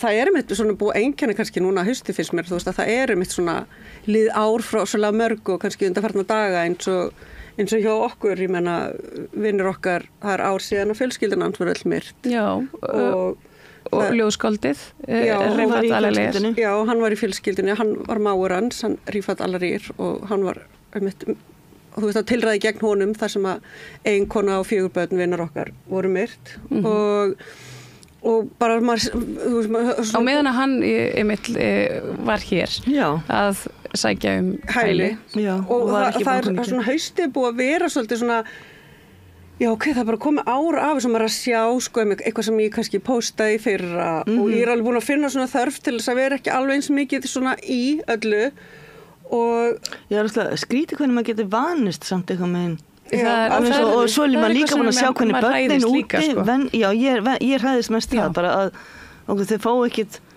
þau kannski borða eina litla máltíð á dag en þau eru samt brosandi já, þau eru bara rosa hræðs krakkar eru ótrúlega þau utan þessi sem eru náttúrulega bara skinn og bein döðastir en svona þú veist, þau geta fundið góðu stundirnar alveg, það er alveg magna en þú nefndir hérna ár það verður náttúrulega bara einn frægustu mótmæli ég ætla bara að leiða mér að fullera Íslandssögunar þau eru hvaða búsáhaldabilding búsáhaldabildingir varða allavega ekki til þess að það voru endurskoðaðar reglur í kringum þingmenn og ráðherra ég veit ekki betur en að Bjarni Ben hafi bara gengið með hvað heitir þetta, lífverði og verið með lífverði inn á þingi, mér að segja síðan hann fekk glimmerið og þið voru báðar þarna á sæðinu á sikunni stað í salnum já, mitt hlutverk var að sáldra glimmerinu og líklega bara, þú veist, með því skemmtilegasta sem ég hef gert fyrirgefið Bjarni, já ég segja það, ég veit það ekki nei, hann er búin að sölda miklu verið hlutum en glimmer já, en þetta var svolítið svona þetta var mjög við þannig getur maður sagt að fyrir á það núna bara að það var ég ætlaði nú að vera sitt, hann Bjarni átti að tala síðar, þannig að mér langar nú að heyra hvað myndi fara fram á þessu þetta átti að vera öðruvísi. Þessi atbyrður 70 ára 75 ára afmæli mannréttinda sáttmálans. Já, þetta var, og Bjarni ætlaði að koma hann og hann ætlaði að vera með eitthvað pomp og prakt hann í lokin, sko, og ég held að var ekki Katrín Jakobsdóttir hún átti að opna, hún átti að vera hana fyrst og svo þegar ég sé Bjarni hann og ég með glimmerið og ég bara ákvað að láta vaða og hérna ekki einu sinni? Nei, þegar ég var með 3 glimmertúpur og ég náði að tæma úr þeim öllum og hann var náttúrulega vissi ekki hvað stóð veðrið en hérna var náttúrulega hissa og sagði mér að gera þetta ekki og ég sagði bara jú víst og hérna og kláraði úr túpunum en hérna og það var einn svona líf hann var með svona einn stökar já, þetta svolítið þannig já, þetta svoleiðis það var bara þurft já, ég veit ekki hvað mér að segja ég er náttúrulega mjög þakklátt fyrir að ég kannski ekki með kæra núna, ég veit ekki það er samt liðið ár það gæti verið búin kæra þú veist ekki já, ég veit að svo er nefnilega það ég þarf eiginlega aðtúa það ég nenni varla, sko þetta gæti verið að búin kæra mig fyrir fullt af hlutum kannski, ég veit það ekki ég meina hvað ég er reyndar mjög hérna, yfirleitt svona frekar sóma kær og hérna bara ósköpunnileg húsmóður hérna í 105 En hvernig þú veist, nú svona, þetta var ofbúrslega kraftmikil aðgerð, einfallega vegna þess að hún beindist bara gegn ráðherra. Já, þannig að við vorum að krefjast þess að Ísland sliti öll tengsl við Ísrael og á þessum tímapunkti, þú veist, það var búið að vera þjóðarmorð. Þetta var orðið augljóst þarna. Ég meina þarna voru komin 3 mánuðir af þjóðarmorði. Þetta var bara nokkrum dögum eða kannski 1 eða 2 vikum. Það er það sem ég teki eftir bara. Vá, gerist þetta svona hratt hugsaði núna í haustri í síð, sko, þarna fyrsta skipti sem hafa kom Ísrael sprengir hérna sjúkrahús. Það bara nei, þetta var bara Hamas sem skutu vittlaust og snerist við. Getur ekki verið að Ísrael sprengir sjúkrahús. Og núna er búið að sprengja öll sjúkrahús á hérna Gaza allar háskóla byggingar bara það er bara allt bara og hérna og Háskóli Íslands er ennþá ekki búin að slíta stjórnmála bara það eru tengsl við háskóla úti það er bara fólki, ákveðnu fólki þar innanborðs finnst bara það er bara margt gott að gerast í ísraelskum háskólum bara, og ég skil það en það snýst bara ekki það en það er svona prinsipstað einmitt og nú, þú veist, ég meina þetta var óbúslega umtöluð aðgerð og það var, ég meina það voru gerð örglega hrópa þér og þinni personu bæði á internetinu og kannski bara ég fannst þetta rosalega sem áhorfandi sko, því að ég einhvern veginn var ekki alveg inn í þessu en samt eitthvað þannig að ég var rosalega svona þetta var þetta mjög stóra aðgerð það voru þarna fólk með mismunandi hlutverkin í salnum þetta var svona stóru viðburðarsalur í húsi Vigdísar og hérna þetta var bara svona átt að vera óbúslega fín samkoma ég fannst þér þetta líka Katrín ég held fyrst bara eins og hann væri að taka djókinu einhvern veginn Bjarni mér fannst hann ekki verið bara hann var kúl á því sko já, mér fannst hann mjög kúl hann var svona að dusta sig hann virtist alveg bara, ég held að þessna líka brá mig svolítið að það skildi fara hvað var hann svo hrættur við og líka þessi og líka að fólk var að hvað þetta hefði verið sýra þetta er svo taka á hlutina á annar það er nefnilega málið hvað er einhver að fara að kasta sýru á Bjarna Ben? Nei, okkur er þetta ekki, en er ekki yfirleitt einhverjir sýrukastarar, eru þeir ekki bara einhverjir, þú veist ég veit ekki ég veit ekki, það voru margar sýruárásir á skemmtistöðum í Essex þegar ég bjó í Englandi þú veist, þetta var eitthvað trend þetta var eitthvað ungir kallar sem berja konum já, akkurat, ég tengi það með sýruna þú veist, og við erum að tala þú veist, stelpu, þú veist, einmitt ungar konur sem, þú veist, hafa kannski þú veist, farið á TikTok einu sinni verða fyrir sýru, eða þú veist, eitthvað svoleiðis við erum að tala það en þetta en ég meina, hverju skila þetta? Glimmer er húmor og það er gleði í glimmeri jólin og hérna þannig að mér fannst líka pínu eins og kannski ég bara hugsa ég svona skringilega, mér fannst pínu að hann ætti að vera svona point taken, svona takk þessu, þú svona en mína fyrsta kæran ekki komin eða ég veit ekki, ég ætla að gefa mér það ég hef ekki verið kærð það, þið ekki búin að láta mig vita því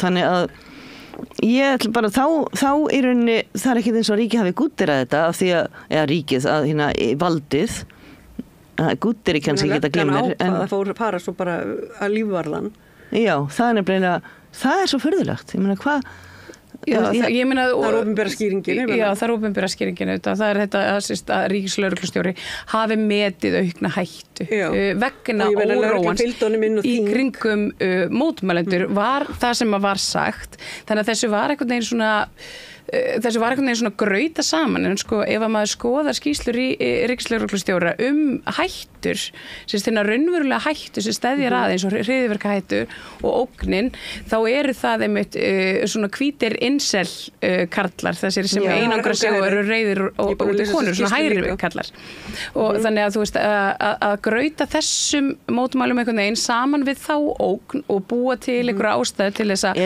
vopnvæðast íslenskt eitthvað inn að eitthvað skítamix jú þetta er bara, það virkar svolítið þannig og ég meina þetta er bara sama taktikin ég meina Bjarni Benediktsson hann gerir þetta líka þarna þegar tjaldbúðnar eru í bara eftir upp úr áramótum þegar hérna hann einhvern veginn grautar saman sko skipulagri brotastarfsemi og hælisleitendum og þarna setur ákveðin tón sko hérna bara í umræðinu svona almennt það bara trilltist allt já og líka sko þú veist þetta voru menn að biðja hjálp þeir eru biðja hjálp fyrir ættingjarna sína þeir eru hræddir og eru biðja hjálp og þess vegna voru tjaldbúðirnar reistar og það er ekkert einhvern veginn ekki ólulegt fyrir það en þú veist þetta var líka bara svo einleg bara hjálp þú veist við erum ógeðslega hræddir fólkið okkar sem bara við erum að horfa á hérna drepi í beinni útsendingu í símanum okkar og annar ekki með landvistarleyfi og hefur verið vísa á landi síðan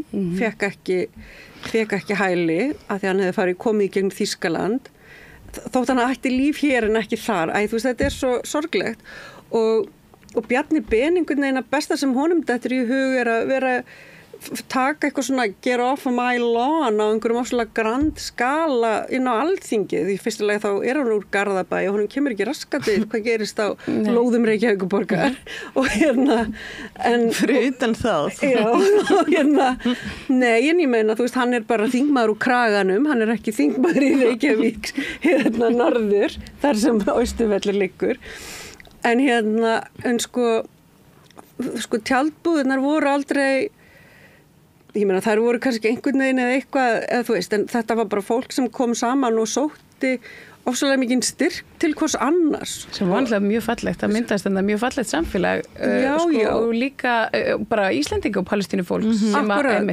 Íslendinga og svona mikilvægur staður fyrir fólk til að mynda tengsl við hvort annað og eiga bara bæði svona menningar skipti eiginlega og bara til að styðja og styrkja ég meina það var ekki allt palestínufólk sem kom þarna og svo kom fólk mismikið á mismunandi tímum en það var alls konar fólk og ekki bara Íslendingar heldur líka bara alls konar fólk og hérna og svo var einmitt ótrúlega flott þegar átt að etja hérna þessum tjaldbúðum gegn heimilislausum. Já, það var æðislegt. Það var æðislegt og hérna og þá bara heimilislaust fólk er bara velkomið í heimilislaust fólk er bara við ætlum ekki að fara í þann slag heimilislaust fólk er bara velkomið í tjaldi og það er einmitt bara kynntist ég fullt af heimilislausu fólki og fekk bara heyra hvernig þeirra líf er og bara ótrúlega hérna bara það voru góðir tímar og Bjarni hefði bara betur kíkt í tjaldi sko. Og hún var margboðið. Jú, allt. Og það var aldrei neitt fyllir í því það náttúrulega er ekki fyllir í kringum múslima. Nei, það var einmitt, það voru eina fáu reglunum í kring að það var ekki leift, áfengi var ekki leift og það bara er ekki. Þú er náttúrulega verið í Kaíró, þú veist hvernig þetta er, það bara er ekki áfengi, það bara er ekki til staðar og hérna og ofsalega mikil gestrisni og örlæti af hálfu palestínufólk sem bara komið þarna með mata heiman og voru elda og koma með handa öllum og strákunum og gefa smakka og þú veist það var þetta er svo dýrmætt og ég var ég sagði við annan strákin, hann Mohammed sem hefur núna verið sendur úr landi bara Hann var alltaf svo áhyggjufullur og bara út af fjölskyldunum sinni og mamman sá gasa og og vinir hans bara, það var bara, stundum var hann bara, ég þarf að fara í símann og svo kemur hann tilbaka og það var bara uppáhaldsfrændans dáinn, skilur þið eitthvað svona, það bara stöðugt. Og hann var að tala, þetta svo erfitt að vera undir þessu, ég segi, já, veistu, þú átt eftir að hugsa tilbaka til þessa tíma sem eitthvað sem skiptir því máli, af því þú veist, kannski við erum orðið svo gamlar að við erum farin að þekkja dýrmætu stundunar leið og komu upp og þekkja, þú veist, þessar dýrmætu minningar á, þú veist, á meðan þær eru og þetta tjald var alveg þannig og þetta var bara samfélag og þetta þú veist, og ég hef nú sagt það áður við rauðaborðið og þreytist ekki að segja það, ég meina, samfélag eitthvað, það er þetta kjarnasamfélag sem maður þekkir frá útlöndum, þegar maður býr í útlöndum og maður á í sko samfélagi við bara, þú veist, það er kaupmaðurinn horninu og það er foreldrarnir úr skólanum og það er þess og hinn og maður er einhvern veginn komin í svona, þú veist, maður er svona eins og gullfiskur í búri þú veist, en maður er þarna einhvern veginn með fleirum. Og líka sko það sem, þú veist, væri svo þarft fyrir fleiri Íslendingar skilja múslimar ekki hættilegir. Mér langar að halda þessari myndlíkingu, það er þessi, að það verður, af því að það koma fleiri inn í hringinn og þú veist, þá verður hann svona þéttari. Hann verður svona þéttari. Já, og ég fyrir alltaf að hugsa ólíkt og mismunandi hlutverk og þetta er bara að finna fólk, við finnum okkur öll stað og það þarf ekki að vera eins. Nei, alls ekki, bara því fjölbreyttara, því betra í rauninni. Íslensk samfélag hefur alla burði til þess að vera þannig, þú veist, það er bara svona þétt, af því við erum ekki þétt samfélag í rauninni. Því miður, og það er bara einhvern veginn eins og það hafi orðið losarlega svona seinna ár. Ég man eftir því þegar ég var krakki, þá fórum við í heimsókn til fólks. Já. Og þetta er eitthvað sem ég hef ekki gert með mitt barn, ég hef ekki poppað svona hingað og þangað í heimsókn svona án þess að gera boð undan mér. Eina fólki sem gerir þetta er foreldrar mínir sem bara banku upp á. Já, en þetta er einhvern veginn svona, það er eins og þetta hafi tapast sko. Ég á einn frænda sem, en hann er náttúrulega líka, hann er kynslóð foreldra þeirna, já. En þetta er einmitt að sækja sér í samfélag sko. Að sækja sér í. Það var líka skemmtilegt tjaldið að maður bara hægt að droppa inn. Það er nefnilega. Og En hvert er framhaldið? Þú veist, ég meina nú er ekkert lát á ofbeldi og árásum og ég held að framhaldið sé fyrirgeðu. Já. Ég bara sé fyrir mig fall hins vestræna heims. Yes. Og ég tel það bara vera ágætt af því að síðustu allavega 5.000 ár eru búin að einkennast af hörmungum. Ég meina, ok, ég er ekki að segja það að sé ekki stríð, þú veist, í öðrum menningarsamfélögum og hafa ekki verið, þú veist, en tíminn sem kemur núna, sem er núna, þú veist, ég myndi talandi um að vera orðnar svona, já, vel miðaldra? Já, miðaldra, já, einmitt, bara fínt orð. Já. Nei, það er núna, þú veist, fólk verður, þú veist, gjör svo vel, við erum að ákveða okkur, hvað verður, þú veist, ætlum við að vera sjá allar þessar sci-fi myndir, ofbeldisfullu sci-fi myndir raungerast og ætlum við að lifa í þannig samfélagi sem að sjá sci-fi myndir raungerast eins og Idiocracy. Já, ok, þú veist, ég mátt senda mér hana að því að ég er alltaf að reyna að lesa úrsöluleg káliginn en ég lesi eina bók þannig ég væri til að láta hana raungerast einhverja hennar bókum sko en það eftir þá hoppa yfir hörmungarnar allavega við stefnum í eitthvað algjöran hrylling sko þannig að það er svolítið þú veist, ég held að það ríði á að bara þú veist, vakna til lífsins og fylgjast betur með og ekki þú veist, ekki týna sér í einhverjum þú veist, kapitaliskum heiladóða þú veist, ég get eiginlega ekki orðað þetta betur ég veit ekki, þú veist, það er bara kapitaliskur heiladóði er bara mjög viðeigandi svona í tilefni jóla. Já, ég er að meina, þetta er beinvísun í það sko. Ég er einmitt að fara að sauma jólagjafir. Já, ok. Wow. Já, ég veit að Solaris bjóða upp á jólakort eða svona eins og það er ótrúlega flott, þetta er líka heklað eða eitthvað, það er eitthvað svona eitthvað. Já, þetta er bara, ég runni, þú leggur inn á Solaris og sendir bara nafn og kennitölu þess sem á að fá gjöfina. Já, ég runni, gjöfin, þetta er svona gjöf sem gefur, þú leggur inn á Solaris sér að koma þessu í góðar hendur flóttafólks sem þarf á því að halda og þetta gefur þú svo áfram til manneskju og ég gaf í þínu nafni gleðileg jól. Og þú færð þetta? Já, og það er í rauninni hægt að gera fyrir hvaða upphæð sem og ég veit að Ísland-Palestína hefur verið að selja líka til styrktar bara fólkinu í Palestínu og þau eru með frábæran viðburð á 50 daginn í Breiðfirðingabúð. Alveg rétt. Það sem matur og menning, já, það sem er matur matur frá Palestínu og bara með Austurlöndum og það kostar 5.000 kall inn fyrir fullorðna og 1.500 fyrir börn og þetta náttúrulega bara rennur til þeirra starfs og ég held að það var mjög áhugavert og geðveikt góð matur. Ég held að búin að smakka svo mikið. Já, ég veit þegar þetta var á Hallveigarstöðum og þá var bara fullt út af dyrum og það er mikil ásókn í þetta veit ég að því að þetta eru skemmtileg kvöld og þetta er kannski líka liður í að finna bara koma og finna samfélag. Já, það er meðan á tix.is bara. Þannig að það er þetta. En já, þetta er og ég bara fyrir þau sem hafa ekki smakkað bara þetta er geðveikur matur já. Þetta er sjúklega góð matur og ekki það er ekki eins erfitt að melta hann eins og íslenskan jólamat eða amerískan mat hann fer eitthvað svo vel í mann, vistu það ekki? Já, en þá bara Katrín Harðardóttir og Helga Þóra Jónsdóttir ég þakka ykkur kærlega fyrir komuna. Það er alltaf gaman að spila við ykkur og við höldum bara áfram og þeir leyfið mér líka kannski og okkur að fylgjast bara með hvað kemur í framhaldinu. Það er nóg glimmer til í heiminum ennþá. Já, það er víst. Það er bara meira glimmer.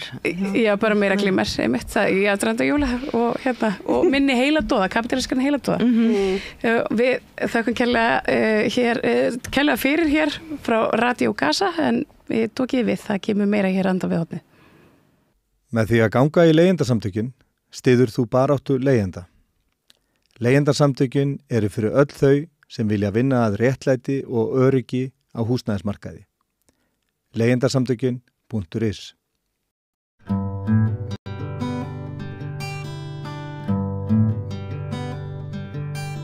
Já, við erum komin að leikhúsi eins og reglanir hérna við Rauðaborðið þá höfum við það þannig að ég sendur okkur sýningu og svo fæ ég aðstandendur viðkomandi sýningu til þess að ræða við mig og í gær fór ég á rakarann frá Sevilla var maður sagt í gamla daga í útvarpinu en núna myndi fólk kannski segja rakarann í Sevilla.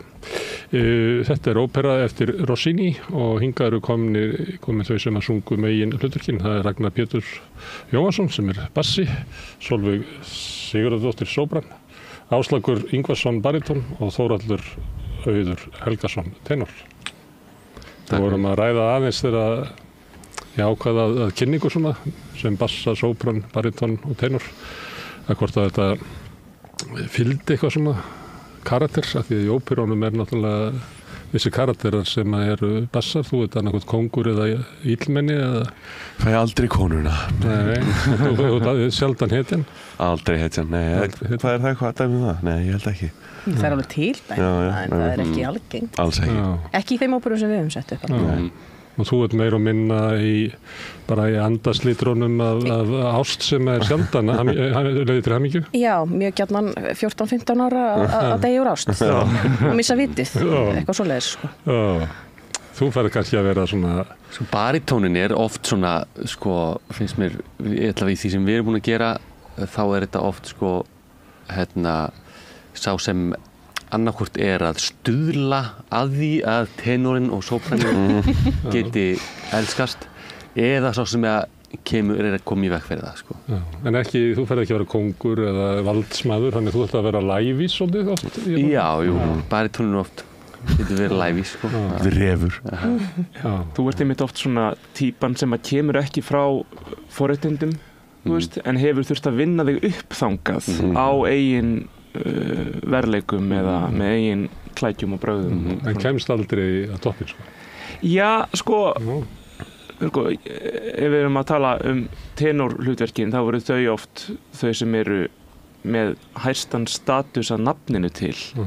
En oft eru það baritónarnir sem að hafa hærri status í senunum. Af því að þeir eru bara miklu klárari. Og ég satt að segja alveg komið með nóg að því að leika ástsjúka vittlausa tenora líka, sko. Þeir eru ekki 14-15 ára, þeir eru alltaf aðeins eldri. En that's it. Það fer ekki tenorvel. Það virðist allavega að hafa verið svona almenn hugmynd á 18., 19., 20. Og það er oft sagt að það sé bara svona 5 sögur til í heiminum. Þetta voðalega hátt mat innan óperugeirans, finnst mér. Það sé svona 2. Og ekki síst inn í svona ítölsku óperunni sem að þessi tilheyrir hefð. Það er þetta mjög fast nelt. Sko, svo þetta sko alveg, þú veist, fara menn að brjóta upp formið, sko. Og eins og þegar Verdi skrifa Rigoletto, þá er tenorinn, sko, hann er the love interest, en hann er samt vondikallinn. Á sama tíma. Að það er eiginlega allir vondir nema sópraninn, sko. Já, hún er líka 14-15 ára að deyja ást. Já, hún er ennþá svo sama, sko. Og það er bókstaflega að deyja ást. Frá þessu verki þá er svona upp úr þessu sem að menn fara reyfulega að raska þessu. Leiti. Já, það er samt sko alveg þetta leiti á 19. öldinni og fyrir svo sem er óperun farin að gera grín á sjálfur sér. Þeir eru ofta, þú veist, eins og til dæmis í verkinu sem við tókum síðast, Postjóni, Le Postillon de Longjumeau. Sú ópera snýst bara eiginlega að öllu leiti það að gera grín á óperum. Við gerðum svolítið samanburð varðandi, þú veist, Scary Movie eða Scream. Það sem að, þú veist, hryllingsmyndir eða svona thrillerar höfðu bara tröllriðið öllu síðustu 10 ár þegar þessar myndir koma út og það þekkja allir minnin í þessum myndum. Þannig að þú þarft ekki nema bara rétt að ýja að því, þá skilur fólk að hverju þú ert að gera grín. Og Le Postillon de Longjumeau er það fyrir þennan tíma.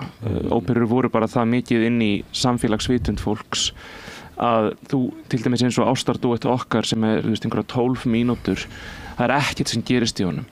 Þetta er bara ódauðleg ást, já, ódauðleg ást. Ódauðleg ást.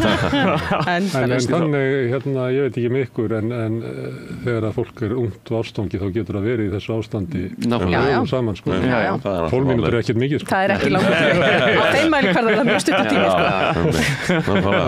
sko.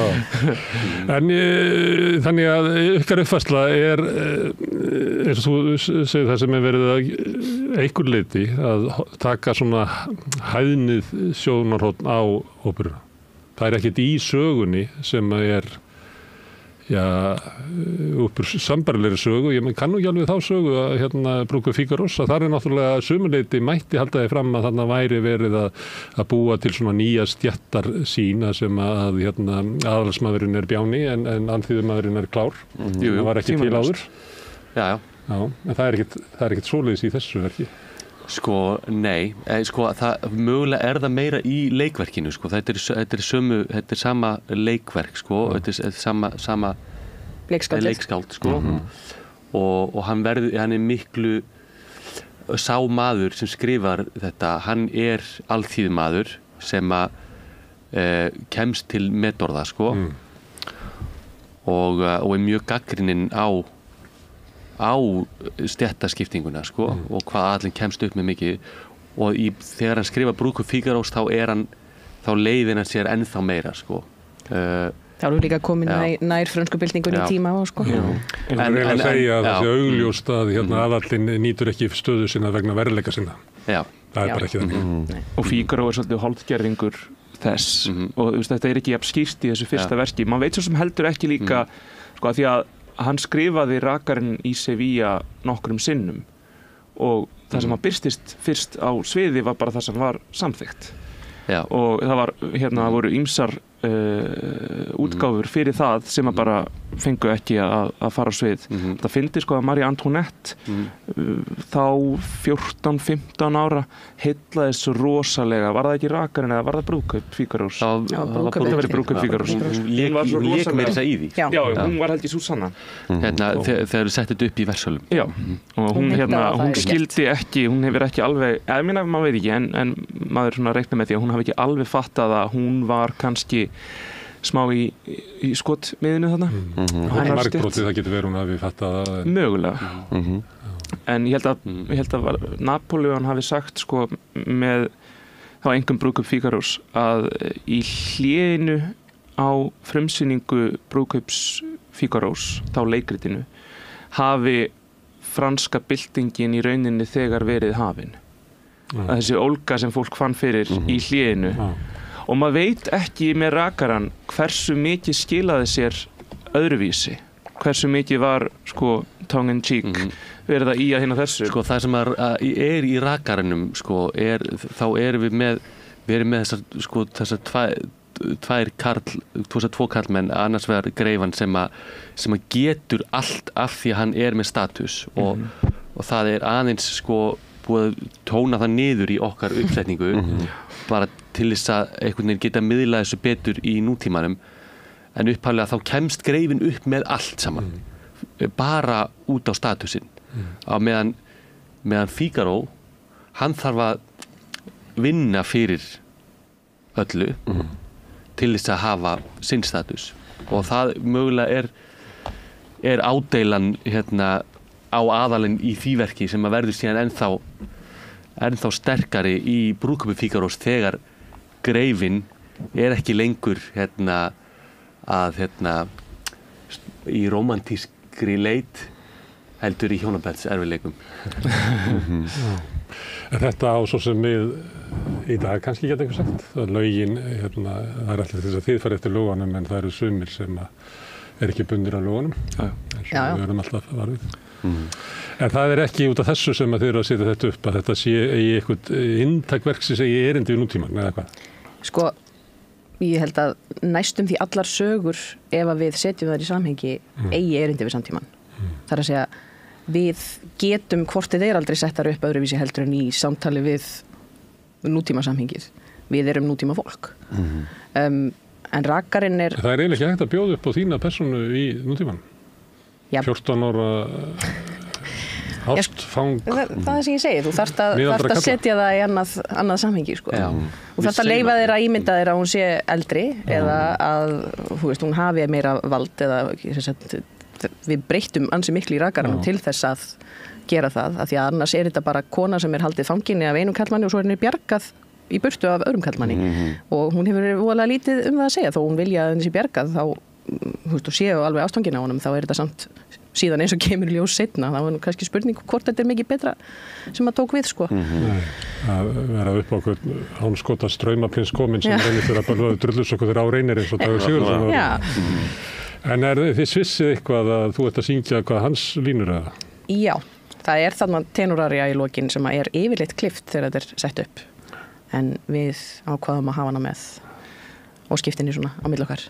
Þegar við lítum yfir þetta fyrst þá maður fekk bara ælu upp í kók af því að lesa hvernig þetta var lagt vegna þess að þeim meira sem við spáðum í þessu sögu, þeim meira fór þetta að vera saga Rósínu í rauninni og hún virðist ekki, maður fær það ekki á tilfinninguna að það sé einhver þráður í upprunalega verkinu, ekki jafn sterkur á hinir allavega. En svo þá er hún búin að vera undir hæl þessa manns sem í upprunalega verkinu sem er þessa manns sem er þessi maður hérna og í upprunalega verkinu þá er hann voðalegur auli. Það er auðvelt að spila á hann er settur upp svona byggður á komedía dell'arte svona stereotypu myndi Pantalone og þetta hann er næstum því svona endearing að því leiti að hann er ekkit sérstaklega klár en svo er hann samt að halda þessari konu fanginni og læstri inni og þetta einhvern veginn svona lendir voðalega skakt en síðan þegar Alma Víva kemur hérna á bjargarinni þá á hann bara restina af sýningunni, þar sem hann bara að tala nú skal þú gjöra svo vel og haga þér og aumingja viðkvæma kona, ég komin, núna getur þú anda léttar og veist það, óperan endi svona, það myndi öllum líða bara hálf skítugum einhvern veginn og þess vegna rauninni bara eins og á fleiri stöðum í óperunni en þarna þá bara skrifiði við gjörsamlega nýja atburðarás, héldum tónlistinni en þarna á Rósína þá uppgjör við þennan mann sem að í okkar uppfærslu raunverulega hættulegur bara andlegur kvalari, við göngum ekkert voðalega, göngum svona rétt eitt skref í áttuna því að hann gæti verið líkamlegur kvalari líka en það gerir þetta allt öðruvísi sögu að við göngumst við því að þetta athæfi sem hann sýnir í þessari óperu passar ekkert endilega saman við það að hann sé einhver svona innfeldningur. Vilt þú koma með einhverja svona efsökun? Nei, ég meina, mér finnst það, ef maður hugsa við skoðum söguna, það þegar maður horfir á uppsetningu á þessu og hugsa ekki bara þetta sem óperu svona tónleika tónlist og hugsa hvað rauðu þráðurinn hérna í gegn þá fer maður að rekast á ákveðna þætti sem manni fannst ekki alveg nógu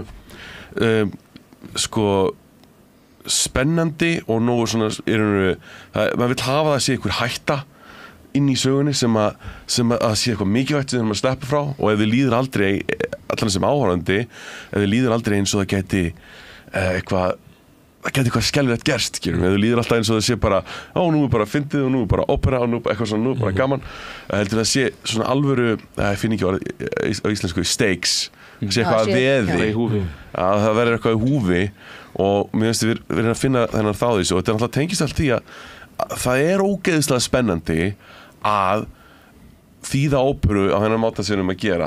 Mér finnst svona tilfriki mín fyrir því sem við erum að gera með þessari vinnu að við erum að taka þennan listarann loga sem að finna í verkinu sjálfu og við erum ekki að reyna bara birta eins og hann kom einhvern veginn upprannalega fram. Við erum að reyna að taka þennan kyndil, bæta meiri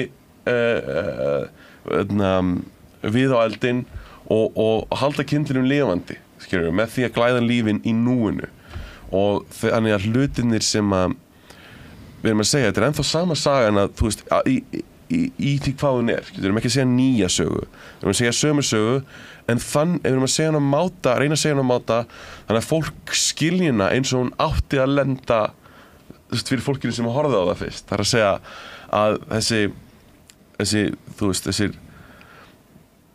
hlutir, þetta sameiginlega minni sem fólk var með á þeim tíma erum við að draga það, nú ætlum við að nota þetta minni sem við erum með hérna við veitum hvernig áhorfendur að koma á sýningar og það bil Íslendingar, við veitum hvernig fólk hugsar og það svona stundum einhverju gamli brandarar sem að reiða sig á einhverja sögur sem voru kannski frægar á 19. öld eða eitthvað sem að ekki, það myndi aldrei ganga því að við myndum ekki svona hvað þetta er að vera að vísa í, skilurðu mig þannig að það að fá að þýða stykkið gera eiginlega verkum að maður geti farið þangað En það sem þeir eru að gera að þeir eru ekki að setja upp óperu eins og hefðbundið og því hafi bara ekki ráðað því eða aðstöðu til þess.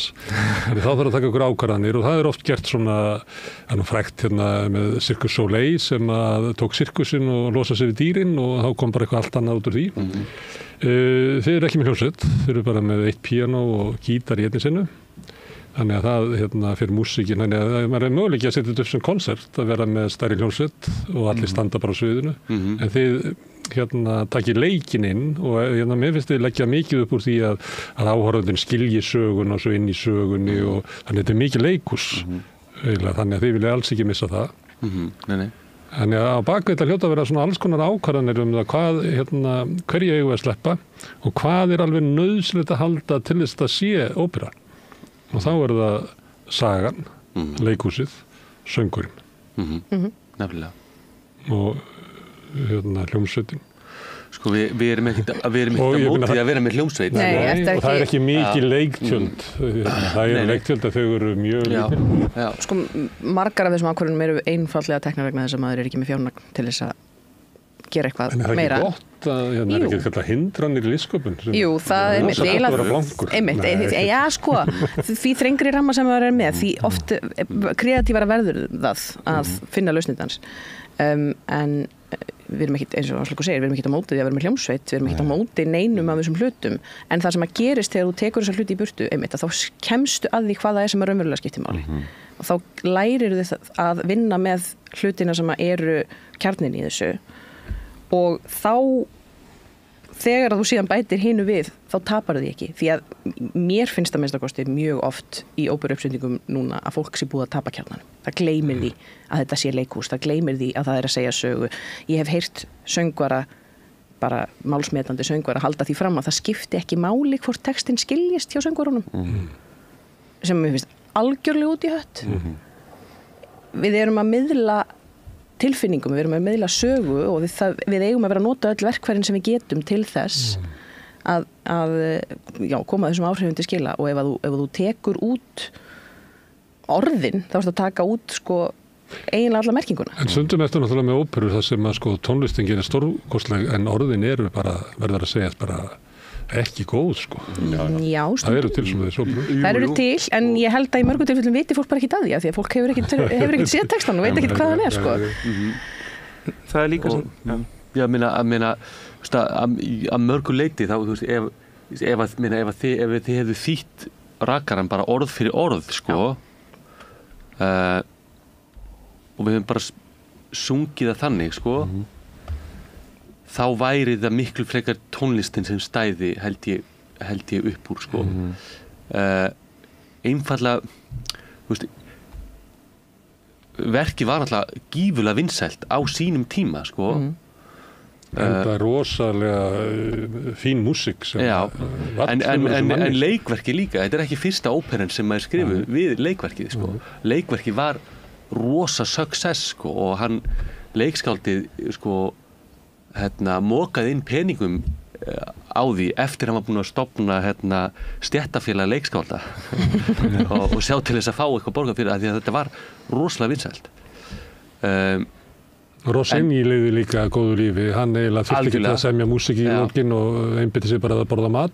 Hann samdi líka mjög mikið, hann samdi nú alveg sko, þú veist, hann var með alveg búinn með heilt ævistarf af því að semja tónlist. Já, ég ætla ekki að taka á hann á matinn.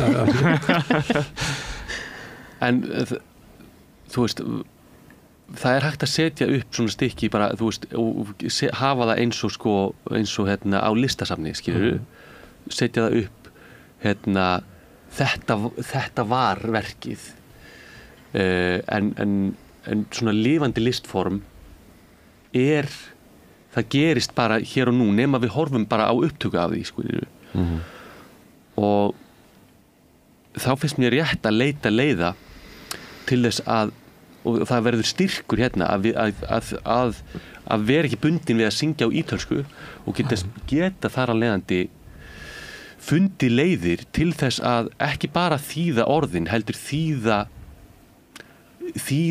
skilur einhvern veginn inn í samfélagið. Og það sem þið gerið að þið takið og breytið textanum til þess að við áhorfendur í dag getum kannski skemmt okkur yfir þetta með svipuðum hætti og fólk gerði þetta var flutt. Nákvæmlega. Og að þið flytið þetta úr svona skala uppsetningunni nær bara, þú veist þetta var stundum bara eins og maður væri svona söngleikja hvað heitir þetta þannig í Bretlandi sem að Chaplin og fleiri komu upp úr sem að maður sá svona stundum leifar að þegar ég var ungur það sem er svona bara variety show þetta er eitthvað starf þar sko, sem að þið færið þetta úr óperuhúsinu nær einhverju slíku það var upphaflega hugmyndin ykkar þegar þið komuð svona móðgæðir út úr óperuhúsinu í Vín eftir að hafa verið sussað á okkur fyrir að hlæja á gamanóperu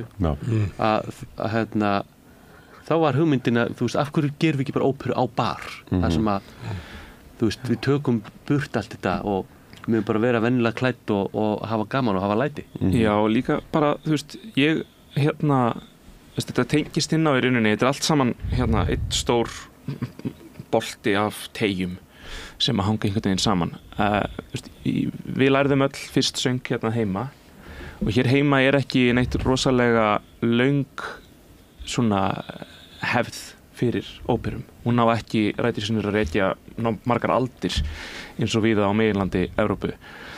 Og ég allavega upplifði það að ég fengi svona ansið svona frjálsan taum til þess að kynna sér á einn forsendum hérna heima. Svo því ég kom út, þá fannst mér ég þurfa að bakka með allar mínar hugmyndir gagnvart fólki sem var búið að ákveða hvernig þetta ætti að vera. Og það var ekkert þar af því sem hafði heillað mig upphaflega við þetta. Og þess vegna þegar við fórum að sjá Ástardrykkin, ég og Ragnar, í Staatsoper, einu frægasta og svona besta óperuhúsi í Evrópu. Og þá sér maður allt þetta fólk sem komið þarna til þess að njóta og þetta svona ákveðin toppur, lokal maximum þarna, og maður sér að ég hef ekkert erindi, ég að njóta sýningarinnar í botn, aldrei þessu vant, þá þetta sýning sem algjör negla, þau að rúlla þessu upp. En viðbröð mín að hlæja sem að maður hefði haldið að væri talandum hvort þetta sé hefðbundið eða ekki, það ætti að vera mjög hefðbundið að fólk væri að hlæja á gamanóperu, en svo í dag þá einmitt þessi nálgun að þetta sé að við séum að þessu vegna einhverjar svona virðingar, við séum frekar forverðir. Bara komin í 60. kapelluna og þú skal bara Já, einmitt og Getur því ekki verið stjórnað bara að áhorfendum? Það sagði mér einhver sem hafði unnið mikið í leikhúsi í Meðlands í Íslandi. Það sagði að það veri alltaf vonbrigði þegar tjaldið dregið frá og horfa á salinn. Að þar væri öldruð yfir millistjett mentuð. Og það væri sem væri með kröfu það að við værum að staðfesta eitthvað óbreytt ástand og þetta væri eiginlega ónýtur, bara það ekki hægt að búa til list í þessu. Var svona viðbröðum. En þetta með þessi ímynd sem að segja það svo sé, en þetta virkilega hætta á því að svona áhorfendaskari eyðileggi listina. Við toppurinn á þessari reynslu fyrir mig. Og talandi óperur, þá náttúrulega túrismin náttúrulega líka sem að það allt annað, talandi söngleikja svona, ef við dreifum tjaldið frá, ef við værir á Broadway 1985, þriðjungurinn af salnum glaðir hommar, svo kemur AIDS og þurrkar það út og í staðinn ferðu túrista sem eru í helgarferðum. Þetta ekki hægt að líka svo saman við hvernig salurinn tekur á móti listinni. Nei, en eins og ég ætlaði að segja að mér finnst toppurinn á þessari reynslu minni, ef þessari hugmynd, hvernig væri sitt óperu bara og við reynum að áhorfendur séu inn í sögunni og allt það og maður náði, það rosa gaman að fá hlátur og maður hefur fengið mikið af því við að hugsa Ástardrykkin að fá hlátur í senum, sem við vildum fá, en þegar í endan kemur rosa löng aría hjá Adínu, ekki Adína er Ástardrykknum? Jú, það er Adínu og það sem að Adínu og Nemorino þeir að ná saman og alltaf byggjast upp að því að allt sagan byggjast upp á hvort að þeir nái saman og hvort eitthvað og svo kyssast þau í endan og þegar það gerist að finna, maður ég alltaf baksins að hlusta, að heyra þegar það gerist svona hróp og fagnaðarlæti það finnst mér vera toppurinn á þessu. Það svo geðveik tilfinning að hugsa fólki sé nægilega mikið inn í sögunni sittandi inn í kjallaranum litlu hólunni í raun og veru og fólki nóg mikið inn í sögunni að þegar að það sem við erum búin að vinna alla söguna 90-100 mínútur af óperu og það kúlminnir í þessu allir hrópa og fagna. Mér finnst það bara það er draumurinn, ég vil að fólk sé þar í óperuhúsi. Að fólk sé svona investerað. Algjörlega, að þetta skiptir máli og þá, ég held að þá heyrur tónlistina fyrst þegar næstu þegar hún gleymir henni þá þetta að finna hana, þá hún inn í þér þegar þú gleymið að fólk sé að syngja þú bara, munið ná saman og þá tónlistina að spila með tilfinningin frekar hann að eyriðin sé að hlusta þau og greina þetta var nú og það getur verið erfitt vel gert þetta, flott háa sé hjá henni þarna og það getur verið erfitt sem músikant að hætta að vera greinandi en ég dýrka því að gleyma því að hlusta tónlist og ég bara upplifa. Talandi áhorfendur þá hafði til þess LP-platan mikil áhrif á symfóníutónleika þegar allt í einu komu áheyrendur sem voru búin að hlusta á þetta mörgusunum heima og voru að velta fyrir sér því að hann spilar þetta ekki alveg eins og þessi og þannig að það var allt í einu verður þetta svona erfiðara. Nú þetta orðið svolítið, þetta einmitt orðið svona sport næstu því, skilur við? Þetta orðið svona klassísk tónlist og ópera lífstíll. Já, næstu því Já, en kannski tengdu því að þið veljið að taka sagt, úr bara kanóninni gömul stykki. Það verið að semja óperu núna og við höfum verið að ræða við rauðaborð. Ég hef stundum svona sagt að við leikhúsmenn. Ég held að óperan sé að koma upp aftur bara því að skemmtilegt að þessa skoðun. en það er líka bara því að sko arían eitthvað það sem að sko þetta eiginlega ekki samtalin á sviðinu, heldur arían það sem að maður ávarpar salin og úr svona innra lífi. Og mér finnst það svona bara minni mér á bara hvernig fólk tjáir sig í dag sko. Facebook meira og minna aríur. Ekki ætla til samtals. Þetta bara ég að tjá mig, þið mig klappa, læka, en guðspænum ekki fara að búið samtals.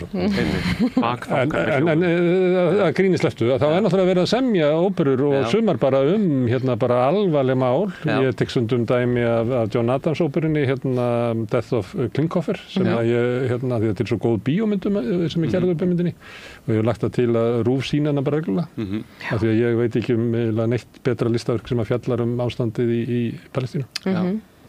Ykkur hefur ekki dottið að taka bara ný verk, þar sem að menn eru raunverulega að glíma við nútímann. Nei, okkur hefur ekki dottið eiginlega ekki. En ég er mjög hrifin af John Adams sko. Já. Þá þarftum alltaf að hafa kór sko. Já, sko það er málið þessar, það eru mjög gjarnan frekar á bæði hljómsveit og mannmark þetta meiri músík heldur leikhús. Ekkert endilega en þú veist, ekki kannski endilega í eðli sínu en það eru oft flóknari sko þessar. Það er líka bara það að því að við kunnum að gera þetta. Við kunnum að taka óperur frá 19. öldinni, stytta þær, fikt í þeim, þýða þær og gera þetta.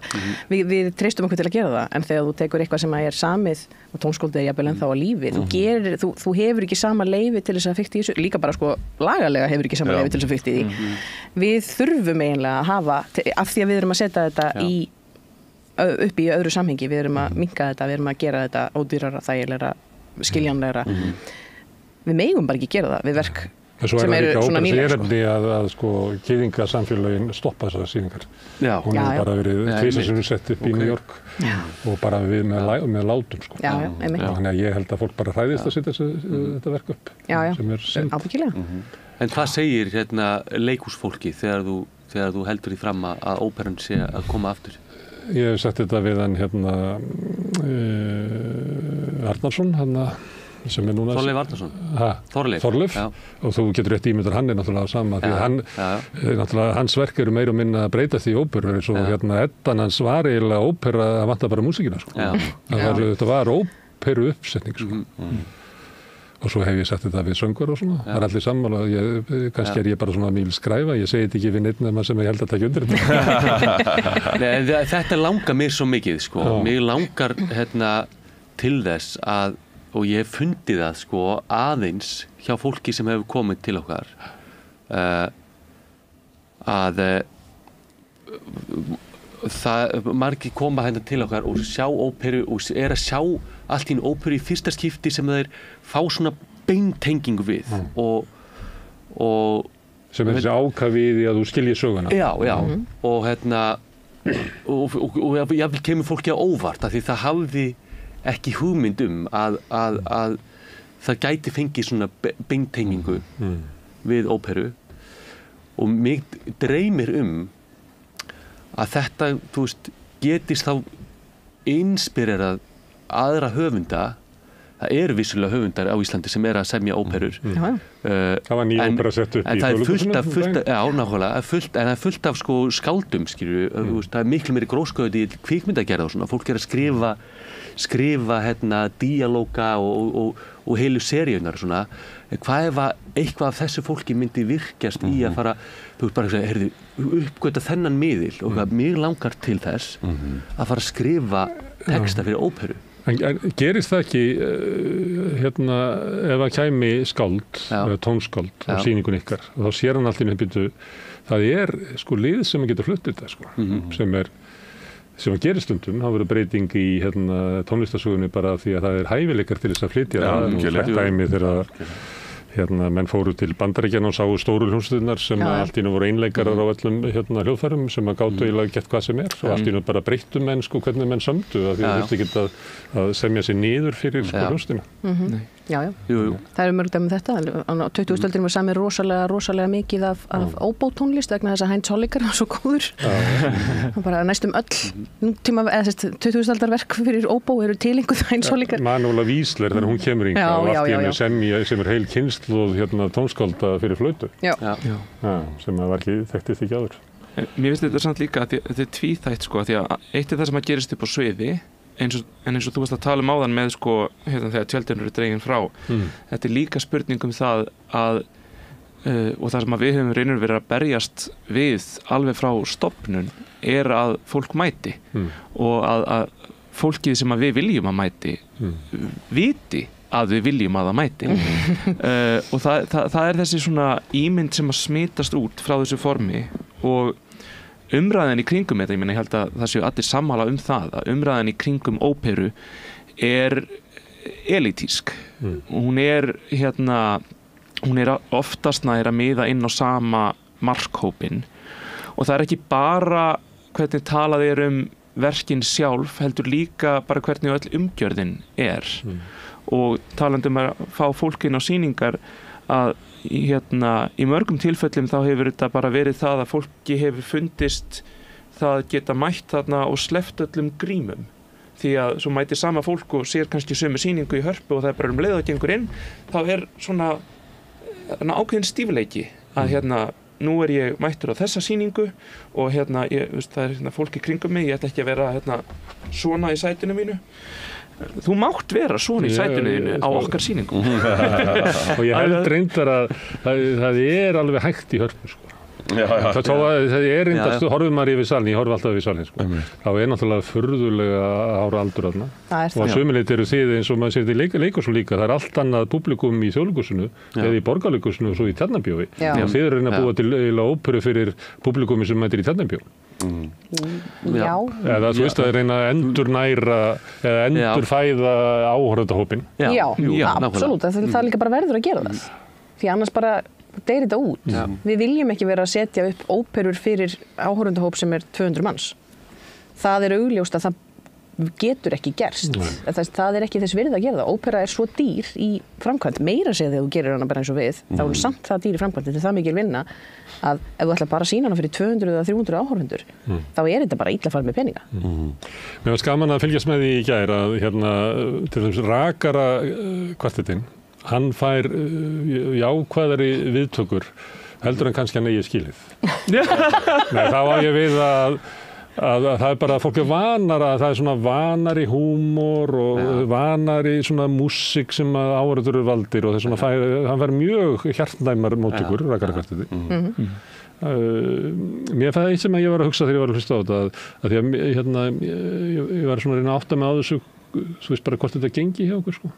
Og var ekki alveg viss svona fyrstu sko 20 mínúturnar og var alltaf að hugsa að annarkvort þetta ég sem að eitthvað skeptískur á þetta form að sé bara píano og fylgjast með, þú veist þetta fullþroskaðir söngvarar og eitthvað svona skeptískur svona. En svo fór ég að hugsa líka að því að það svo mikil gleði í sýningunni að kannski það þannig að sýningi bara hrekkur í gang svona eftir 20-25 mínútur líklega þegar þið eru bara örugg með salin og eru örugg með móttökurnar og allt í hennu bara fara að stækka vængirnir og allir eru bara miklu meira stuði. Þannig ég veit ekki alveg hvort þetta var sko. Það líka verkið sko. Það svolítið erfitt. Það nefnilega, þú veist, maður svolítið svona, þú veist, það svo lengi í gang bara verkið, það svo lengi verið að leggja stóðanir þanga til að í rauninni eitthvað fer að gerast sko. Það var nú líka önnur sýning, maður fann alveg smá fyrir því sko að var svona koma sér í gang sko. Og líka við erum alltaf í svo miklu díalógu við áhorfendur. Sýningin alltaf, hún byggist á miklu leiti á því hvernig þegar maður kemur fyrst út á sviðið þá maður alveg að þreifa á því hvernig salur þetta, hvað get ég gert, hvernig funkar þetta og það tekur stundum smá tíma fyrir salin og okkur að svona, já við ætlum að eiga svona samskipti, þá gerum við þetta svona. En það stundum gerist það strax, en stundum þá, og eins og þetta var í gær, þá þurfti það smá tíma. Mér ætti að ganga upp í gær, hvernig fannst ykkur sýningin í gær? Mjög fín. Bara flott sko. eins og við vorum að tala sko að þessi vika núna síðasta frá frumsýningu, mörg okkar voru bara veik daginn eftir frumsýningu af því að þetta bara búið að vera margra mánaða bootcamp ferli að íta þessu úr vör og svo mætum við í gær og þetta er svona þannig að með margar aðrar, ef við höfum sett upp 3 aðrar sýningar, þær eru allar auðveldari en þessi og þetta eru svona þessir annmarkar komi bara í ljós ég held að 3 vikum fyrir frumsýningu þá segir Tómas leikstjóri af hverju gerist þetta ekki síðar þetta er alveg dramatúrgískt er þetta galið að láta þetta gerast hérna en ekki 4 senum síðar öll ópera myndi ganga svo miklu betur og þá hugsaum við, já, þú veist, ef við hefðum mánuði viðbót, þá myndum við kannski íhuga að breyta því bara hakka þetta ennþá frekar upp en þetta er svona þetta er þannig sýning að resitatífin sem eru þá bara sungin sem eru oftast þar sem að mestara upplýsingar komast til skila, þetta er alltaf sami á 3 vikum af Rossini og aríurnar, duettarnir, tríóin, kvartettarnir eru yndisleg og kvintett líka það er unaðsleg tónlist en svo þá þurfum við svolítið svona mikið að hafa fyrir því að koma hinum hlutinum til skila því að það er bara rosalega einföld tónlist og þetta er svona þetta er eitt af þessum hlutum sem að þegar maður sér þessa sýningu rakaran sett upp annar staðar þá er bara spólað í gegnum þessi resitatív þau fá ekkert vægi og það er svona þetta er mjög svona stór leikur svona það er enginn að skilja þetta sem leikverk held ég þá missur þú söguna þannig þú verður að gangi í gegnum þessa frekar daufu tónlist til þess að ná sögunni og vinna ansi mikið með henni það var svona ákveðin kritík sem að maður var með á Rossini þarna að manni fannst eins og hann hefði ekki lagt jafn mikla vinnu í þessi resitatív og svo önnur tónskáld ég held að sé alveg líka bara sterkur möguleiki að hann hafi ekkert samið þessi resitatív að hann hafi látið einhvern annan gera það og setja bara einhverja hljóma ekki þá bara samið nýja músík fyrir þetta eins og þið sem í nýjan texta, má það ekki? Við þurftum alvörinni að vera kreatív stundum með það og líka því við erum að syngja á íslensku þá það er ég er allavega að breyta músíkinni mjög mikið eða þú veist ég er að aðlaga nótunar sem ég er að syngja að tónfalli tungumálsins míns það er bara ekki hægt annað En þið þýðið og endurskrifið Sólveig og Þórhallur Besti spyrðu hvernig finnst ykkur hvernig að syngja þetta? Ég var að reyna að hlusta eftir því af því að það þarf stundum skáld til þess að láta orðin líða ég fór að reyna það er stundum mjög erfitt að syngja sumt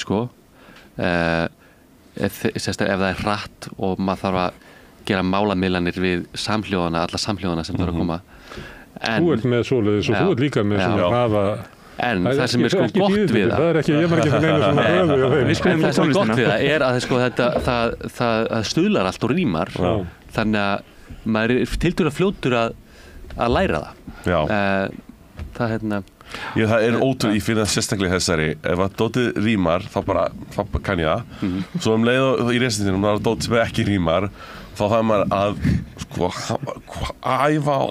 æfa bara fyrir einföldustu setningar bara til þess að maður muni þetta bara ég veit að þú eitthvað svona, einhverja línur þetta er músík, þetta er svona ákveðni heili sem að maður har þvílíkt að kafa onni en þessi partur sem er ofur hraður maður hlustar hann á ítölsku og það bara þetta er bara Arians Bartolo ég kann hann ekki á ítölsku það sem þetta er bara eins og vélbyssa og maður hlusta á þetta bara hvað er það að segja og maður skoða textan og eitthvað og það er ekki, finnst mér, séns að einhver Ítali myndi skilja hvað hann er að segja.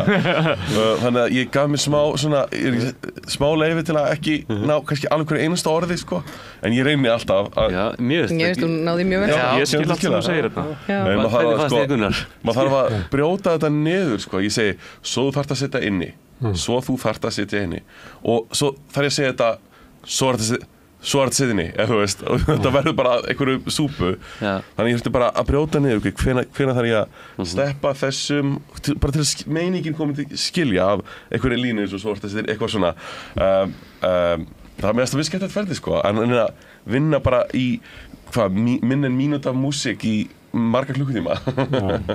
Herðu, þið eru Óður, sem er hópur, sem við sett upp, hvað heitir þetta? Grasrótar ópera, hvað heitir svona fyrirbrigði?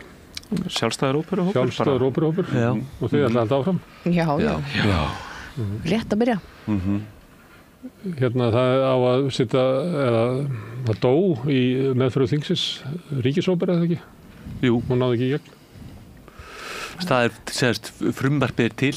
Þú veist, það búið að leggja virkilega góða vinnu í það, af því sem best sem ég veit, sko. Og já, þetta er rauninni bara átt að fara fyrir þing síðasta vor og svo var ég fresta fram að haust og svo náttúrulega bara spara ekki ríkisstjórnin, sko. Horfið þið til þess sem ungi söngvarar að geta sungið heima eða eru þið öll á leiðinni út í heim? Ég meina, ég flutti heim utan. Ég held að ég sé bara orðin ansi góðu vanur, sko, að fá að pota í allt sem að tengist svona uppfærslum. Mig langar bara öllu öðru fremur að halda áfram að setja það sem við erum að gera á svið og mér finnst það vera reglulega mikilvægt og mér finnst það líka að, þú veist, það þarf að vera meiri flóra í þessum geira og fyrir mörgum, sko, þú veist, vistkerfi geta borið af sér hverskins náttúruhörmungar og allt sem að kemur fyrir ef að vistkerfið er nógu flókið og samþætt, sko. Þannig að það að ópera sé bara á einum stað er neikvætt fyrir bransan í heild og mér finnst að við erum ekki bara að stíla inn á sko einhverja ákveðna kynslóð fólks eða eitthvað þannig. Ég meina, við erum alltaf bara sjálf í rauninni markhópurinn en fólk sem að, þú veist, stundar bara með áskrift að óperum í svona hefðbundnari skilningi það kynnist samt forminu á annan máta og ef þú hefur gaman að óperum þá hefur þú gaman að því að sjá þær í margvíslegu samhengi. Þannig ég held að þetta sé ekki, sko, vettvangur sem að það sem við erum að reyna að skapa er ekki einhver svona tilraunamennska eða eitthvað andlófsins ekki lakari útgáfa af alvöru óperu. Nei, og ekki, þú veist, þetta er ekki eitthvað svona sem við erum að gera á meðan við erum að bíða eftir þjóðaróperunni, sko. Það alls ekki. Við erum að gera þetta af því að við trúum á það og okkur finnst það mikilvægt og við munum halda því áfram. Og þetta væri nauðsynlegt þótt að það sé kannski ekki gott að orða þannig að ef við ætlum að hafa góða ríkisóperu að þá þyrftum við að hafa nokkra svona hópa. Ég ætlum að orða þetta þannig með eins og við ætlum að fóðra Hörpu sem að tekur hvað 1400 manns að þá þyrftum við að eiga, sko, 2 750 manna sali og 4 400 manna sali og 10 200 manna sali og 50 manna sali sem að því miður við eigum ekki, sko. Því að sumiliti hefur fókusin allur verið, þetta er eins og Landspítalinn, það er fókusin allur að verða á, sko, stóru stofnununum á meðan að, sko, svona grasrótar og hinn raunverulega menning, getur maður sagt að gesa það. Já, þetta þarf að vera svona í laginu, sko, það þarf að vera, eins og Þórhildur segir, flókið vistkerfi. Og við erum ekkert að móti, skilur, hefðbundinni óperu, og ég elska, ég vil fara til Verona og á Scala og Metropolitan, þegar ég er í útlöndum þá vil ég fara í stór óperuhúsa og sjá stórar og flottar uppsetningar en það þarf að vera til bæði, skilur við, og mér finnst að sérstaklega, sko, þú veist, á Íslandi þá þurfum við að framleiða líka sýningar fyrir Íslendinga, skilur við, þetta er bara eins og með Shakespeare, við getum farið til England og farið á skilur við, ykkur svona púrista Shakespeare sýningu og ég hefði mjög mikið áhuga á því að fara þarna þú veist, í mekka Shakespeare og sjá Shakespeare, þú veist, bara á frummálinu en myndi ég vilja fara í þjóðleikhúsið og sjá Shakespeare fluttan á ensku ekki alltaf. Já, minnst þetta ekki alltaf. Það einmitt málið. Þegar þú segir það er kannski Þetta það sem allir eru búin að vera að bíða eftir. Já, þú veist, það væri sennilega, skilju, þú veist, það væri sennilega lakari útgáfa af hinnu, skilju, en þú veist, við erum með flugvélar og svona, sko. Já. En svona byggist menningin upp og ég ætla bara að þakka ykkur fyrir ykkar framlag til þess að búa til menningu í litla bænum okkar, Reykjavík. Ragnar, Sólveig, Áslaugur og Þórhallur. Kæra þakki fyrir að koma hingað og tala rakarann í Sevilla. Takk. Takk sem leiðis. Já, þetta þá lokin á Rauðaborðinu í kvöld. Ég þakka öllum gestunum sem hingað komið, Oddný Eir fyrir að taka viðtölum með mér og Pétri Fjellsteð og Laufi Ólafsdóttir til að taka upp og senda út, en ykkur þakka ég mest sem að hafið hlustað og hort og breytt þessu samtali okkar í fjölmiðlun og minni á eins og ég gera oft að þið hafið byggt upp dreifikerfi okkar með því að benda vinum og vandamönnum á efni sem hér og ykkur líkar. Þegar þið segið frá því að þeim ég finna efni okkar á Facebook, á YouTube, í öllum hlaðarsveitum, bæði undir nafni Samstöðurinnar og einstakra þátta. Við erum í útvarpinu á 89,1 á FM á stór höfuðborgarsvæðinu, það næst upp á sunnanvert Snæfellsnes og langt upp í Borgarfjörð upp á litlu kaffistofu út á Reykjanesstá. En það má líka sækja þær útasendingar á spilaran, spilari.is á netinu og svo spilarin líka app sem maður hlaða niður í síman og hlusta á Samstöðuna og allar íslenskar útastöðar hvað sem í heiminum. Við erum komin í sjónvarpið til þeirra sem svo heppin að skipta við síman fjarskiptafyrirtækið. Þar erum við númer 5 á fjarstýringunni, kannski ég veit ekki. Mun önnur fjarskiptafyrirtæki bjóða sínum viðskiptaunum upp á efni frá Samstöðunni 24 tíma sólarhring 7 vikunar allan ársins hring. Samfélagsumræða við þetta Rauðaborð og í öðrum þáttum Samstöðarinnar. Það sem drífur Samstöðuna áfram sá hluti áhorfenda og áhorfenda sem hafa gerst áskrifendur. Það kostar 2.500 krónur sem að mér sagt að sé lágt verð með það efni sem við búum til, en það safnast saman þegar að margir taka ákvörðun að gerast áskrifendur. Þú getur slegist í þann hóp með því að fara inn á samstöðun.is. Það hnappur sem ástendur áskrift, það getur skráðu fyrir 2.500 krónur, þú mátt borga meira þú vilt og því sem að kjósið getur látið áskriftin að renna sem félagsgjöldin í Alþýðufélagið og það Alþýðufélagið sem á og rekur Samstöðuna. Allt sem við sjáum hér og heyrið í boði á áskrifanda og við þökkum því kærlega fyrir. Þetta er komið nóg í bili, ég segi góða nótt og svo sjáumst við aftur morgun klukkan 8 að þá heldur samfélagsumræðan áfram við Rauðaborð. Segðu það á Samstöðinni. Samstöðin í eigu hlustenda, áhorfenda og lesenda. Sláist í hópinn og gerist áskrifendur.